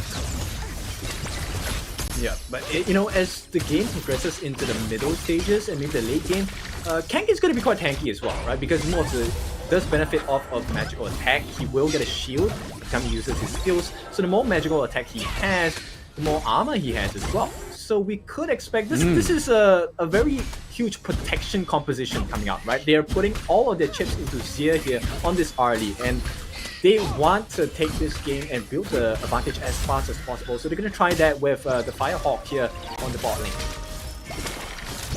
It's going to be really interesting to see if Xia is able to do exactly what Ryochi was able to do with the Ali, which is those just high risk, high reward playmaking potential that hero is known for. Again, Ryochi going on the Consort U is something very similar, but just not as flashy. Obviously, has the physical damage immunity from one of her skills. She can snipe with her first ability as well, but then obviously able to CC and jump off of an enemy hero also. So if you try and get stuck in with one of these tankier heroes on the side of Loop Esports, you can know for a fact that Consort U is going to get out of there with that ultimate. Yeah, and at this point, this brings me to why the Mortar pick is so good, right? So Kang, yes, he is not going to be able to survive that well in the laning phase for the mid lane. He doesn't have the best wave player compared to what is being offered by RA, because the Shangguan is always supported, right? But it's all about the magic damage, and here we go. They're going to try and get the stuns in. Physical immunity going to be put down, but there is all the damage and poke coming out from Loops. They will not get the kill. It's really just to burn out the resources at this point. Oh, bit of a overstep there, because they're able to get hit by Motsu's first ability. He is now out of a lane, but Shangguan looking for a little bit of a late rotation there to give any sort of backup to her teammates down into the farm lane. I mean, the mid lane needed cleaning out first before she headed down there, but a little bit late regardless, because now she's out of that lane. Mosi can just do what he needs to do, just clean up the lane again, try and get some gold. But we are seeing Dharma and Dune looking to contest that mid lane for the Shangguan. Yeah, so Loops benefiting off of that. At this point, they're going to be able to defend the bot push as well. So it looks like advantage in terms of map control to Loops. And, at this point, they're hitting level 4s, they're hitting level 5 as well. Shihab already at level 6. Now, this first neutral objective is going to be very vital because it does pair well with the skill sets. Tyrant is going to be the neutral objective of choice. Yeah, they definitely need that one, especially for the damage for the Shangguan and the Consort U. I mean, damage overall is going to be great for your team the most you go into these early game fights as well. And obviously, having that chain lightning effect from the Tyrant is always going to be super useful for your team. But looking at the gold difference, we are seeing that Loops are ever so slightly ahead, just by a few hundred, which isn't a lot. It's not something to shout home about, but it's still Loops in the lead with that gold. No kills on the board just yet. Like I said, these games are played pretty slow in the early game. Nice stun there from Motsu on the side of Loop Esports. But now we have Pirate and Overlord spawning. Let's see what kind of tomfoolery is going to happen on the Gorge. Shihab does catch his eyes onto two members on the side of Loops, and this is going to be a different decision by Loops, actually. They're not going to try and contest this. They're going to do the fake out. And oh my goodness! The fake out works because Kang gets the death! Goodness, and in the meantime, Menki and the lane actually steal off the buffs in the top side of the jungle for R8's jungle camps. And that's a huge one. They didn't do any of the work, but they took all the credit. Yeah, I mean, you were saying that there's no contest, but there comes through Motsu's first ability, gets a stun, but also steals the Tyrant, which was just a little bit like, oh, that's gotta really hurt your ego on the side of R8 Esports. Elaine was already doing his slap and dash tactics here, but Zhang Fei pushing again. Dolia, after getting stunned by Motsu, Can they get this first tier turret? Shangguan not be able to do enough damage, but Ryoshi coming in with a snipe, getting first blood and first turret for the side of R8 Esports. Yeah, so very nice skill shots from both ends of the camps, right? R8 with a nice old bolt there to get the first blood. Of course, I think Loop still has the better play, right? It is a Cannon Blast to steal one of the neutral objectives, which really helps them out because of the chain lightning. It also affects Ryoichi very detrimentally because his physical immunity now is going to be kind of mitigated and nullified because the chain lightning is magic damage. Yep, no, it's definitely going to have a knock-on effect for the next 4 seconds. But again, it hasn't really served them too well, as we saw that R8 was actually in a better position without the Tyrant there because they was able to get the first blood and able to get the first turret in the farm lane. However, those mid and clash lane turrets are looking mightily damaged there on the side of R8. So all it's going to take is a little bit of an absence from the R8 team to lose those turrets. And it looks like they're trying to do the same thing into the farm lane as well. Right, let's take a look at the replay here. They were trying to dive in onto Zier, but there was a nice calculation by Ryoichi to get that oak ball down amidst all of the confusion. And you can see they were very clear about who they're supposed to go for there, the nice kill. And at this point, map control pretty much even, and we are neck and neck in terms of the gold accumulation. Finances, the bank looks good for both teams. Yep, it has actually flirted over to the side of R8 Esports ever so slightly, only by a few. Actually, no, just as I said that, it's gone over to Loop.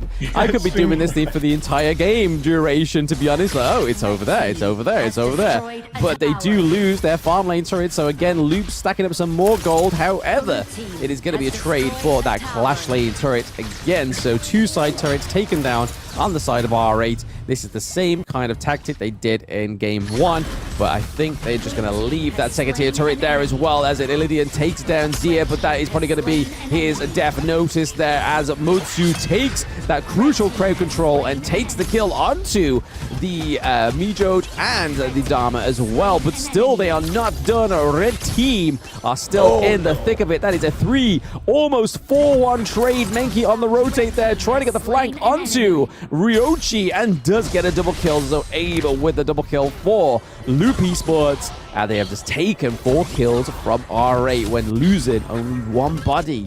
That is the kind of engage that you need in this 7-minute mark. And that's why you pick the mortar, right? The Cannon Blast doing so much work for the team.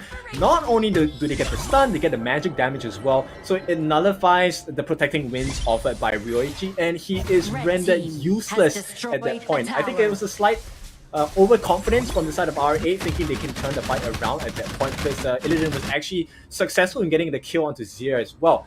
But they failed to calculate the fact that Loops was actually all around the corner, and it really just turned tails for them.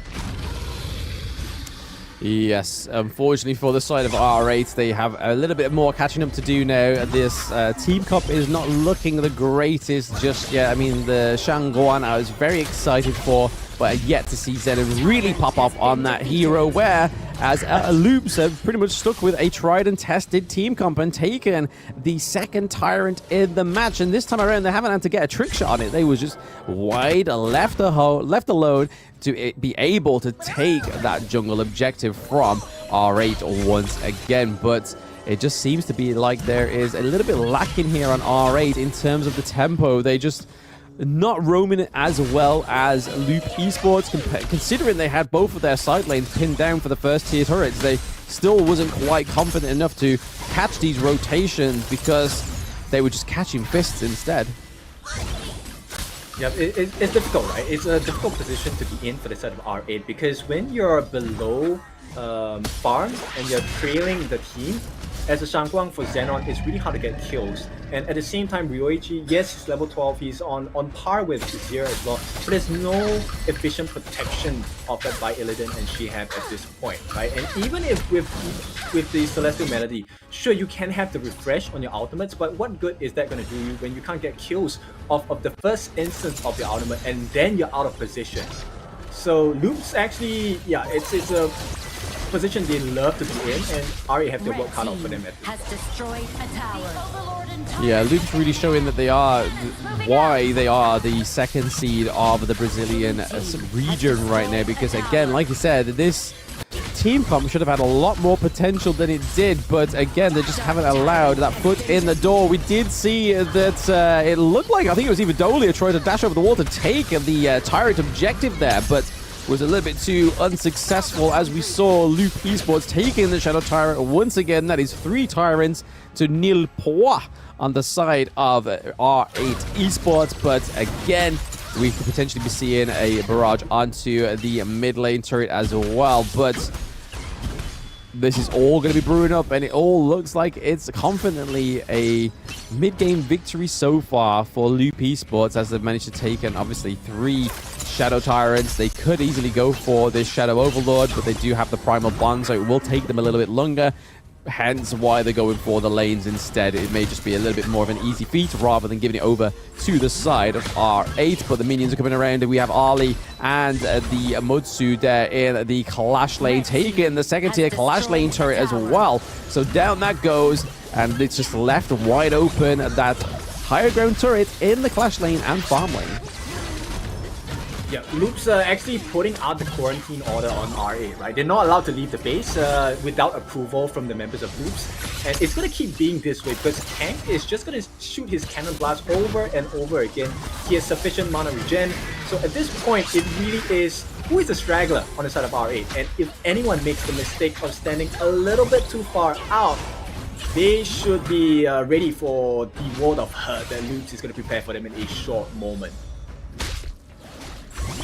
Yes, I mean, it's not looking like a wall of hurt for the side of R8. There's just been no damage coming from the side of the Shangguan or the... I mean, other than the snipe early game from Roichi on the Consort 2, we're not really getting anything else promising from these 2 heroes that I was really excited for into this draft, but it seems like Loops have played against the drafts like this time and time again, and they know that the true potential of that Motsu in the mid lane, especially paired with the Zhongfei, because if you pick the Motsu into the support lane, it's then like, okay, so we've now just got like a mage / tank in the farm lane, but there's nothing better than having that Zhongfei open, especially how Mythy got MVP in game 1 on the Zhongfei. So again, just being able to open up and push apart the enemy team with Zhongfei and then allow the lane to come through kind of just negates the whole flashiness of Shangguan. As we can see,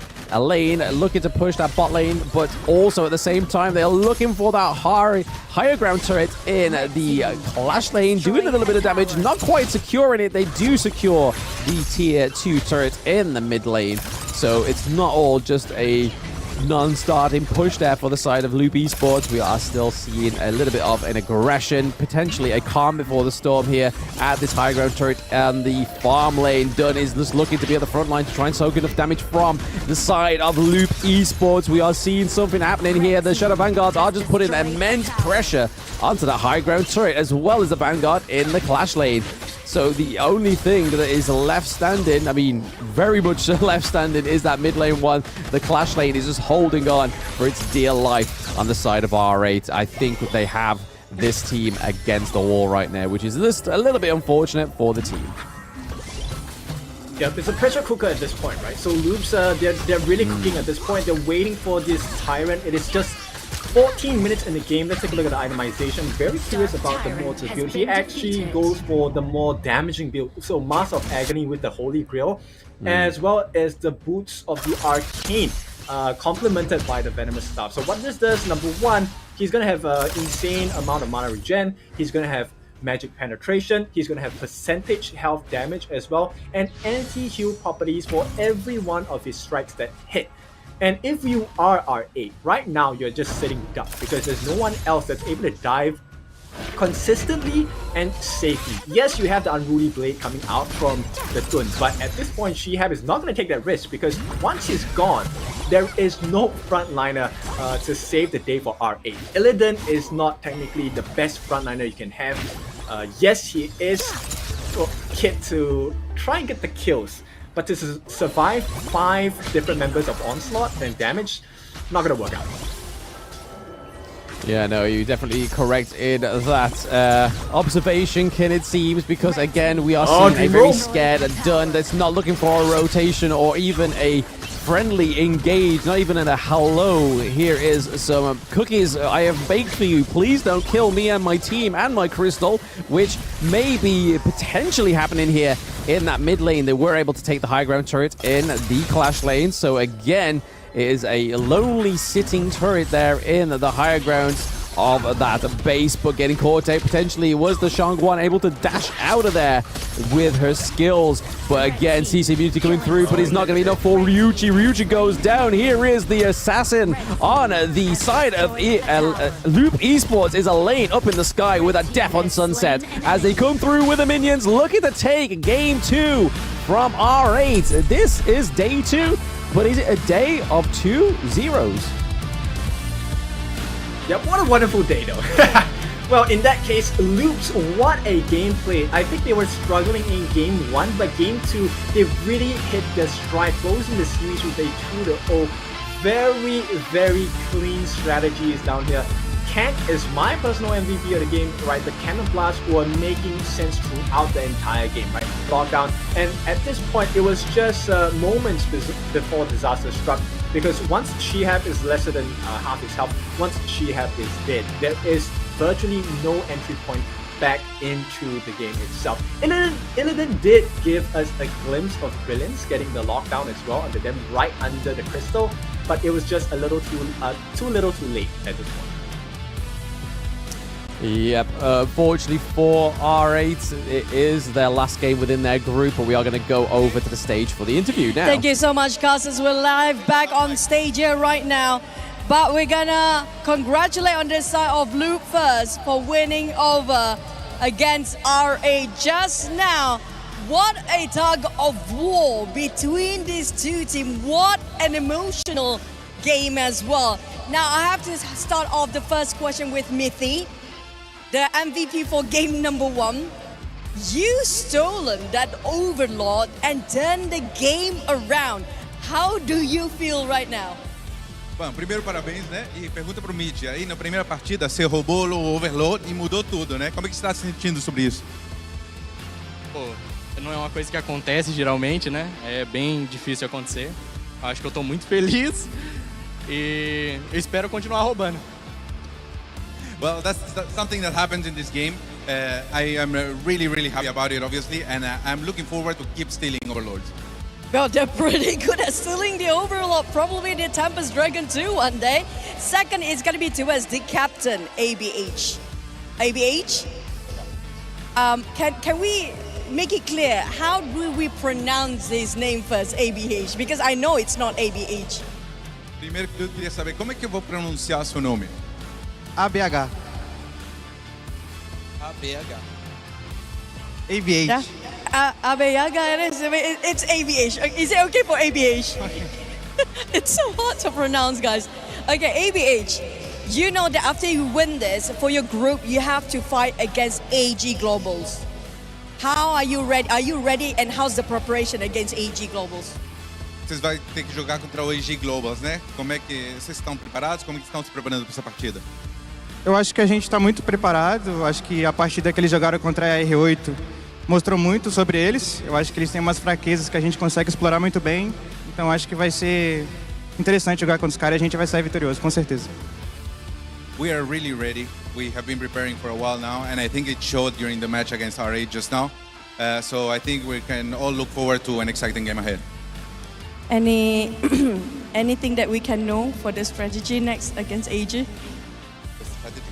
Any strategy that we can know against AG? Quer compartilhar aí alguma estratégia que vai utilizar? Negativo, negativo. É surpresa. Gonna be a surprise. So you guys have to watch that one out. Last but not least, ABH, you're the captain, right? But you played Jing so well in game number 1.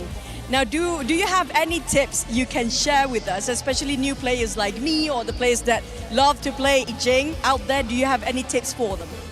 Você jogou tão bem com o Jane na primeira partida, né? Ela quer saber se tem qualquer dica para os jogadores que querem começar a jogar com esse personagem. A Jing com certeza é um dos bonecos mais difíceis do jogo. Então acho que muitas horas no modo de treino, treinando contra a fantoche, vai ser muito bom para as pessoas aprenderem. To get the feel of the game, the answer is always the same. You have to spend lots of hours in the training, and then you'll get there. Anyone can get there. And don't die, yes? No feed. Then don't feed and no die, yes? Morre, né? No more.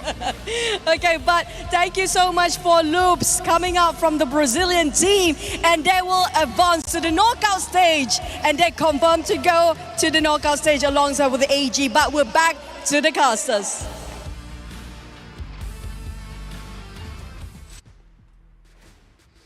And there we have it, Kin. The R8 did smash... Loops. I was getting a bit copium there, sorry. Loops smashing R8 with a 2-0. So that already puts them ahead of AG Global. Because AG Global won with a 2-1 victory, meaning they got 1 point, whereas Loops was like, hold my beer. I've got to get a 2-0 now, and I'm going to be first of our group. But obviously, the conclusion to that one isn't until 2 days' time. So that's when Loops go against AG Global to see who is going to take that top spot. But if they can't beat Loops with a 2-0, AG Global's going to stay below them, baby. So at least we know that Loops and AG Global are going to make it to the knockouts. At the end of this tournament, in a few days' time. So again, props to Loops, showing the Brazilian region proud and definitely smashing it. That was a clean game. Yeah, a lot of potential coming out from Loops. Very interested to see how they're going to do against their other Brazilian counterparts as we move on further down the days. Now, of course, with that being said, I think we take a look at the game itself. I think there were a lot of moments that kind of showcased the brilliance on the side of Loops. First thing first, I really like the draft that came into it, right? So we will take a look at the post-game stats. I'm going to be able to run through the story a little bit better at this point. Now, there's a couple of things you need to take a look at. The first thing first is Kank, right? I really love this pick on the mortar. It provided so much room for the likes of Zia to really just get the farm down as well. At the same time, we didn't really mention Tempest this entire game, but he was a silent assistant throughout the entire time of the match itself, where he was making things work. The map control was really clean. He was getting the wave clears. At the same time, he was also providing pressure against Illidan. So he was always locking Illidan in place, not allowing Illidan to come into the team fights and make life difficult for both Zia and Kank as well. So that only happened at the last moment where Illidan came in to use his ultimates, the knockback as well, lock them under the crystal. But at that point of time, Shihab was already dead. Xanon on Ryo and Ryoichi didn't have enough hit points or wasn't alive to even try and contest for the kills as well. Yeah, like you said, I mean, even we didn't give Tempest the time of day in that game, and that's just showing how silent his success was in that entire match. I mean, towards the end, when we saw the close of Game 2, that's when we really saw Tempest. He was like, oh, they have a fifth player. He's been in the Clash lane all this time, but now he's made his way down to the farm lane. Who would have known? But yeah, Tempest actually did a really good silent job in that entire match, just making sure he didn't die, putting the pressure on Dharma, and then just being that silent assassin that he needed to be in those team fights. But as you can see, Kanka with the 109k damage, that's just long range, obnoxious stun, just really put R8 into a pit stop, and even showed that the Shangguan pick was a non-starter. It was just a little bit unfortunate. I got really excited to see Zenon on another flashy mid lane, and it just wasn't given the air. We were saying the post-analytical game needs to have airtime, and I feel like she had very little. Yeah, exactly. Probably didn't buy the tickets in time, late for the flight, missed the flight, wrong gate, stuff like that. Many reasons why she didn't take flight and take to the skies. But nonetheless, I think this is testament to how strong Loops is, because they really just put them in a pressure cooker, right? They did so many things to slow down the farm. They did so many things to leash the growth potential on the side of R8. And it all started with Kank, right? Because of the consistent bombardment of the cannon blast, it really stifled the growth, because at every single instance, they were concerned, do we save Ryoichi? Do we go for more in team fights? And this is testament. I'm pretty sure it is going to be KAGE. It is going to be 109,000 damage dealt. It's going to be the MVP of game number 2 as they close off the series for Loops. KAGE, what a play. I mean, I show true appreciation for Mortar because I personally play Mortar in the roam and mid as well. So when I saw his performance, it was chef's kiss. Yeah, we've seen your TikTok videos, kid. We know you like Monsu. So it's definitely a well-known fact that you do like this pickup in the mid lane. But again, definitely well props to Kanka getting that 109k damage and 109% is surely going to be the MVP for being the shot caller of that game. Just being able to set up those easy engages. Like, I feel like Miffy didn't have to have much of a hard job in game 2 that like he did in game 1. There was no real need for him to keep jumping in, making the team fights himself. It was all literally like, Kanka, you just drop that first skill, we'll follow the suit, baby. And that's exactly what happens. The Loops were in suit with those engages, but again, to only be R8 and take a round from AGG, but then lose 2-0 from Loop Esports is a little bit of a blow for the team, because as they are now not officially be able to get into the knockouts or to EWC because they are in the bottom 3 of their respective groups. But as you can see there, look, Loops at the top, right at the top, creme de la creme of Group B. We have obviously Vivo Keystars in Group A as well, so they are currently sitting at the 2nd seed because Team Vitality taking that clean 2-0 from Foot Esports, but AG Global's not where I expected them to be, in that 2nd place after losing a round from R8 Esports.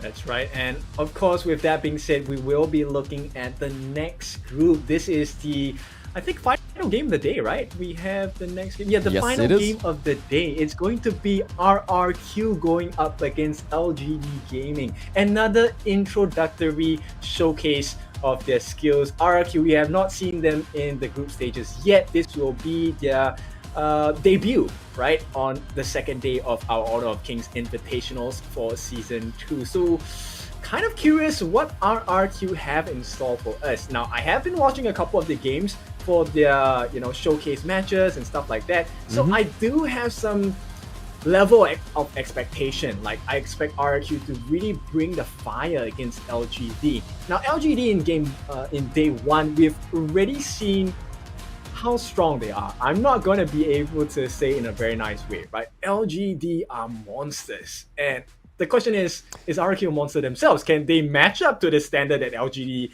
has shown to the rest of the world so far?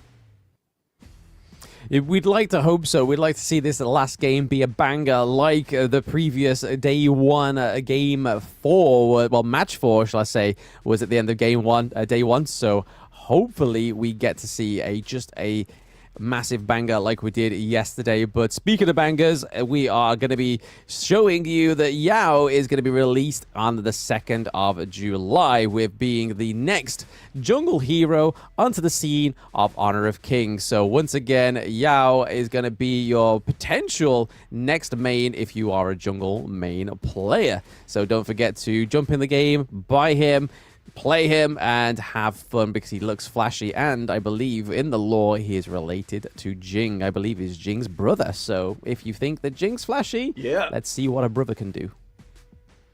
So if you can't play Jing, you can try Yao, and maybe your tides will change, right? Your fortunes will change as well. But hey, like they said, it takes time, it takes effort, it takes practice as well, right? You don't expect to go into the game and suddenly be a superstar in terms of execution. It takes a bit of work, right? And talking about work, this is what everyone else has been putting in for the side of the teams that have attended this Honor of Kings Invitationals for Season 2. So I'm really happy to take a look at the games.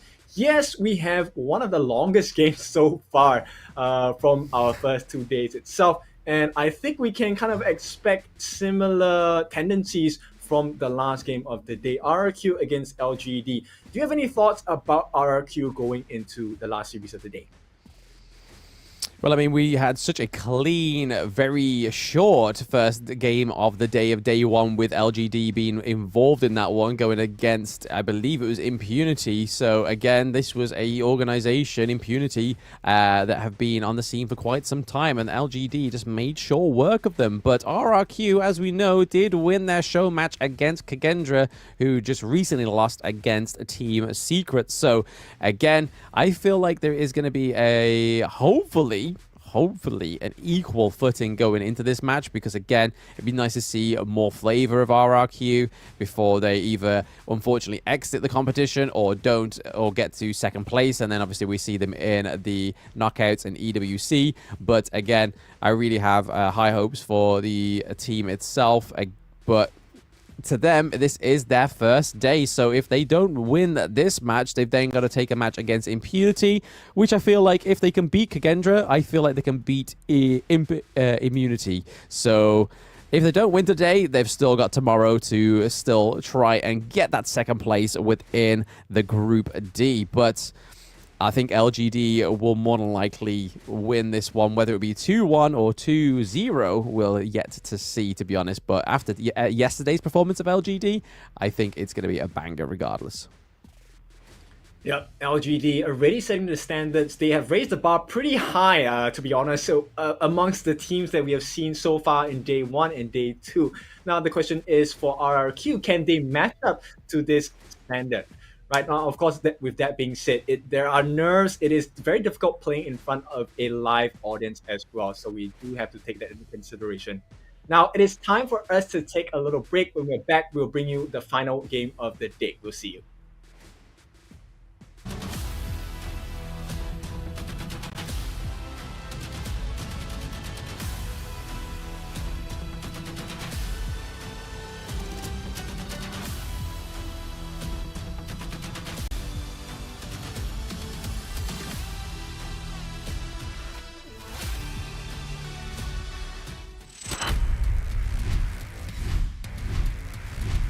Honor of Kings Invitational 2024 Season 2. Let's go! Saya sangat berhati-hati dengan tim Secret karena mereka memiliki player-player yang sangat kuat dan juga teammate yang sangat kompak kan. 加油吧，毕竟都是老朋友。我们会给每个对手 respect， 全力以赴。在 S2 13个队伍里面，我敢说，除了马来西亚和菲律宾队伍以外，我都有一战之力。Talk about the vitality. One is Shanks, and the other one is CT Boy. That I prefer to call him 垃圾。那他就等着被垃圾打败吧。我觉得他们可能在我对面连8分钟都撑不过去，就被平推了，没有丝毫还手之力。FUT 在我眼里可能连只蚂蚁都不如。Sen öyle hafif tatlı tatlı. Everybody knows that loops are easier to beat. Eu acho que o sonho de todo mundo que está na Loops é ser o melhor, e se a gente tiver que mandar vocês para casa para isso, é isso que a gente vai fazer. Loops, don't talk too much. 遇强则强，实力不详。Inshallah, ربنا يوفقنا في الماتش. 我们小组其实是很强的，有一个 LGD、Impunity 都是两个非常强劲的对手。Yang sangat-sangat ingin saya lawan adalah LGD karena mereka adalah salah satu tim terkuat di Asia. RRQ 你们应该比 Impunity 更简单。我估计比较困难吧，但是我们会尽我们全力的。RRQ 等下的比赛能撑过10分钟就好了，别逞强。Kalau mereka terlalu meremehkan, kami dari RRQ bisa mengalahkan. RRQ 加，我不会让你活着出水晶的。We are RRQ, King of Kings. We are coming for you. If you know the enemy, you can plan what you can do in the game before you start the game. Buat tim-tim lain, siap aja kita kalahin.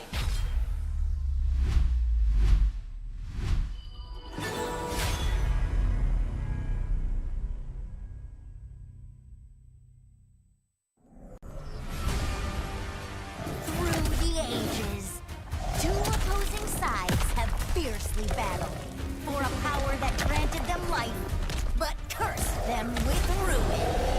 Wait! Oh, no, this story is too cliché. Maybe we can find inspiration from other stories. Hey, that might work. Got it.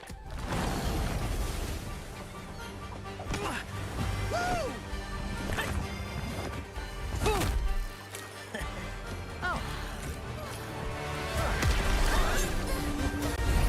This story is adventurous.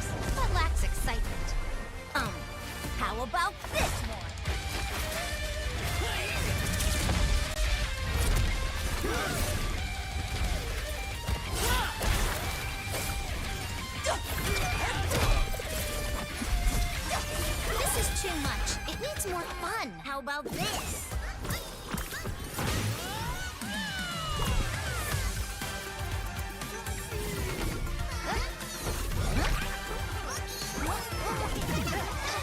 That's enough!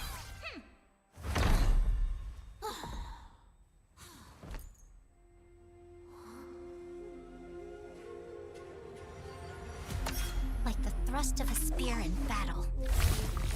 No one can tell my story but me! I'm born to stay, ay. This is my chest and my bonus play. Can't be late, won't hesitate. What do you say? Grace to find my face, scars to find my skin. I can't convince them to please them unless that I'm the one that you hate. H-to-E-R-E, doing it for real, I found my goal. From the ashes, I go the game. Deal with a rumble, make them crumble, make them run. Baby, it's go time. Knock me down, how I rise. An inspiration, I know.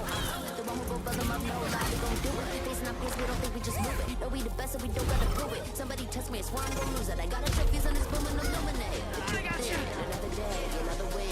You got the power to turn around. Ain't got a champion, get me last. Calling out for the game. There's a high. Won't you yell out my name when I sing a song for you?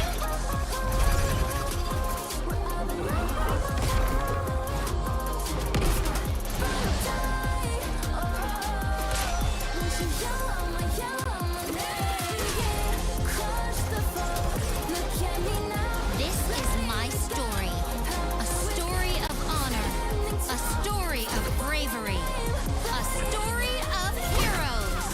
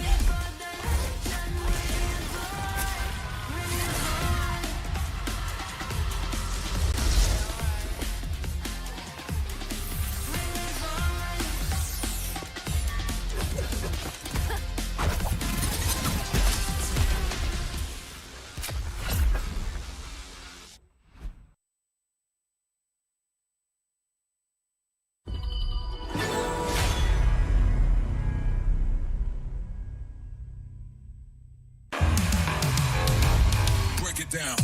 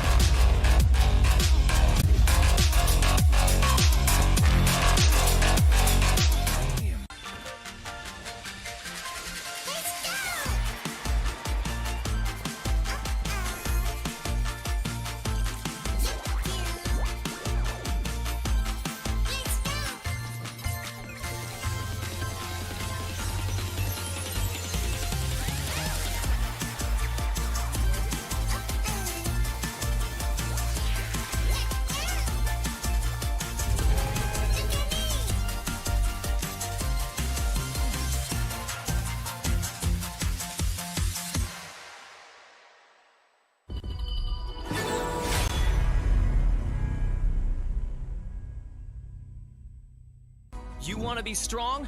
Learn from the pro now. When you're attacking a tower, you might accidentally target an enemy. Or when attempting a tower dive, you end up targeting the tower and minions instead. Professional players execute such impressive moves effortlessly. While you may feel overwhelmed and get killed by the tower, your controls settings might be holding you back. Change the recommended basic controls to advanced. This activates extra basic attack buttons for minions and towers. Turn on show enemy avatars to accurately select the enemy's avatar for the kill, and better assess vision exposure. Give it a try and play as smoothly as a pro, easily crushing the enemy faction. Learn from the pro. Learn more from Honor of Kings Global Esports.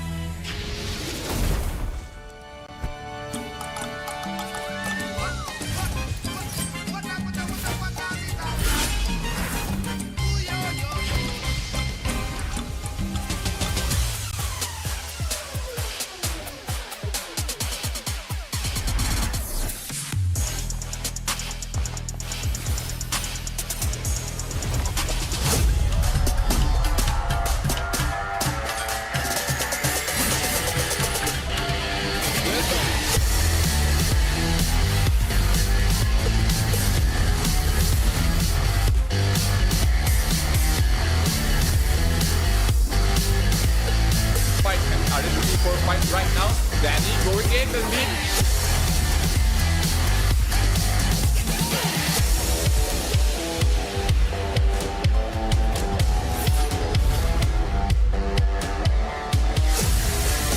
Well, hunted by Bang. Bang doing the time damage from Danny as well, taking up the win sheet as well. Niap is looking.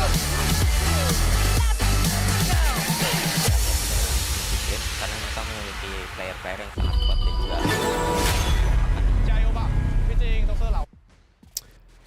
Welcome back to the Honor Kings Season 2 Invitational with myself, Blam, and with me for today is Kin, and we are already on the last match of the day, Kin. What is going on? Day 2? Day of 2 zeros? Please, can we break this curse? Well, it's very clinical. We are at the clinic right now. I think the teams are really aware of what's at stake here, and that is the top 8 position, right? This is a guaranteed entry into the EWC Esports World Cup. So I think the teams want to make a statement, right? Which is, sure, we are all going to get there, but we're going to weed out the people that don't necessarily have the substance yet.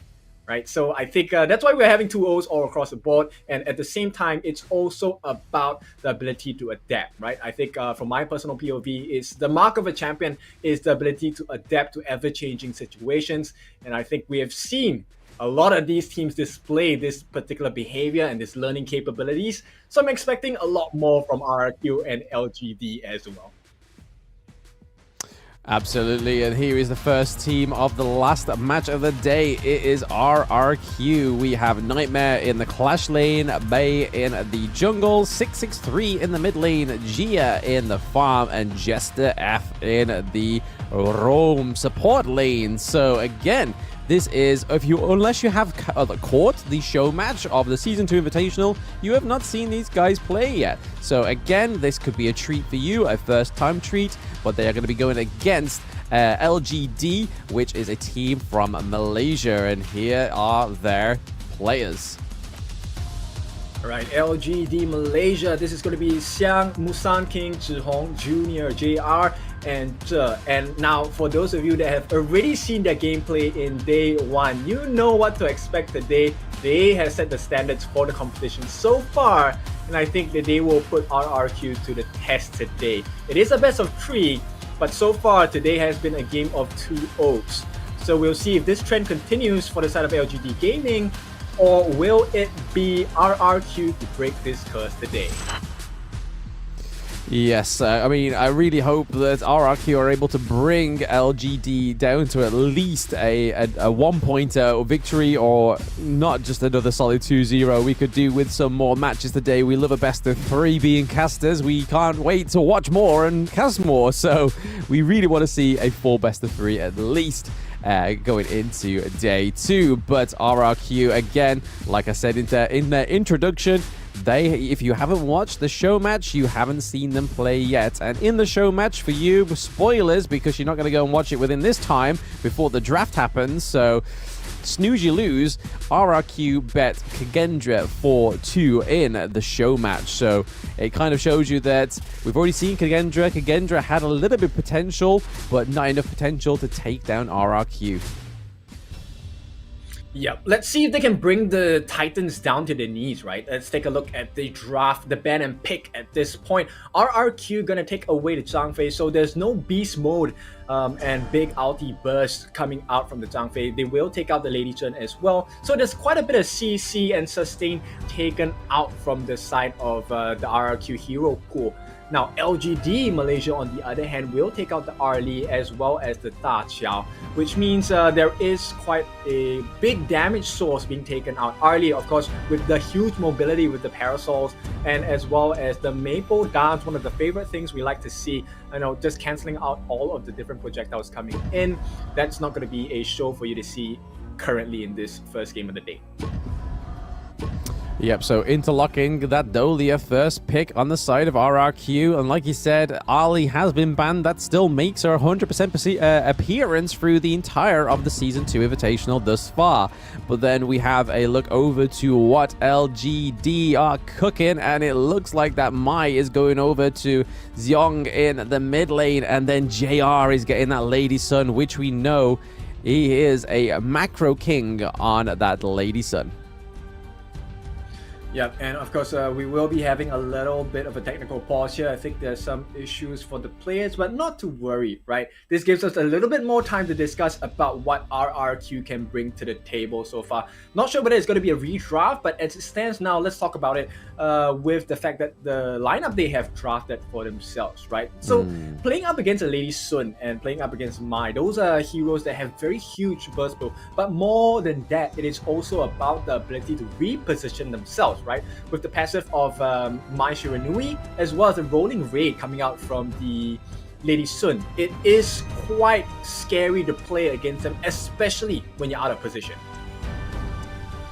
Yeah, I mean, if the Mai is definitely going to get locked in again, it would be something that we haven't seen yet on LGD. So yesterday, the mid lane of LGD played both the Lady Chen and Haino as well. So again, this would be a new string on the bow of this player. So, and again, we've seen some really promising Mai plays in this entire tournament so far. It's only 2 days in. So again, lots and lots of potential for this hero, but I feel like she has been 100% appearance as well now going into well, it seems like 100% appearance going into day 2. She's either been banned or picked within these games. But just a little bit of a rundown for the team comps yesterday that LGD actually did go for. So they had the likes of Elaine, Pei, Haino, Ali, and Lian Po for their first game.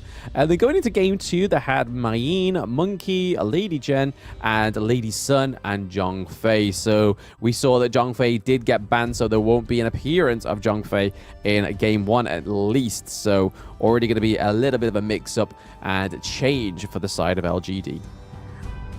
Yeah, we might see the Tun make it out of the ban pool as well. Like you mentioned, you guys mentioned about it in day 1. LGD has a very scary tendency, which is they like to go hyper aggressive right from the get-go. And I think that's something that RRQ needs to be really concerned about, and they need to kind of prep themselves defensively. Can they outlast this Malaysian LGD aggression that's gonna inevitably spoil the game if they allow them to get away with what they want?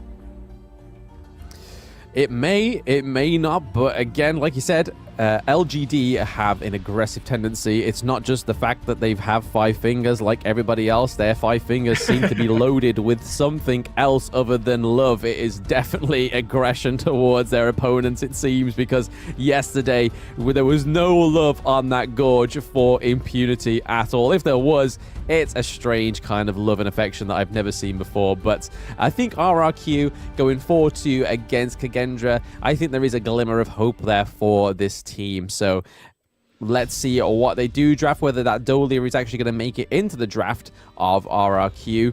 But again, if I just check the stat sheet, if they have any of their draft going through already for RRQ, or if they did take the draft for the show match that RRQ did, let's have a look. It doesn't seem like it, no. So again, we could be up for a complete treat here. We could be seeing some new picks come onto the gorge. Again, that is probably one of my favorite things of a Season 2 Invitational, is just seeing these new picks come through. Obviously, if they do go for the Shangguan, then they want to play a lot better than R8 did in the last game, because just the sheer amount of skill that this hero can display, but also the amount of damage and outskilling that Shangguan can do. It's already shown in like solo queue when you see some of the streamers play Honor of Kings as well, some of the content creators who pick up this hero and realize the potential. It's just crazy. That's why I really just want to see somebody just grab a hold of this hero in the mid lane and just go ham. Yep, and you know, it's really dangerous because the finishing stroke, the name of her ultimate, if it is going to be paired up with the Celestial Melody from the Dolia, depending on how well they farm up in the early stages of the game, it could be the one thing that brings LGD Malaysia down to their knees. Like I said, it really comes down to the aggression. If they're able to stave off the initial aggression coming in from the Malaysia LGD lineup, then perhaps we could see that turnaround, that counter move, that counter punch that will allow this Shangguan to shine as brightly as we expect her to be. Yep, but obviously we are just still looking to iron out those technical issues here.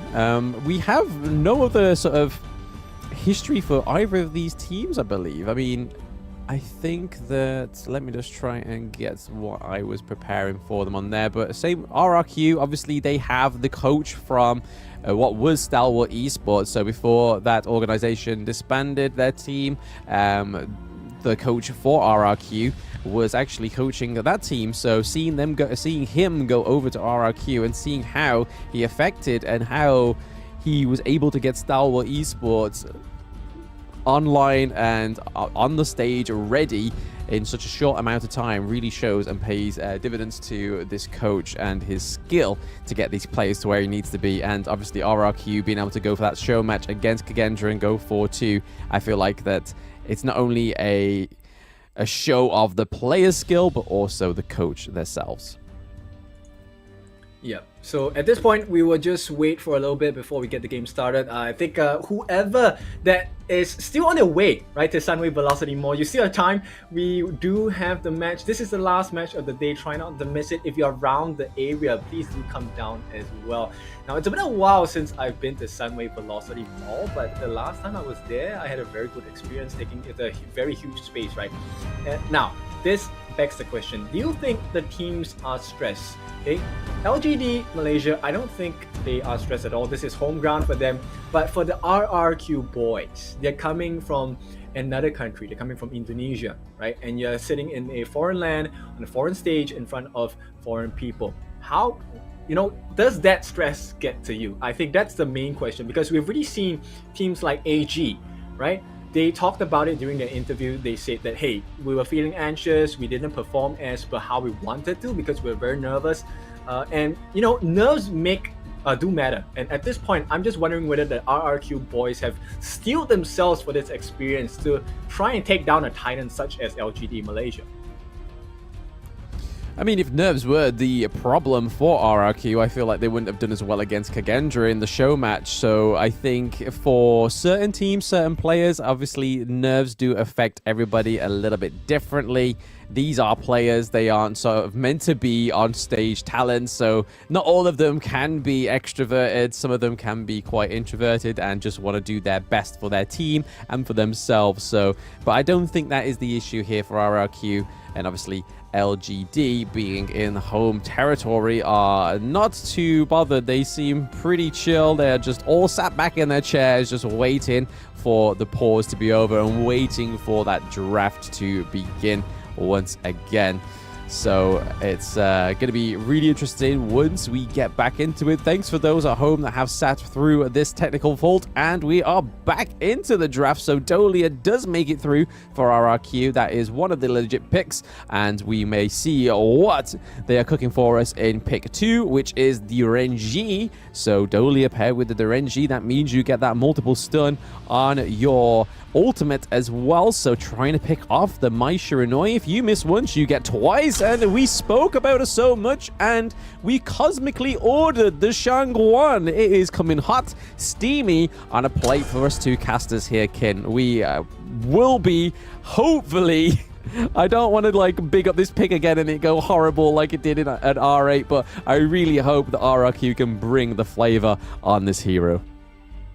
Yeah, these are two big ultimates that will be extremely flashy, but not only flashy, right? It's not just about the aesthetics, it's about the effectiveness as well. The Mirror Domain will be effective in getting the huge burst, the kills as well, similar to Shangguan's finishing stroke. So it really is who is going to be able to pull the trigger and get the kill first. And this all comes down to the start of the game, managing and pushing their will onto the opponent's team. Now they're going to finalize the bans. It is going to be the Mozi as well as the Lianpo ban coming out from the RRQ lineup. For the side of the LGD Malaysia roster, they're going to take out the Dun as well as the Musashi. Yeah, so a lot of the support picks have already been taken off the cards that we've been seeing majoritively throughout the Season 2 Invitational from day 1 to day 2. Obviously, Lianpo, Mosu, Zhongfei, Dun obviously can be flexed down to the support lane, so we could be seeing something maybe like a Little Lute or a Taiyuan, or we could be seeing Lushan, because we do know that some of these Southeast Asian teams do like to pick the Lushan in the support role, but again, it could be something completely unconventional. But it's definitely not going to be the Chao, because that was banned at first. But the thing I'm really excited for this Shangguan this time is the fact that it's going to be 2 assassins in the mid lane and not an assassin against a utility mage or the likes of Angela, which we are used to within Season 2. This is going to be potentially a non-stop brawling lane. And speaking of brawling, they have the likes of the Charlotte, and paired with the Kaiser and the Dolia, you are going to get that 16 seconds of just pure sponginess from the Kaiser.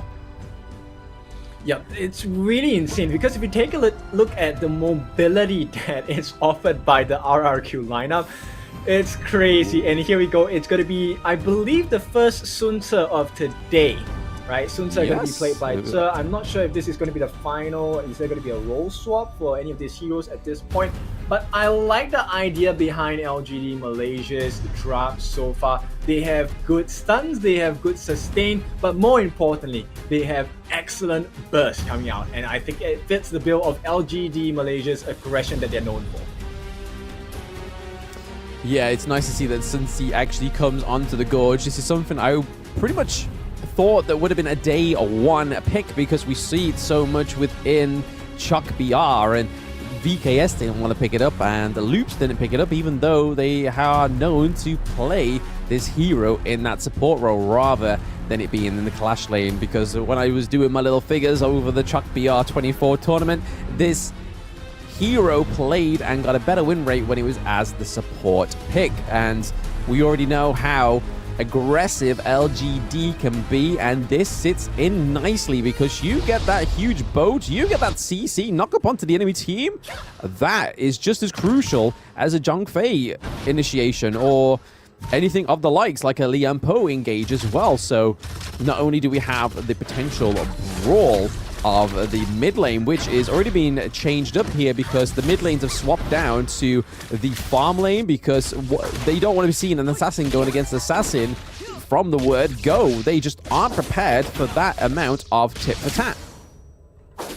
Yeah, that's right. And you know, I want to build on the point that you're talking about the Sun Tzu. Right now, the moment he hits level 4, with the set sail, he's able to increase the speed of rotation. He's able to take one member along with him as well. And looks like Tia is in a little bit of trouble. Zihong looking for his food. Will not get the last hit there, but he's still looking for more.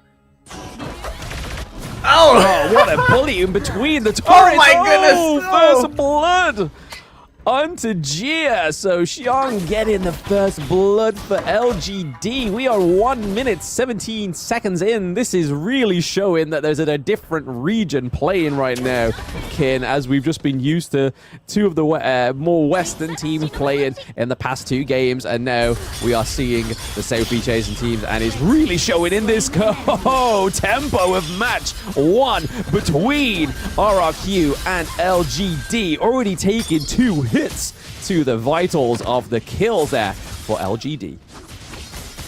Yep, and this is the LGD Malaysia that we're all waiting for, right? So this is exactly what we had in mind for LGD's lineup.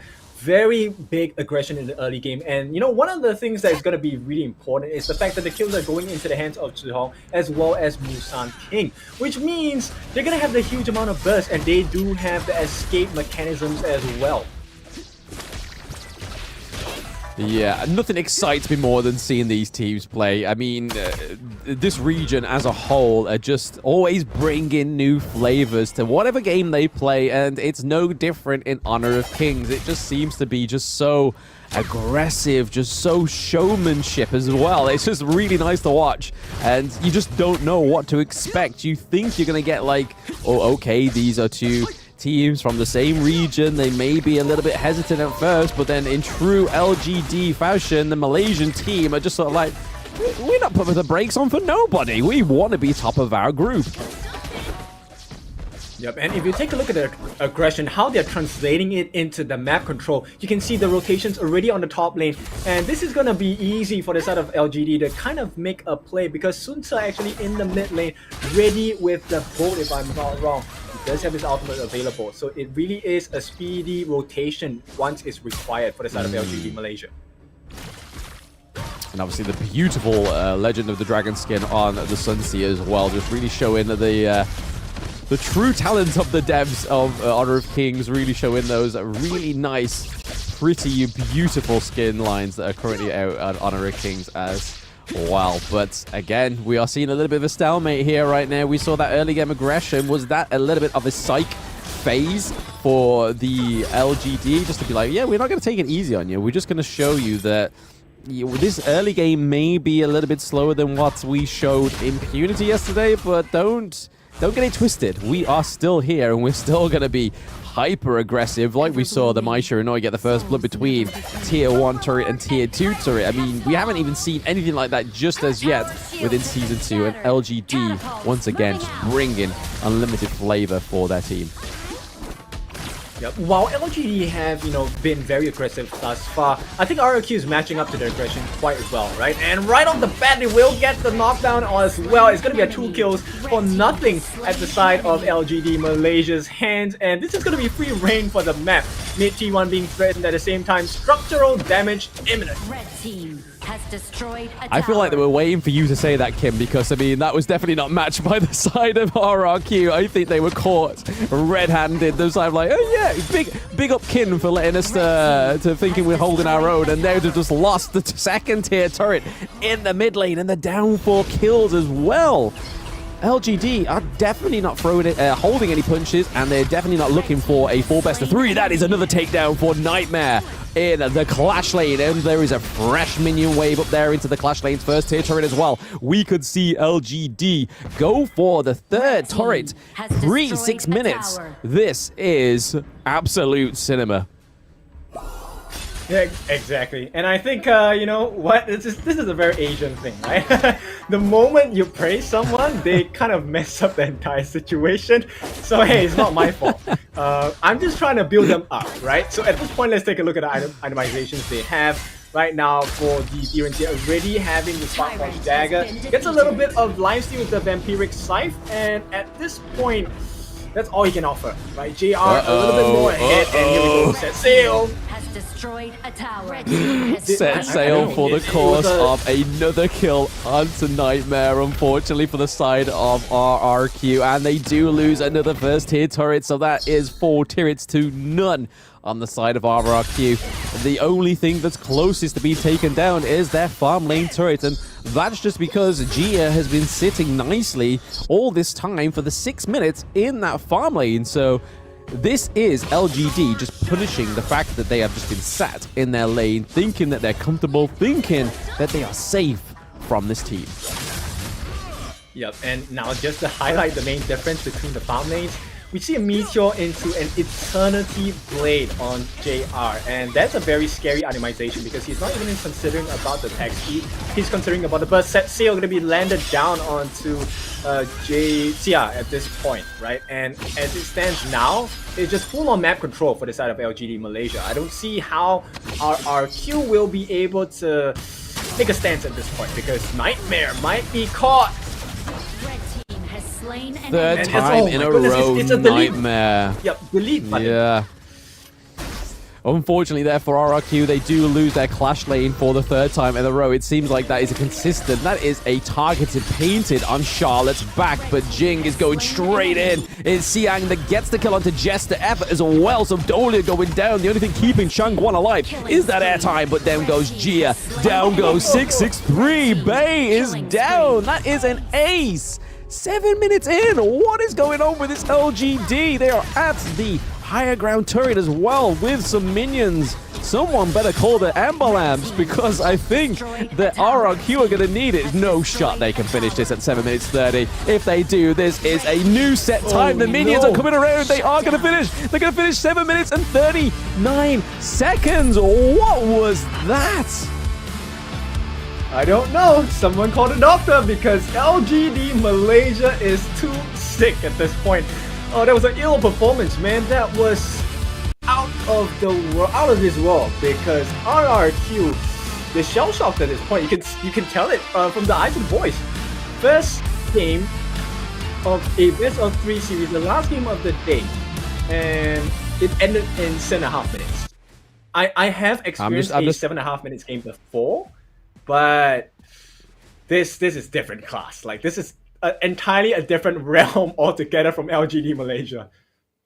I'm just checking my temperature to make sure that I'm not just seeing things, and that was a 7 minute and 39 second match, but that was just absolutely brutal on the side of LGD. The fact that I feel like the technical difficulty was probably longer than that match is just absolutely a nut statement to be made. But to be honest, the way we saw LGD play and play against Impunity yesterday, I don't think this is much as a surprise for me. Yes, we haven't seen much of RRQ. Impunity, we had a little bit of a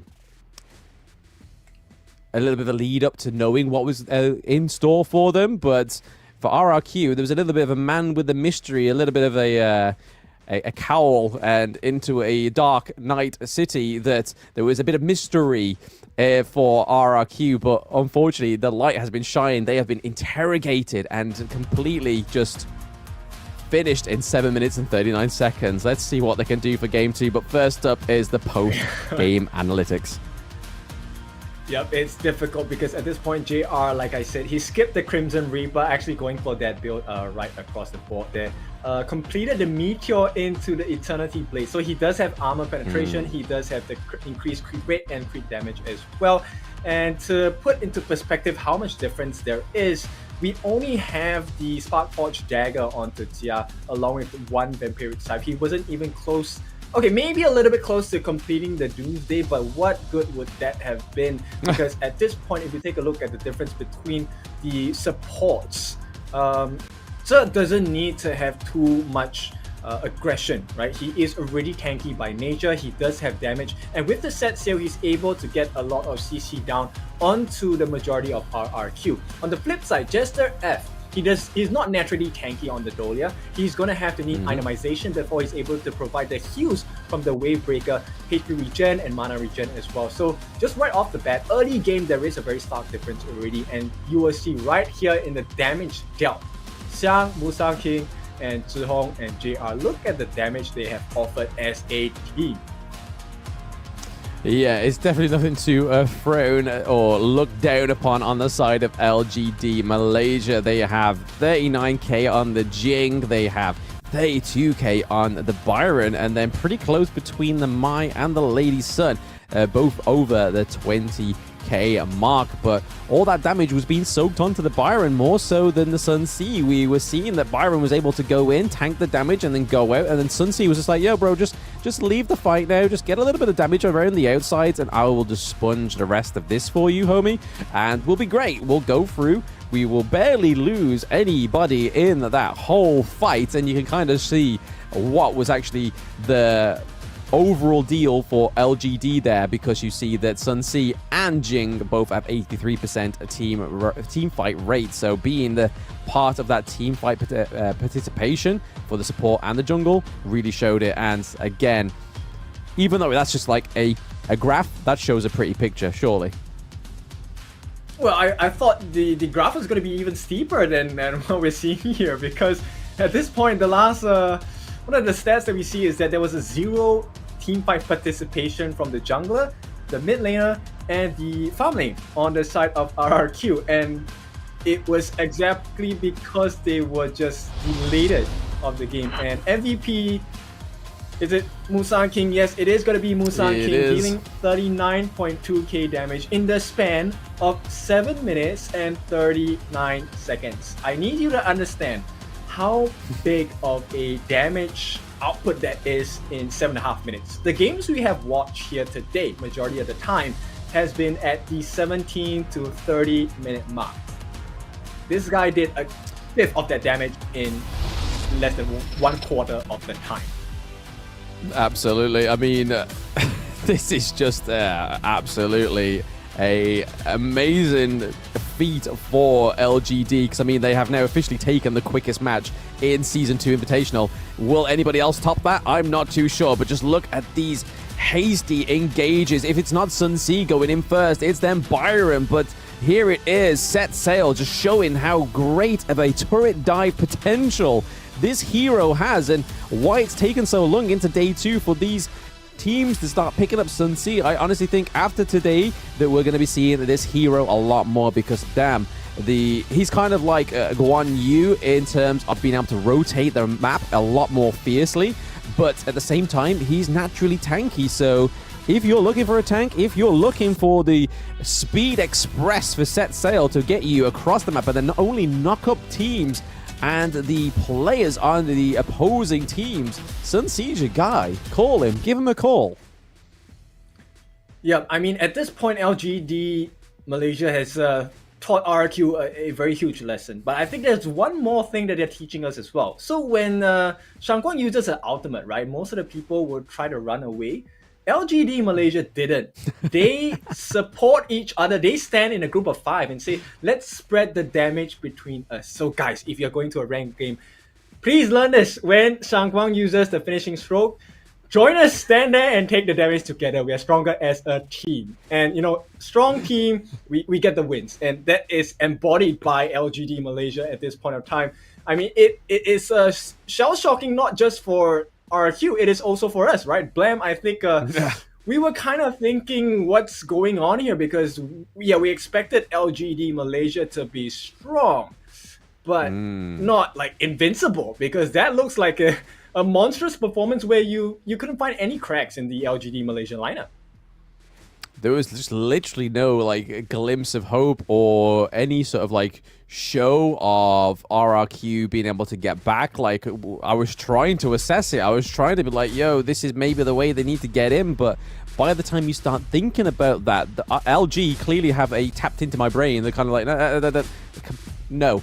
They don't have a way. We have a way. We are going to be there. We have 10 fingers and we have no thumbs. We have 10 fingers, no thumbs. Our fingers are going to find a way to end the game super duper quick, but I didn't realize it was going to be 7 minutes and 40 seconds quick. But considering our longest game has been on the same day, I think that's LGD sending the message to the rest of the teams. It's like, you had a 29 minutes and 15 seconds match? We'll beat you by 22 minutes. And to say that is crazy. Yeah, I mean, at this point, the Gorge is LGD's law, right? They are the ones, stating the rules, and these are the guidelines you have to operate by. And this time, they're gonna change it up a little bit more. They're gonna ban out the Dolia along with the Lady soon, and this is gonna be, countered by the Arlie ban. And same, my Shiranui. We've already seen how Zhong was so potent with that in the early game. The fact that he chose to stay in the lane and continue to pressure the farm lane with the Direnjie was kind of surprising to me. It was a risk that I felt that was not worth taking for the side of Jia. Right? But nonetheless, LGD, we know their aggression, and this time they want to start the ball rolling with a Da Xiao. As if they couldn't get any more aggressive, Ken, they go for the Chow. So are we going to see the Futsu combo here? It's only time will tell, but surely RRQ are like, nah, bro, they're not going to go for that, right? RRQ do take the Jing and the Dharma for themselves, so Dharma actually not coming across in the first game. They decide to go for Dharma this time around, whereas the Jing was in the prize possession of Musang King, giving him that MVP of game 1. So I think if you're not going to ban it, take it. Hopefully the side of RRQ can do something with it, but there it is. Not only the Futsu comes through, the Maiin as well. The human ward that we've been seeing for the rest of the day comes through on the side of LGD. Yep, it's really scary. One of the funny things is that Futsu's first skill is called Corporal Punishment. And it looks like LGD Malaysia is ready to lay the pain onto RRQ. Now, RRQ, there are some benefits to the draft as well. So far, they have the Marco Polo, so there is quite a bit of damage they can offer. But this damage only comes after he has 2 of his core items, and that's going to be the Sparkforged Dagger along with the Doomsday as well. He needs attack speed, right? So until then, Marco Polo is at risk of being taken down by the Futsu Da Xiao combo. In the meantime, we're hoping that maybe the Jing can do a little bit more work for the side of RRQ, and maybe they can buckle the knees of the Titans in the form of LGD Malaysia. Yeah, I mean, the Marco Polo coming through is very interesting because, again, this farm lane hero has not surfaced onto the Gorge too often in the Season 2 Invitational as of yet, because if I am correct, where is Marco Polo on my little sheeto? Where is he? Very small writing. Let's have a look. So, Marco Polo. There he is. He's currently a 12% appearance in the Season 2 Invitational and currently sitting on a very humble 0% win rate. So RRQ not only have a huge thing on their shoulders in terms of trying to get a win for Marco Polo to get him to that 50% win rate, but to show him on the board is to get that appearance, and hopefully it's a positive appearance for themselves. But I've just looked over to LGD and they've gone for the Lishin and the Butterfly. Oh my days. Butterfly is one of my favorites when I first ever started playing this game. I love Butterfly, and the fact that it's been made into the competitive scene now, I'm like, oh. But then the Dong Huang, okay, a little bit of a counter for both the Lishin and the Butterfly is going to be really interesting for the side of RRQ.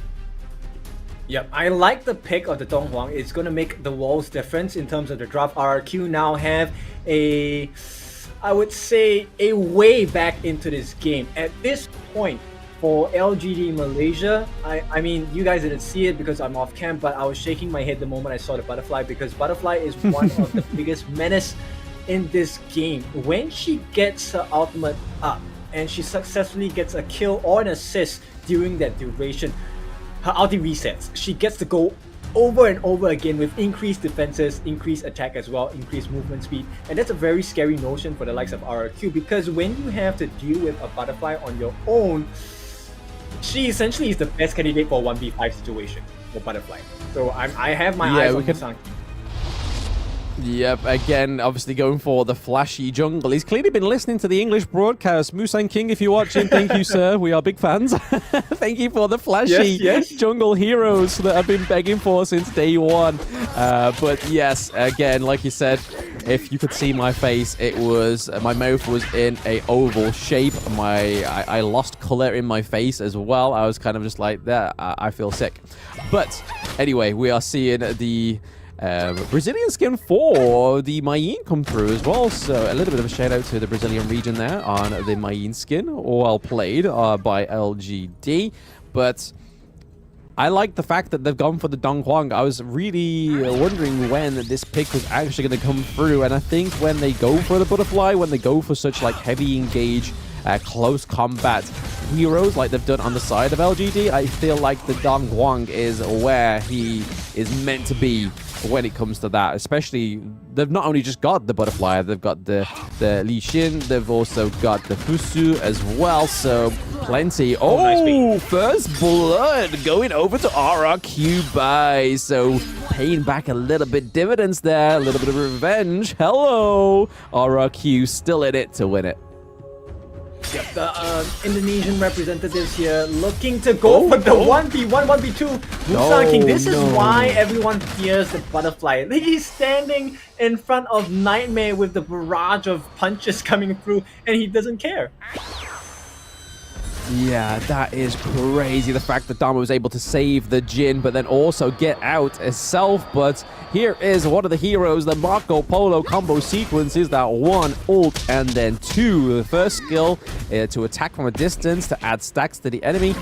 Look for an opportunity to use your ultimate to deal a large amount of damage, and then use skill 2 to disengage from the fights. And you'll more than likely see it by RRQ. You will see him spinning around, in having the time of his life, and hopefully dealing a lot of damage to LGD before he has to escape and retreat out of that team fight. But that is a Marco Polo for those who are farm lane mains.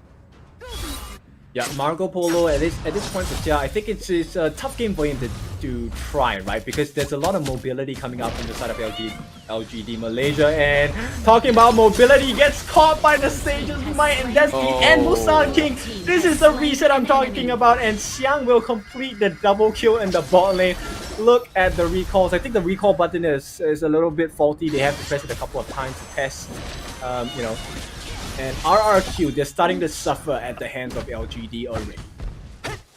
Yeah, Nightmare trying to put a bit of pressure here onto the Clash lane, so at least trying to get some of that macro pressure onto the side of LGD, since that team fight down into the bot lane didn't really go in their favor, but Bay may be getting picked off there, and it is the Chow getting the kill onto Jing, but Dharma is going in onto the likes of Z, taking down Fusi, but it is not enough. We see the LGD recall and respawn straight away with Xiang taking the kill onto Bay, and then potentially there was a fault there for Angela. We could have saw Angela fall, but it was a very good play by the side of RRQ, keeping the mid lane safe, and that's all they can really hope for, is just trying to nullify these aggressive plays on the side of LGD.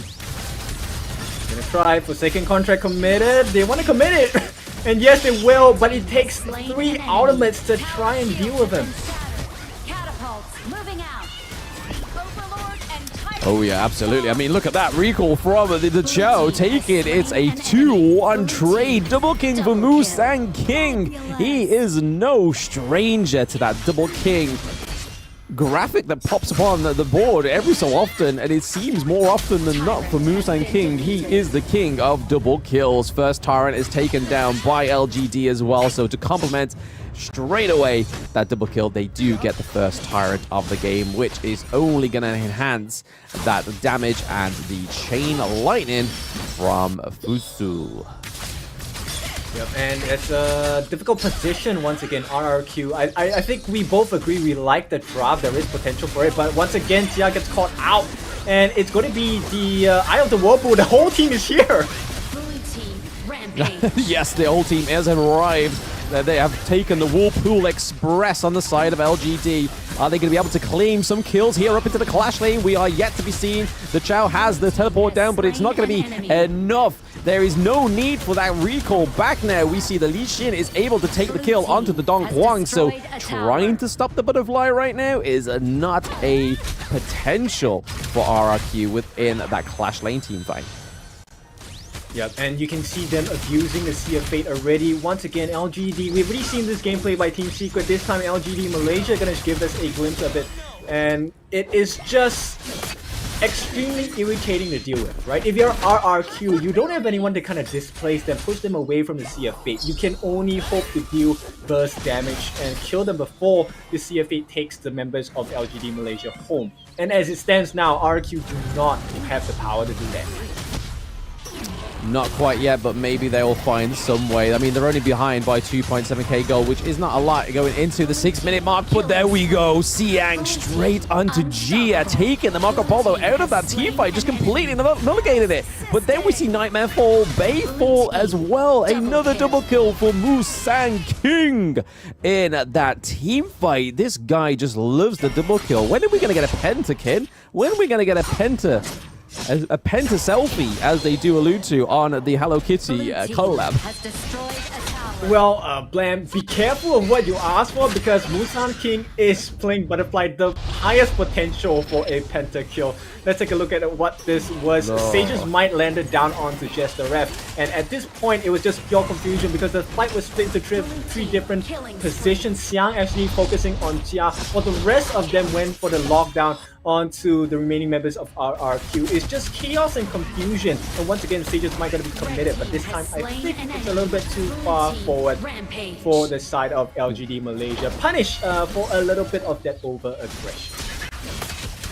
Yes, they definitely put their foot down there on the side of LGD. They did lose 1-for-1, but however, that Dong Huang is down. So again, I do repeat my same sentiments that trying to stop the Butterfly without the Dong Huang is going to be a lot harder than with the Dong Huang, because again, that suppression coming through, being one of only 2 heroes in the entire game to have suppression, him and Liang. Are great counters for Butterfly, especially when they're being as aggressive like Musang King. Already having, what is it now, 3 double kills on the board? Yes, it is. He's 6-0, baby. He is not sure of those double kills. Again, straight onto RRQ by. Again, Jing is falling down. And we are having Nightmare on the run. Is he going to have a Nightmare himself? Fuzi is there trying to take the first tier turret as Mayin is battling 1v1 with the Dharma. Oh my days. LGD taking the first tier turret, but then he's just happy to leave Mayin to just tackle the Dharma on her own. She's like, yo, bro, I've got this. You just take that turret with the Vanguard. It's all gravy. Yep, I mean, Nightmare really embodied his game there, because he thought he was going to be the Nightmare, and the tables were turned in an instant, and now they're going to try and defend. They need something here. They will commit the Forsaken contract. Vi gets the kill, but at this point, it's just a consolation prize, right? They will not. Oh, here we go. Musang King goes in for the rest of it. They will get the Fever Barrage just as a defensive measure, and that's something you don't want to see. Especially if you're playing on that Marco Polo, right? If you have to use it defensively, it's not a good position. It means you are very far behind in the game. And Musang King right now, it just strikes fear into the hearts of the RRQ boys, because he's so far. He's level 13. He's 2 levels ahead of everyone. 4 levels ahead of Jester F, the one person that was supposed to be able to control him. Absolutely. The reason why this hero was banned in KIC Wildcard Qualifiers 2023, Butterfly being like 100% ban rate in that whole scene, but again, I do have to give props to RRQ. They have lasted longer than Game 1, so if there is any kind of sign of improvement, it is the fact that they have lasted longer than that 7 minutes and 39 seconds, which again is definitely no small feat against LGD. We are seeing a bit of an attack here on the Clash Lane. Down goes the Clash Lane second tier turret as well. Just RRQ trying to do everything within their utility to keep them off of those high ground turrets, because once those high ground turrets fall, it's just gonna get even harder for any sign of comeback for RRQ. Have we seen a match yet in Season 2 where it's gone all the way to the Crystal and they've managed to bring it back? No, but there is a history of it in Honor of Kings, so we're not going to call them out just yet. hopefully RRQ have something that they can do to bring back this goal difference and just throttle the butterfly right now. But again, Xiang is just not done. He is just waiting for that Jing to come out. Jing actually be able to escape. That is really good for the side of RRQ. They don't want their jungle to fall once again. Xiang probably having a bitter taste in his mouth, not knowing that he could get that kill. Futsu and Dao Chan here in the mid lane with Li Xin also is not looking good for RRQ. Sorry, there goes the higher ground turret on the side of RRQ. So that's down one. There is no more minion waves for now in the other respective lanes that still have a high ground turret. So for now, RRQ have a small amount of time to breathe and try and figure out something here to take down the beast that is LGD. Yep, so they're gonna try and go for the Sage Might. Probably doesn't even need it at this point. Gonna be using a Sea of Fate to traverse back home. In the meantime, it is gonna be the Idle Whirlpool. They will bring it back. They do successfully get a consolation prize in the form of Zihong, but that is all they're gonna get because the base is going to be barren in a little bit. Top lane, bot lane, mid lane is being threatened at the same time. Zhe is just in the faces. He does not care. And here we go. It should be the end of the game. The dive is going to come in from the butterfly as well. Musang King playing with his food as well. Fever Barrage not going to be enough. There is no damage coming in from RRQ. And LGD are just too far ahead. Too far ahead, and without a real support hero, the Fusi is down in the support lane. I don't know why. I've only just gathered that Li Xin is actually JR until that double kill came up, and I was like, oh, wait a minute. There's no range on this team, and the only one that is the range is the Chow in the mid lane, which is a crazy positioning to me. But this is LGD with their vast amount of knowledge within Honor of Kings, just showing that strats are not as black as white as the rest of the region seem to think, but they are popping off with what they got cooking here. Yes, it's not as clean as game one, but it's definitely working for LGD as they take the Shadow Overlord. Now, I think you're missing something here, Blam. They do have a secondary long-range hero, and that's Musang King. When he uses his ultimate, he is long-range per se, and when he gets a reset, he is virtually a long-reaching arm. He's able to touch the backlines of RRQ as and when he pleases. And yeah, that will be the touch there. It is going to be a 1-for-1 1-for-1 trade, but it's not looking like it's going to settle there, is it, kid? We see RRQ take down the Futsu, but again, there is just Angela and Marco Polo just trying to keep that crystal alive. They're able to take the minions down, though. There is no minion. There's one minion in that base. Is that going to be enough for LGD to take the victory of Game 2? We see Marco Polo trying to wipe out the minion, but it's not enough. LGD wiping and finishing day 2. Day 2 now recrowned as day 2-0, because that is it, guys. 2-0 all day, every day for Honor of Kings Season 2 Invitational Day 2. Yeah, this is a very scary day, man. I mean, we have seen the Malaysian representatives are so freaking strong. We have Team Secret, we have LGD Malaysia as well, and there is no doubt that there's going to be high expectations for our Malaysian team going into the knockout stages, as well as the Esports World Cup. Masterclass in totality from the side of LGD Malaysia. Yes, absolutely showing their true colors there, and the fact that whatever the coach was saying, that don't fear us, we have 10 fingers. Hopefully thank you have so some much, more Costa. wisdom We're here. live back on Grania with me, Team LGD of Malaysia.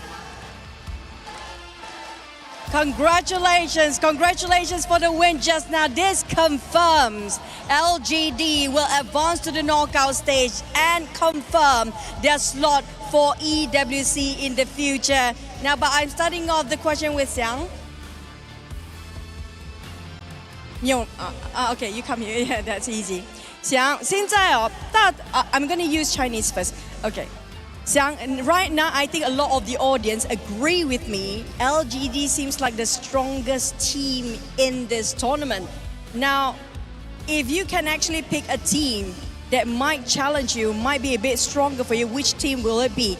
Now, 我感觉到观众们还有我自己会同意，你们现在 LGD 应该是最强、最厉害的团队，在现场比赛的时候，对你来说有没有别的团队如果给你选的话，哪一个团队对你来说可以影响到你们的比赛或者你们的成绩？谁？讲一个，谁玩？对我们的冠军造成威胁了？没有，没有，对，一个团队都没有，一个都没有。很有信心，很有信心。I like it. They're so confident. I asked them which team, any team. They said no. For now, no. 如果 EWC 呢会有吗 ？EWC 也是没有，也没有，也是没有。If it's EWC, not at all. So Malaysia, look out for LGD. Next, do we have Jimmy? Jimmy is not here. Where's Jimmy? I cannot see. Okay, Jimmy. Okay, Jimmy. Kita cakap Melayu pula boleh? Boleh. Kita cakap Melayu pula. Okay, Jimmy. Jimmy kan student lagi. Ya. Awak university student. And then macam mana awak nak bahagi masa nak jadi pro player, nak jadi study lagi macam mana?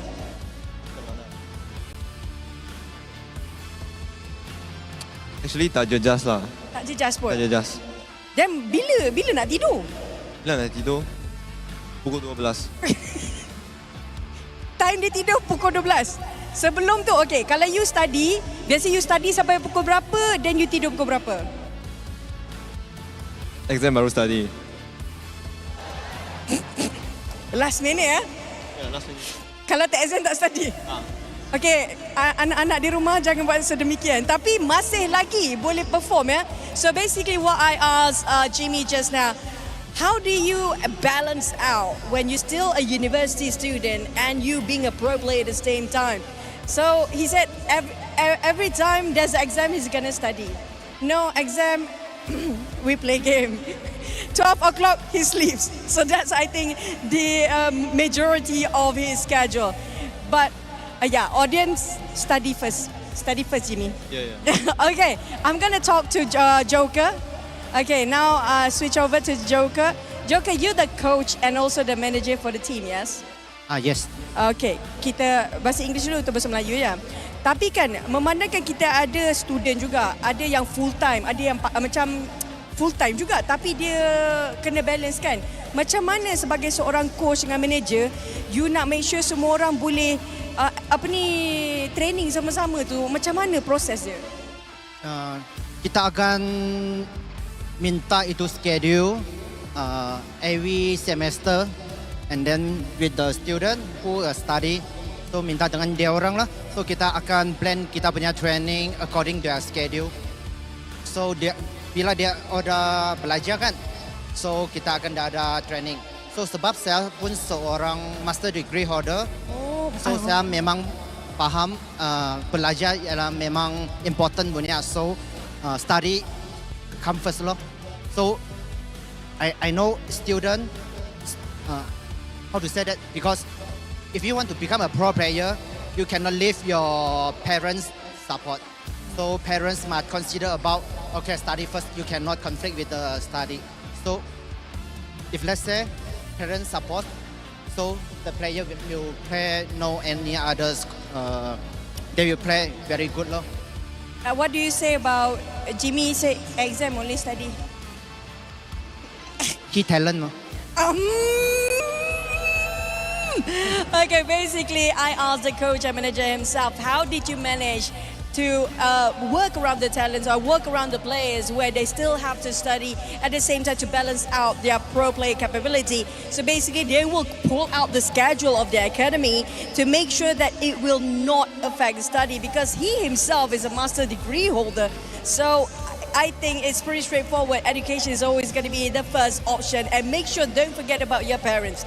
You know, their support of your parents is everything in the world. But I think it's going to be good luck, all the best. The number one team of Malaysia here right now is going to be LGD.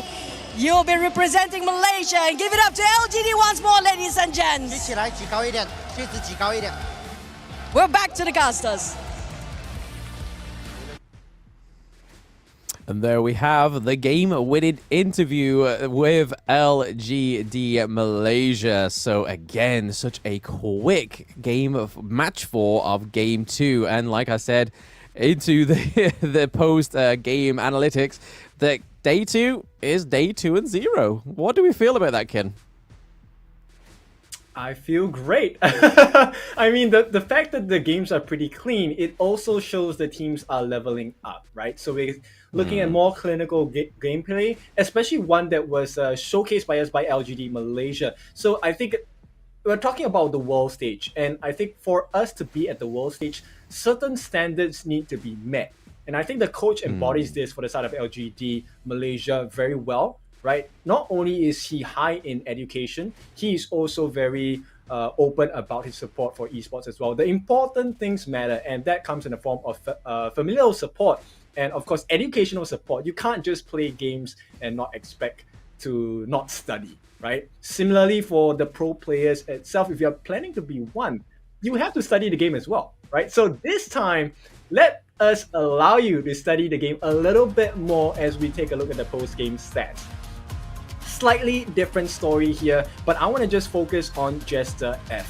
Now, Jester F, I like the fact that they went for the Howling Wind with the original itemization going for the Crimson Shadow, right? He wanted to increase the attack speed to allow Tia to come and make full use of his itemization. At this point, he did get majority of the core items. That's going to be the Sparkforged Dagger along with the Doomsday as well as the Crimson Reaper. And of course, Frigid Charge, the last item, is to really help him survive and sustain a little bit longer anytime he gets locked down. So he will have the 12% shield onto it. At the same time, 663, I think, did a very good job of getting the Scepter of Reverberation with the Savant's Wrath and the Void Staff. All of this was to try and help to mitigate the damage and onslaught coming from LGD Malaysia. But even though the two members who are responsible for majority of the damage for RRQ managed to build themselves up to this point, if you take a look at the counterpart, Mr. Butterfly, Musang King, Axe of Torment, Cuirass of Savagery, Master Sword, Siege of Breaker, when he takes damage, he has increased movement speed, he has increased damage, he has increased damage every time he uses his skill, he has armor penetration, the list goes on. So it is really hard to play against Musang King, especially when he is a butterfly, and I'm pretty sure when you take a look at the team damage offered, damage dealt, you will see the true story there of how dominant LGD Malaysia was.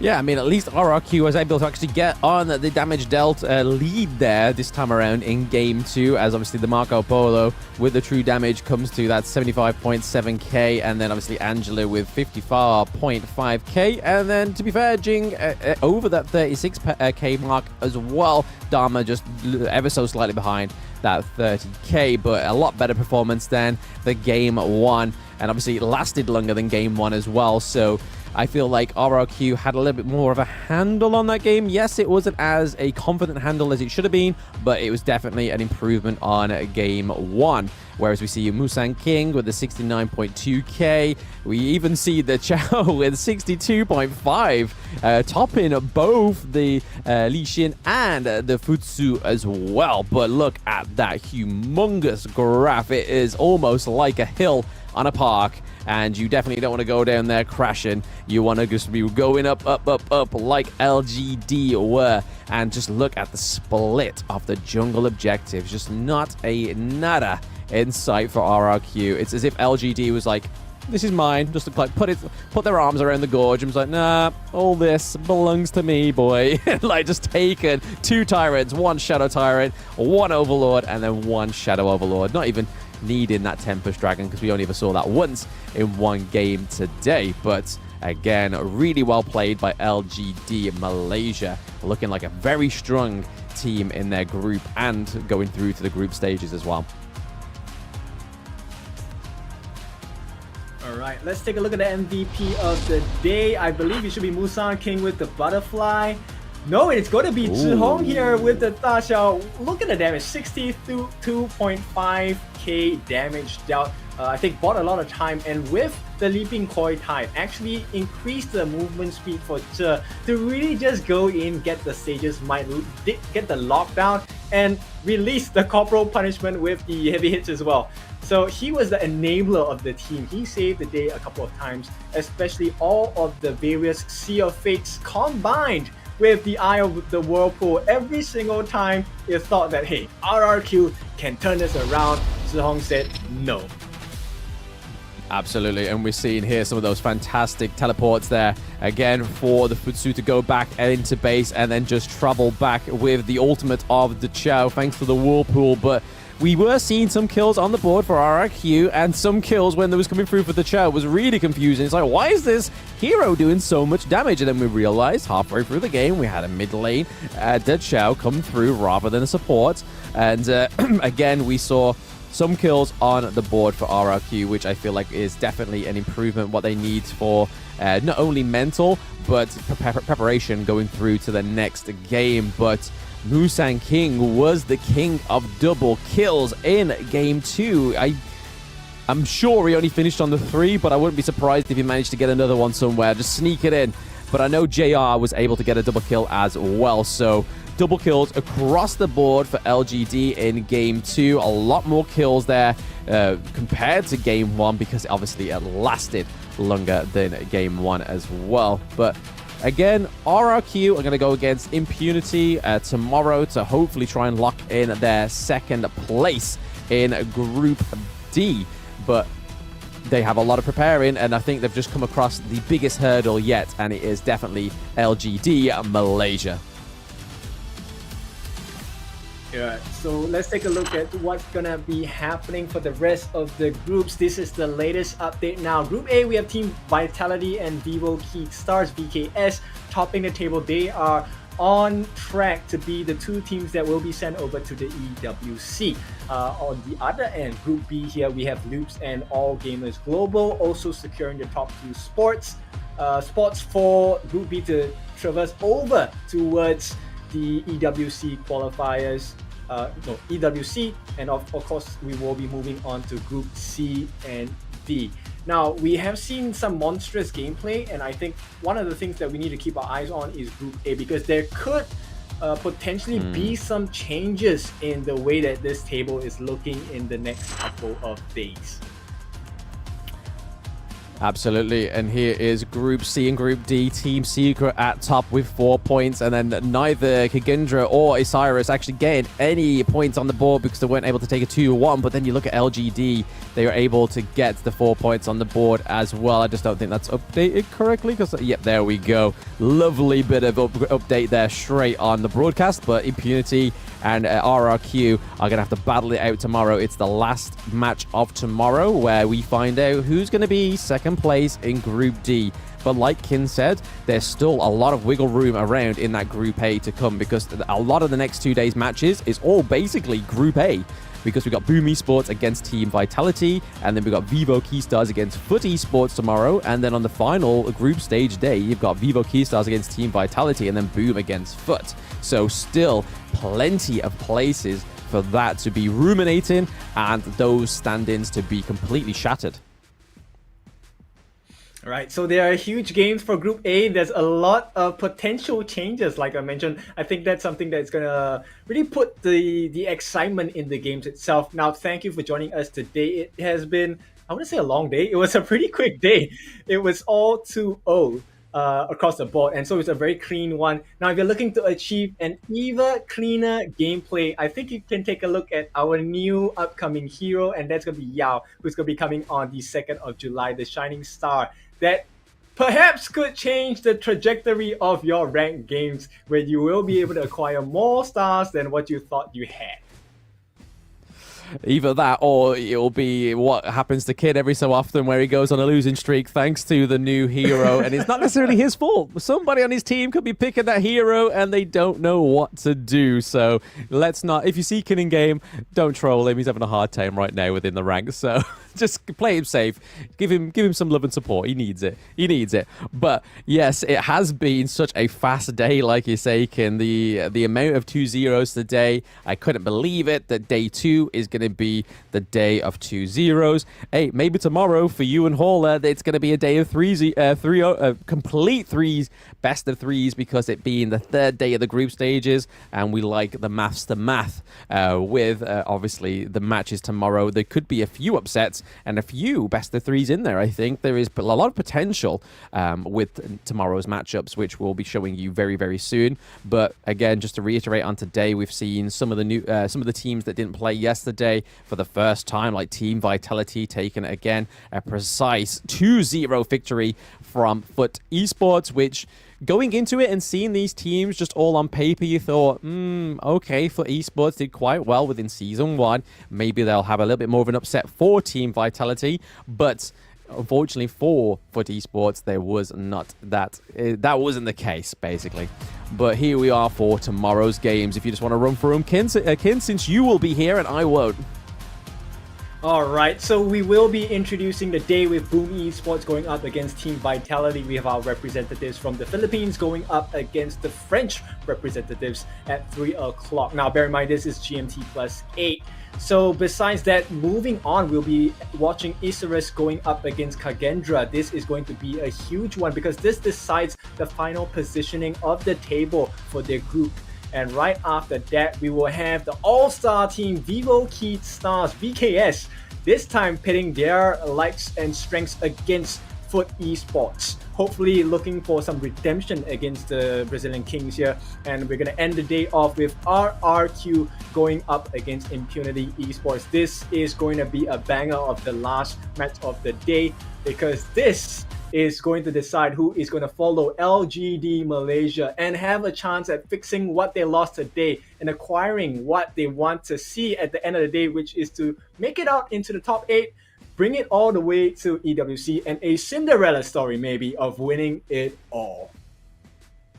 I mean, you talk about Cinderella story, but a lot of these teams sold their shoes into those late games, so I'm pretty sure Cinderella was looking for a shoe, not looking to sell the shoe for another item. So, again, let's see if these teams are going to be a Cinderella story all the way through. But, again, we are going to be looking at, again, the EWC, the Esports Award shout out here. So again, if you are a fan of Honor of Kings and have been a fan over the past 2 days and a fan of the previous tournaments that have been before this grand stage, please make sure you go and vote for Honor of Kings at esportsawards.com. Again, supporting the scene just means that it's going to be here for longer and bigger. So again, thank you very much, guys. Please do go and vote. And obviously, you don't get to unlock any skins, but you get Blam's love. Oh, well, as well as mine. So at this point, I think it's been a very clean 2 days, right? I think first day, there was a lot of action. We ended the day with a banger of a series. And this time, I think all 4 games today have been a banger of a series all the way, right? Regardless whether it's a 2-0 or not, I think we have seen that a lot of these teams are starting to show up and say, and make a statement that they're ready to step into the global stage, which is the Esports World Cup. So I think you will agree with me, Blam. So we'll see about the games tomorrow because, like I said, I think it's really the shakeup for Group A that I'm really curious about. Absolutely, yes. So it'll be goodbye for me for at least 24 hours, but I'll be back on day 4 tomorrow. Kin will be back with Hauler, so somebody, another caster you may be very familiar with. But again, thanks for having me on the stage. It's been a pleasure, Kin, and we are going to be signing out now for Honor of Kings, Season 2 Invitational, Day 2. I've been Blam, and with me has been Kin. So take it easy. Bye now. Yep, I think we need to be on camera for a little bit more. so I'm gonna take this chance to let's have a chit chat about a more casual session, right? It's been all seriousness and all about the professional side. So maybe we can tone it down a little bit more candid interviews at this point. So you know what? I think we missed one of the things. I really wanted to talk about this. I would like to say hi to Choo Choo. We have not addressed Choo Choo today at all since day 1 and day 2. And I have to say it's really impressive, right? Yes, it's kind of a new entry to me for Honor of Kings Invitationals. So I hope to see more Choo Choo. I really love your introductions. Now, this is going to bring us towards the end of the day. I hope you have enjoyed what you have seen so far with the standards and the qualities of the teams. And this will be the end of the both of us for the day, and we'll see you tomorrow. Take it easy.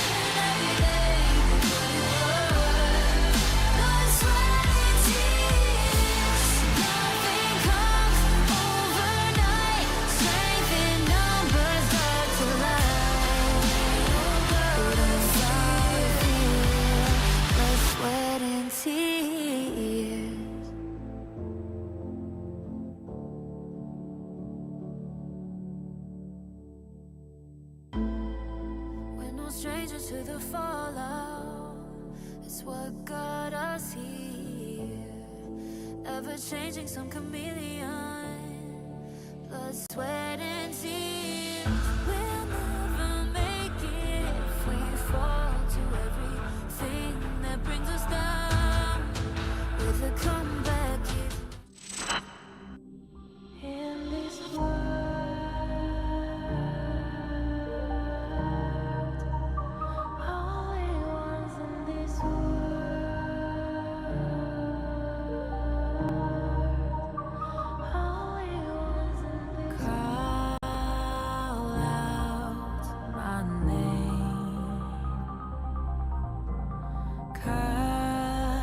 sound of the rain. No matter how I feed the flame, you know I feel the darkness and the pain. All of the ways we tried to break free from the night, you know we made it out, we found the light. I fly so high, light up the skyline. Let's do it this time, like it's a whole new vibrant world.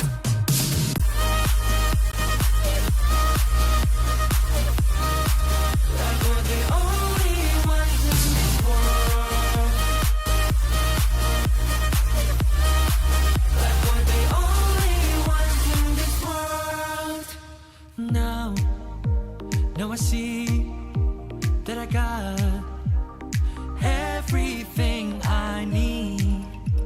It's alright, I'm on fire, I'm alive, 'cause now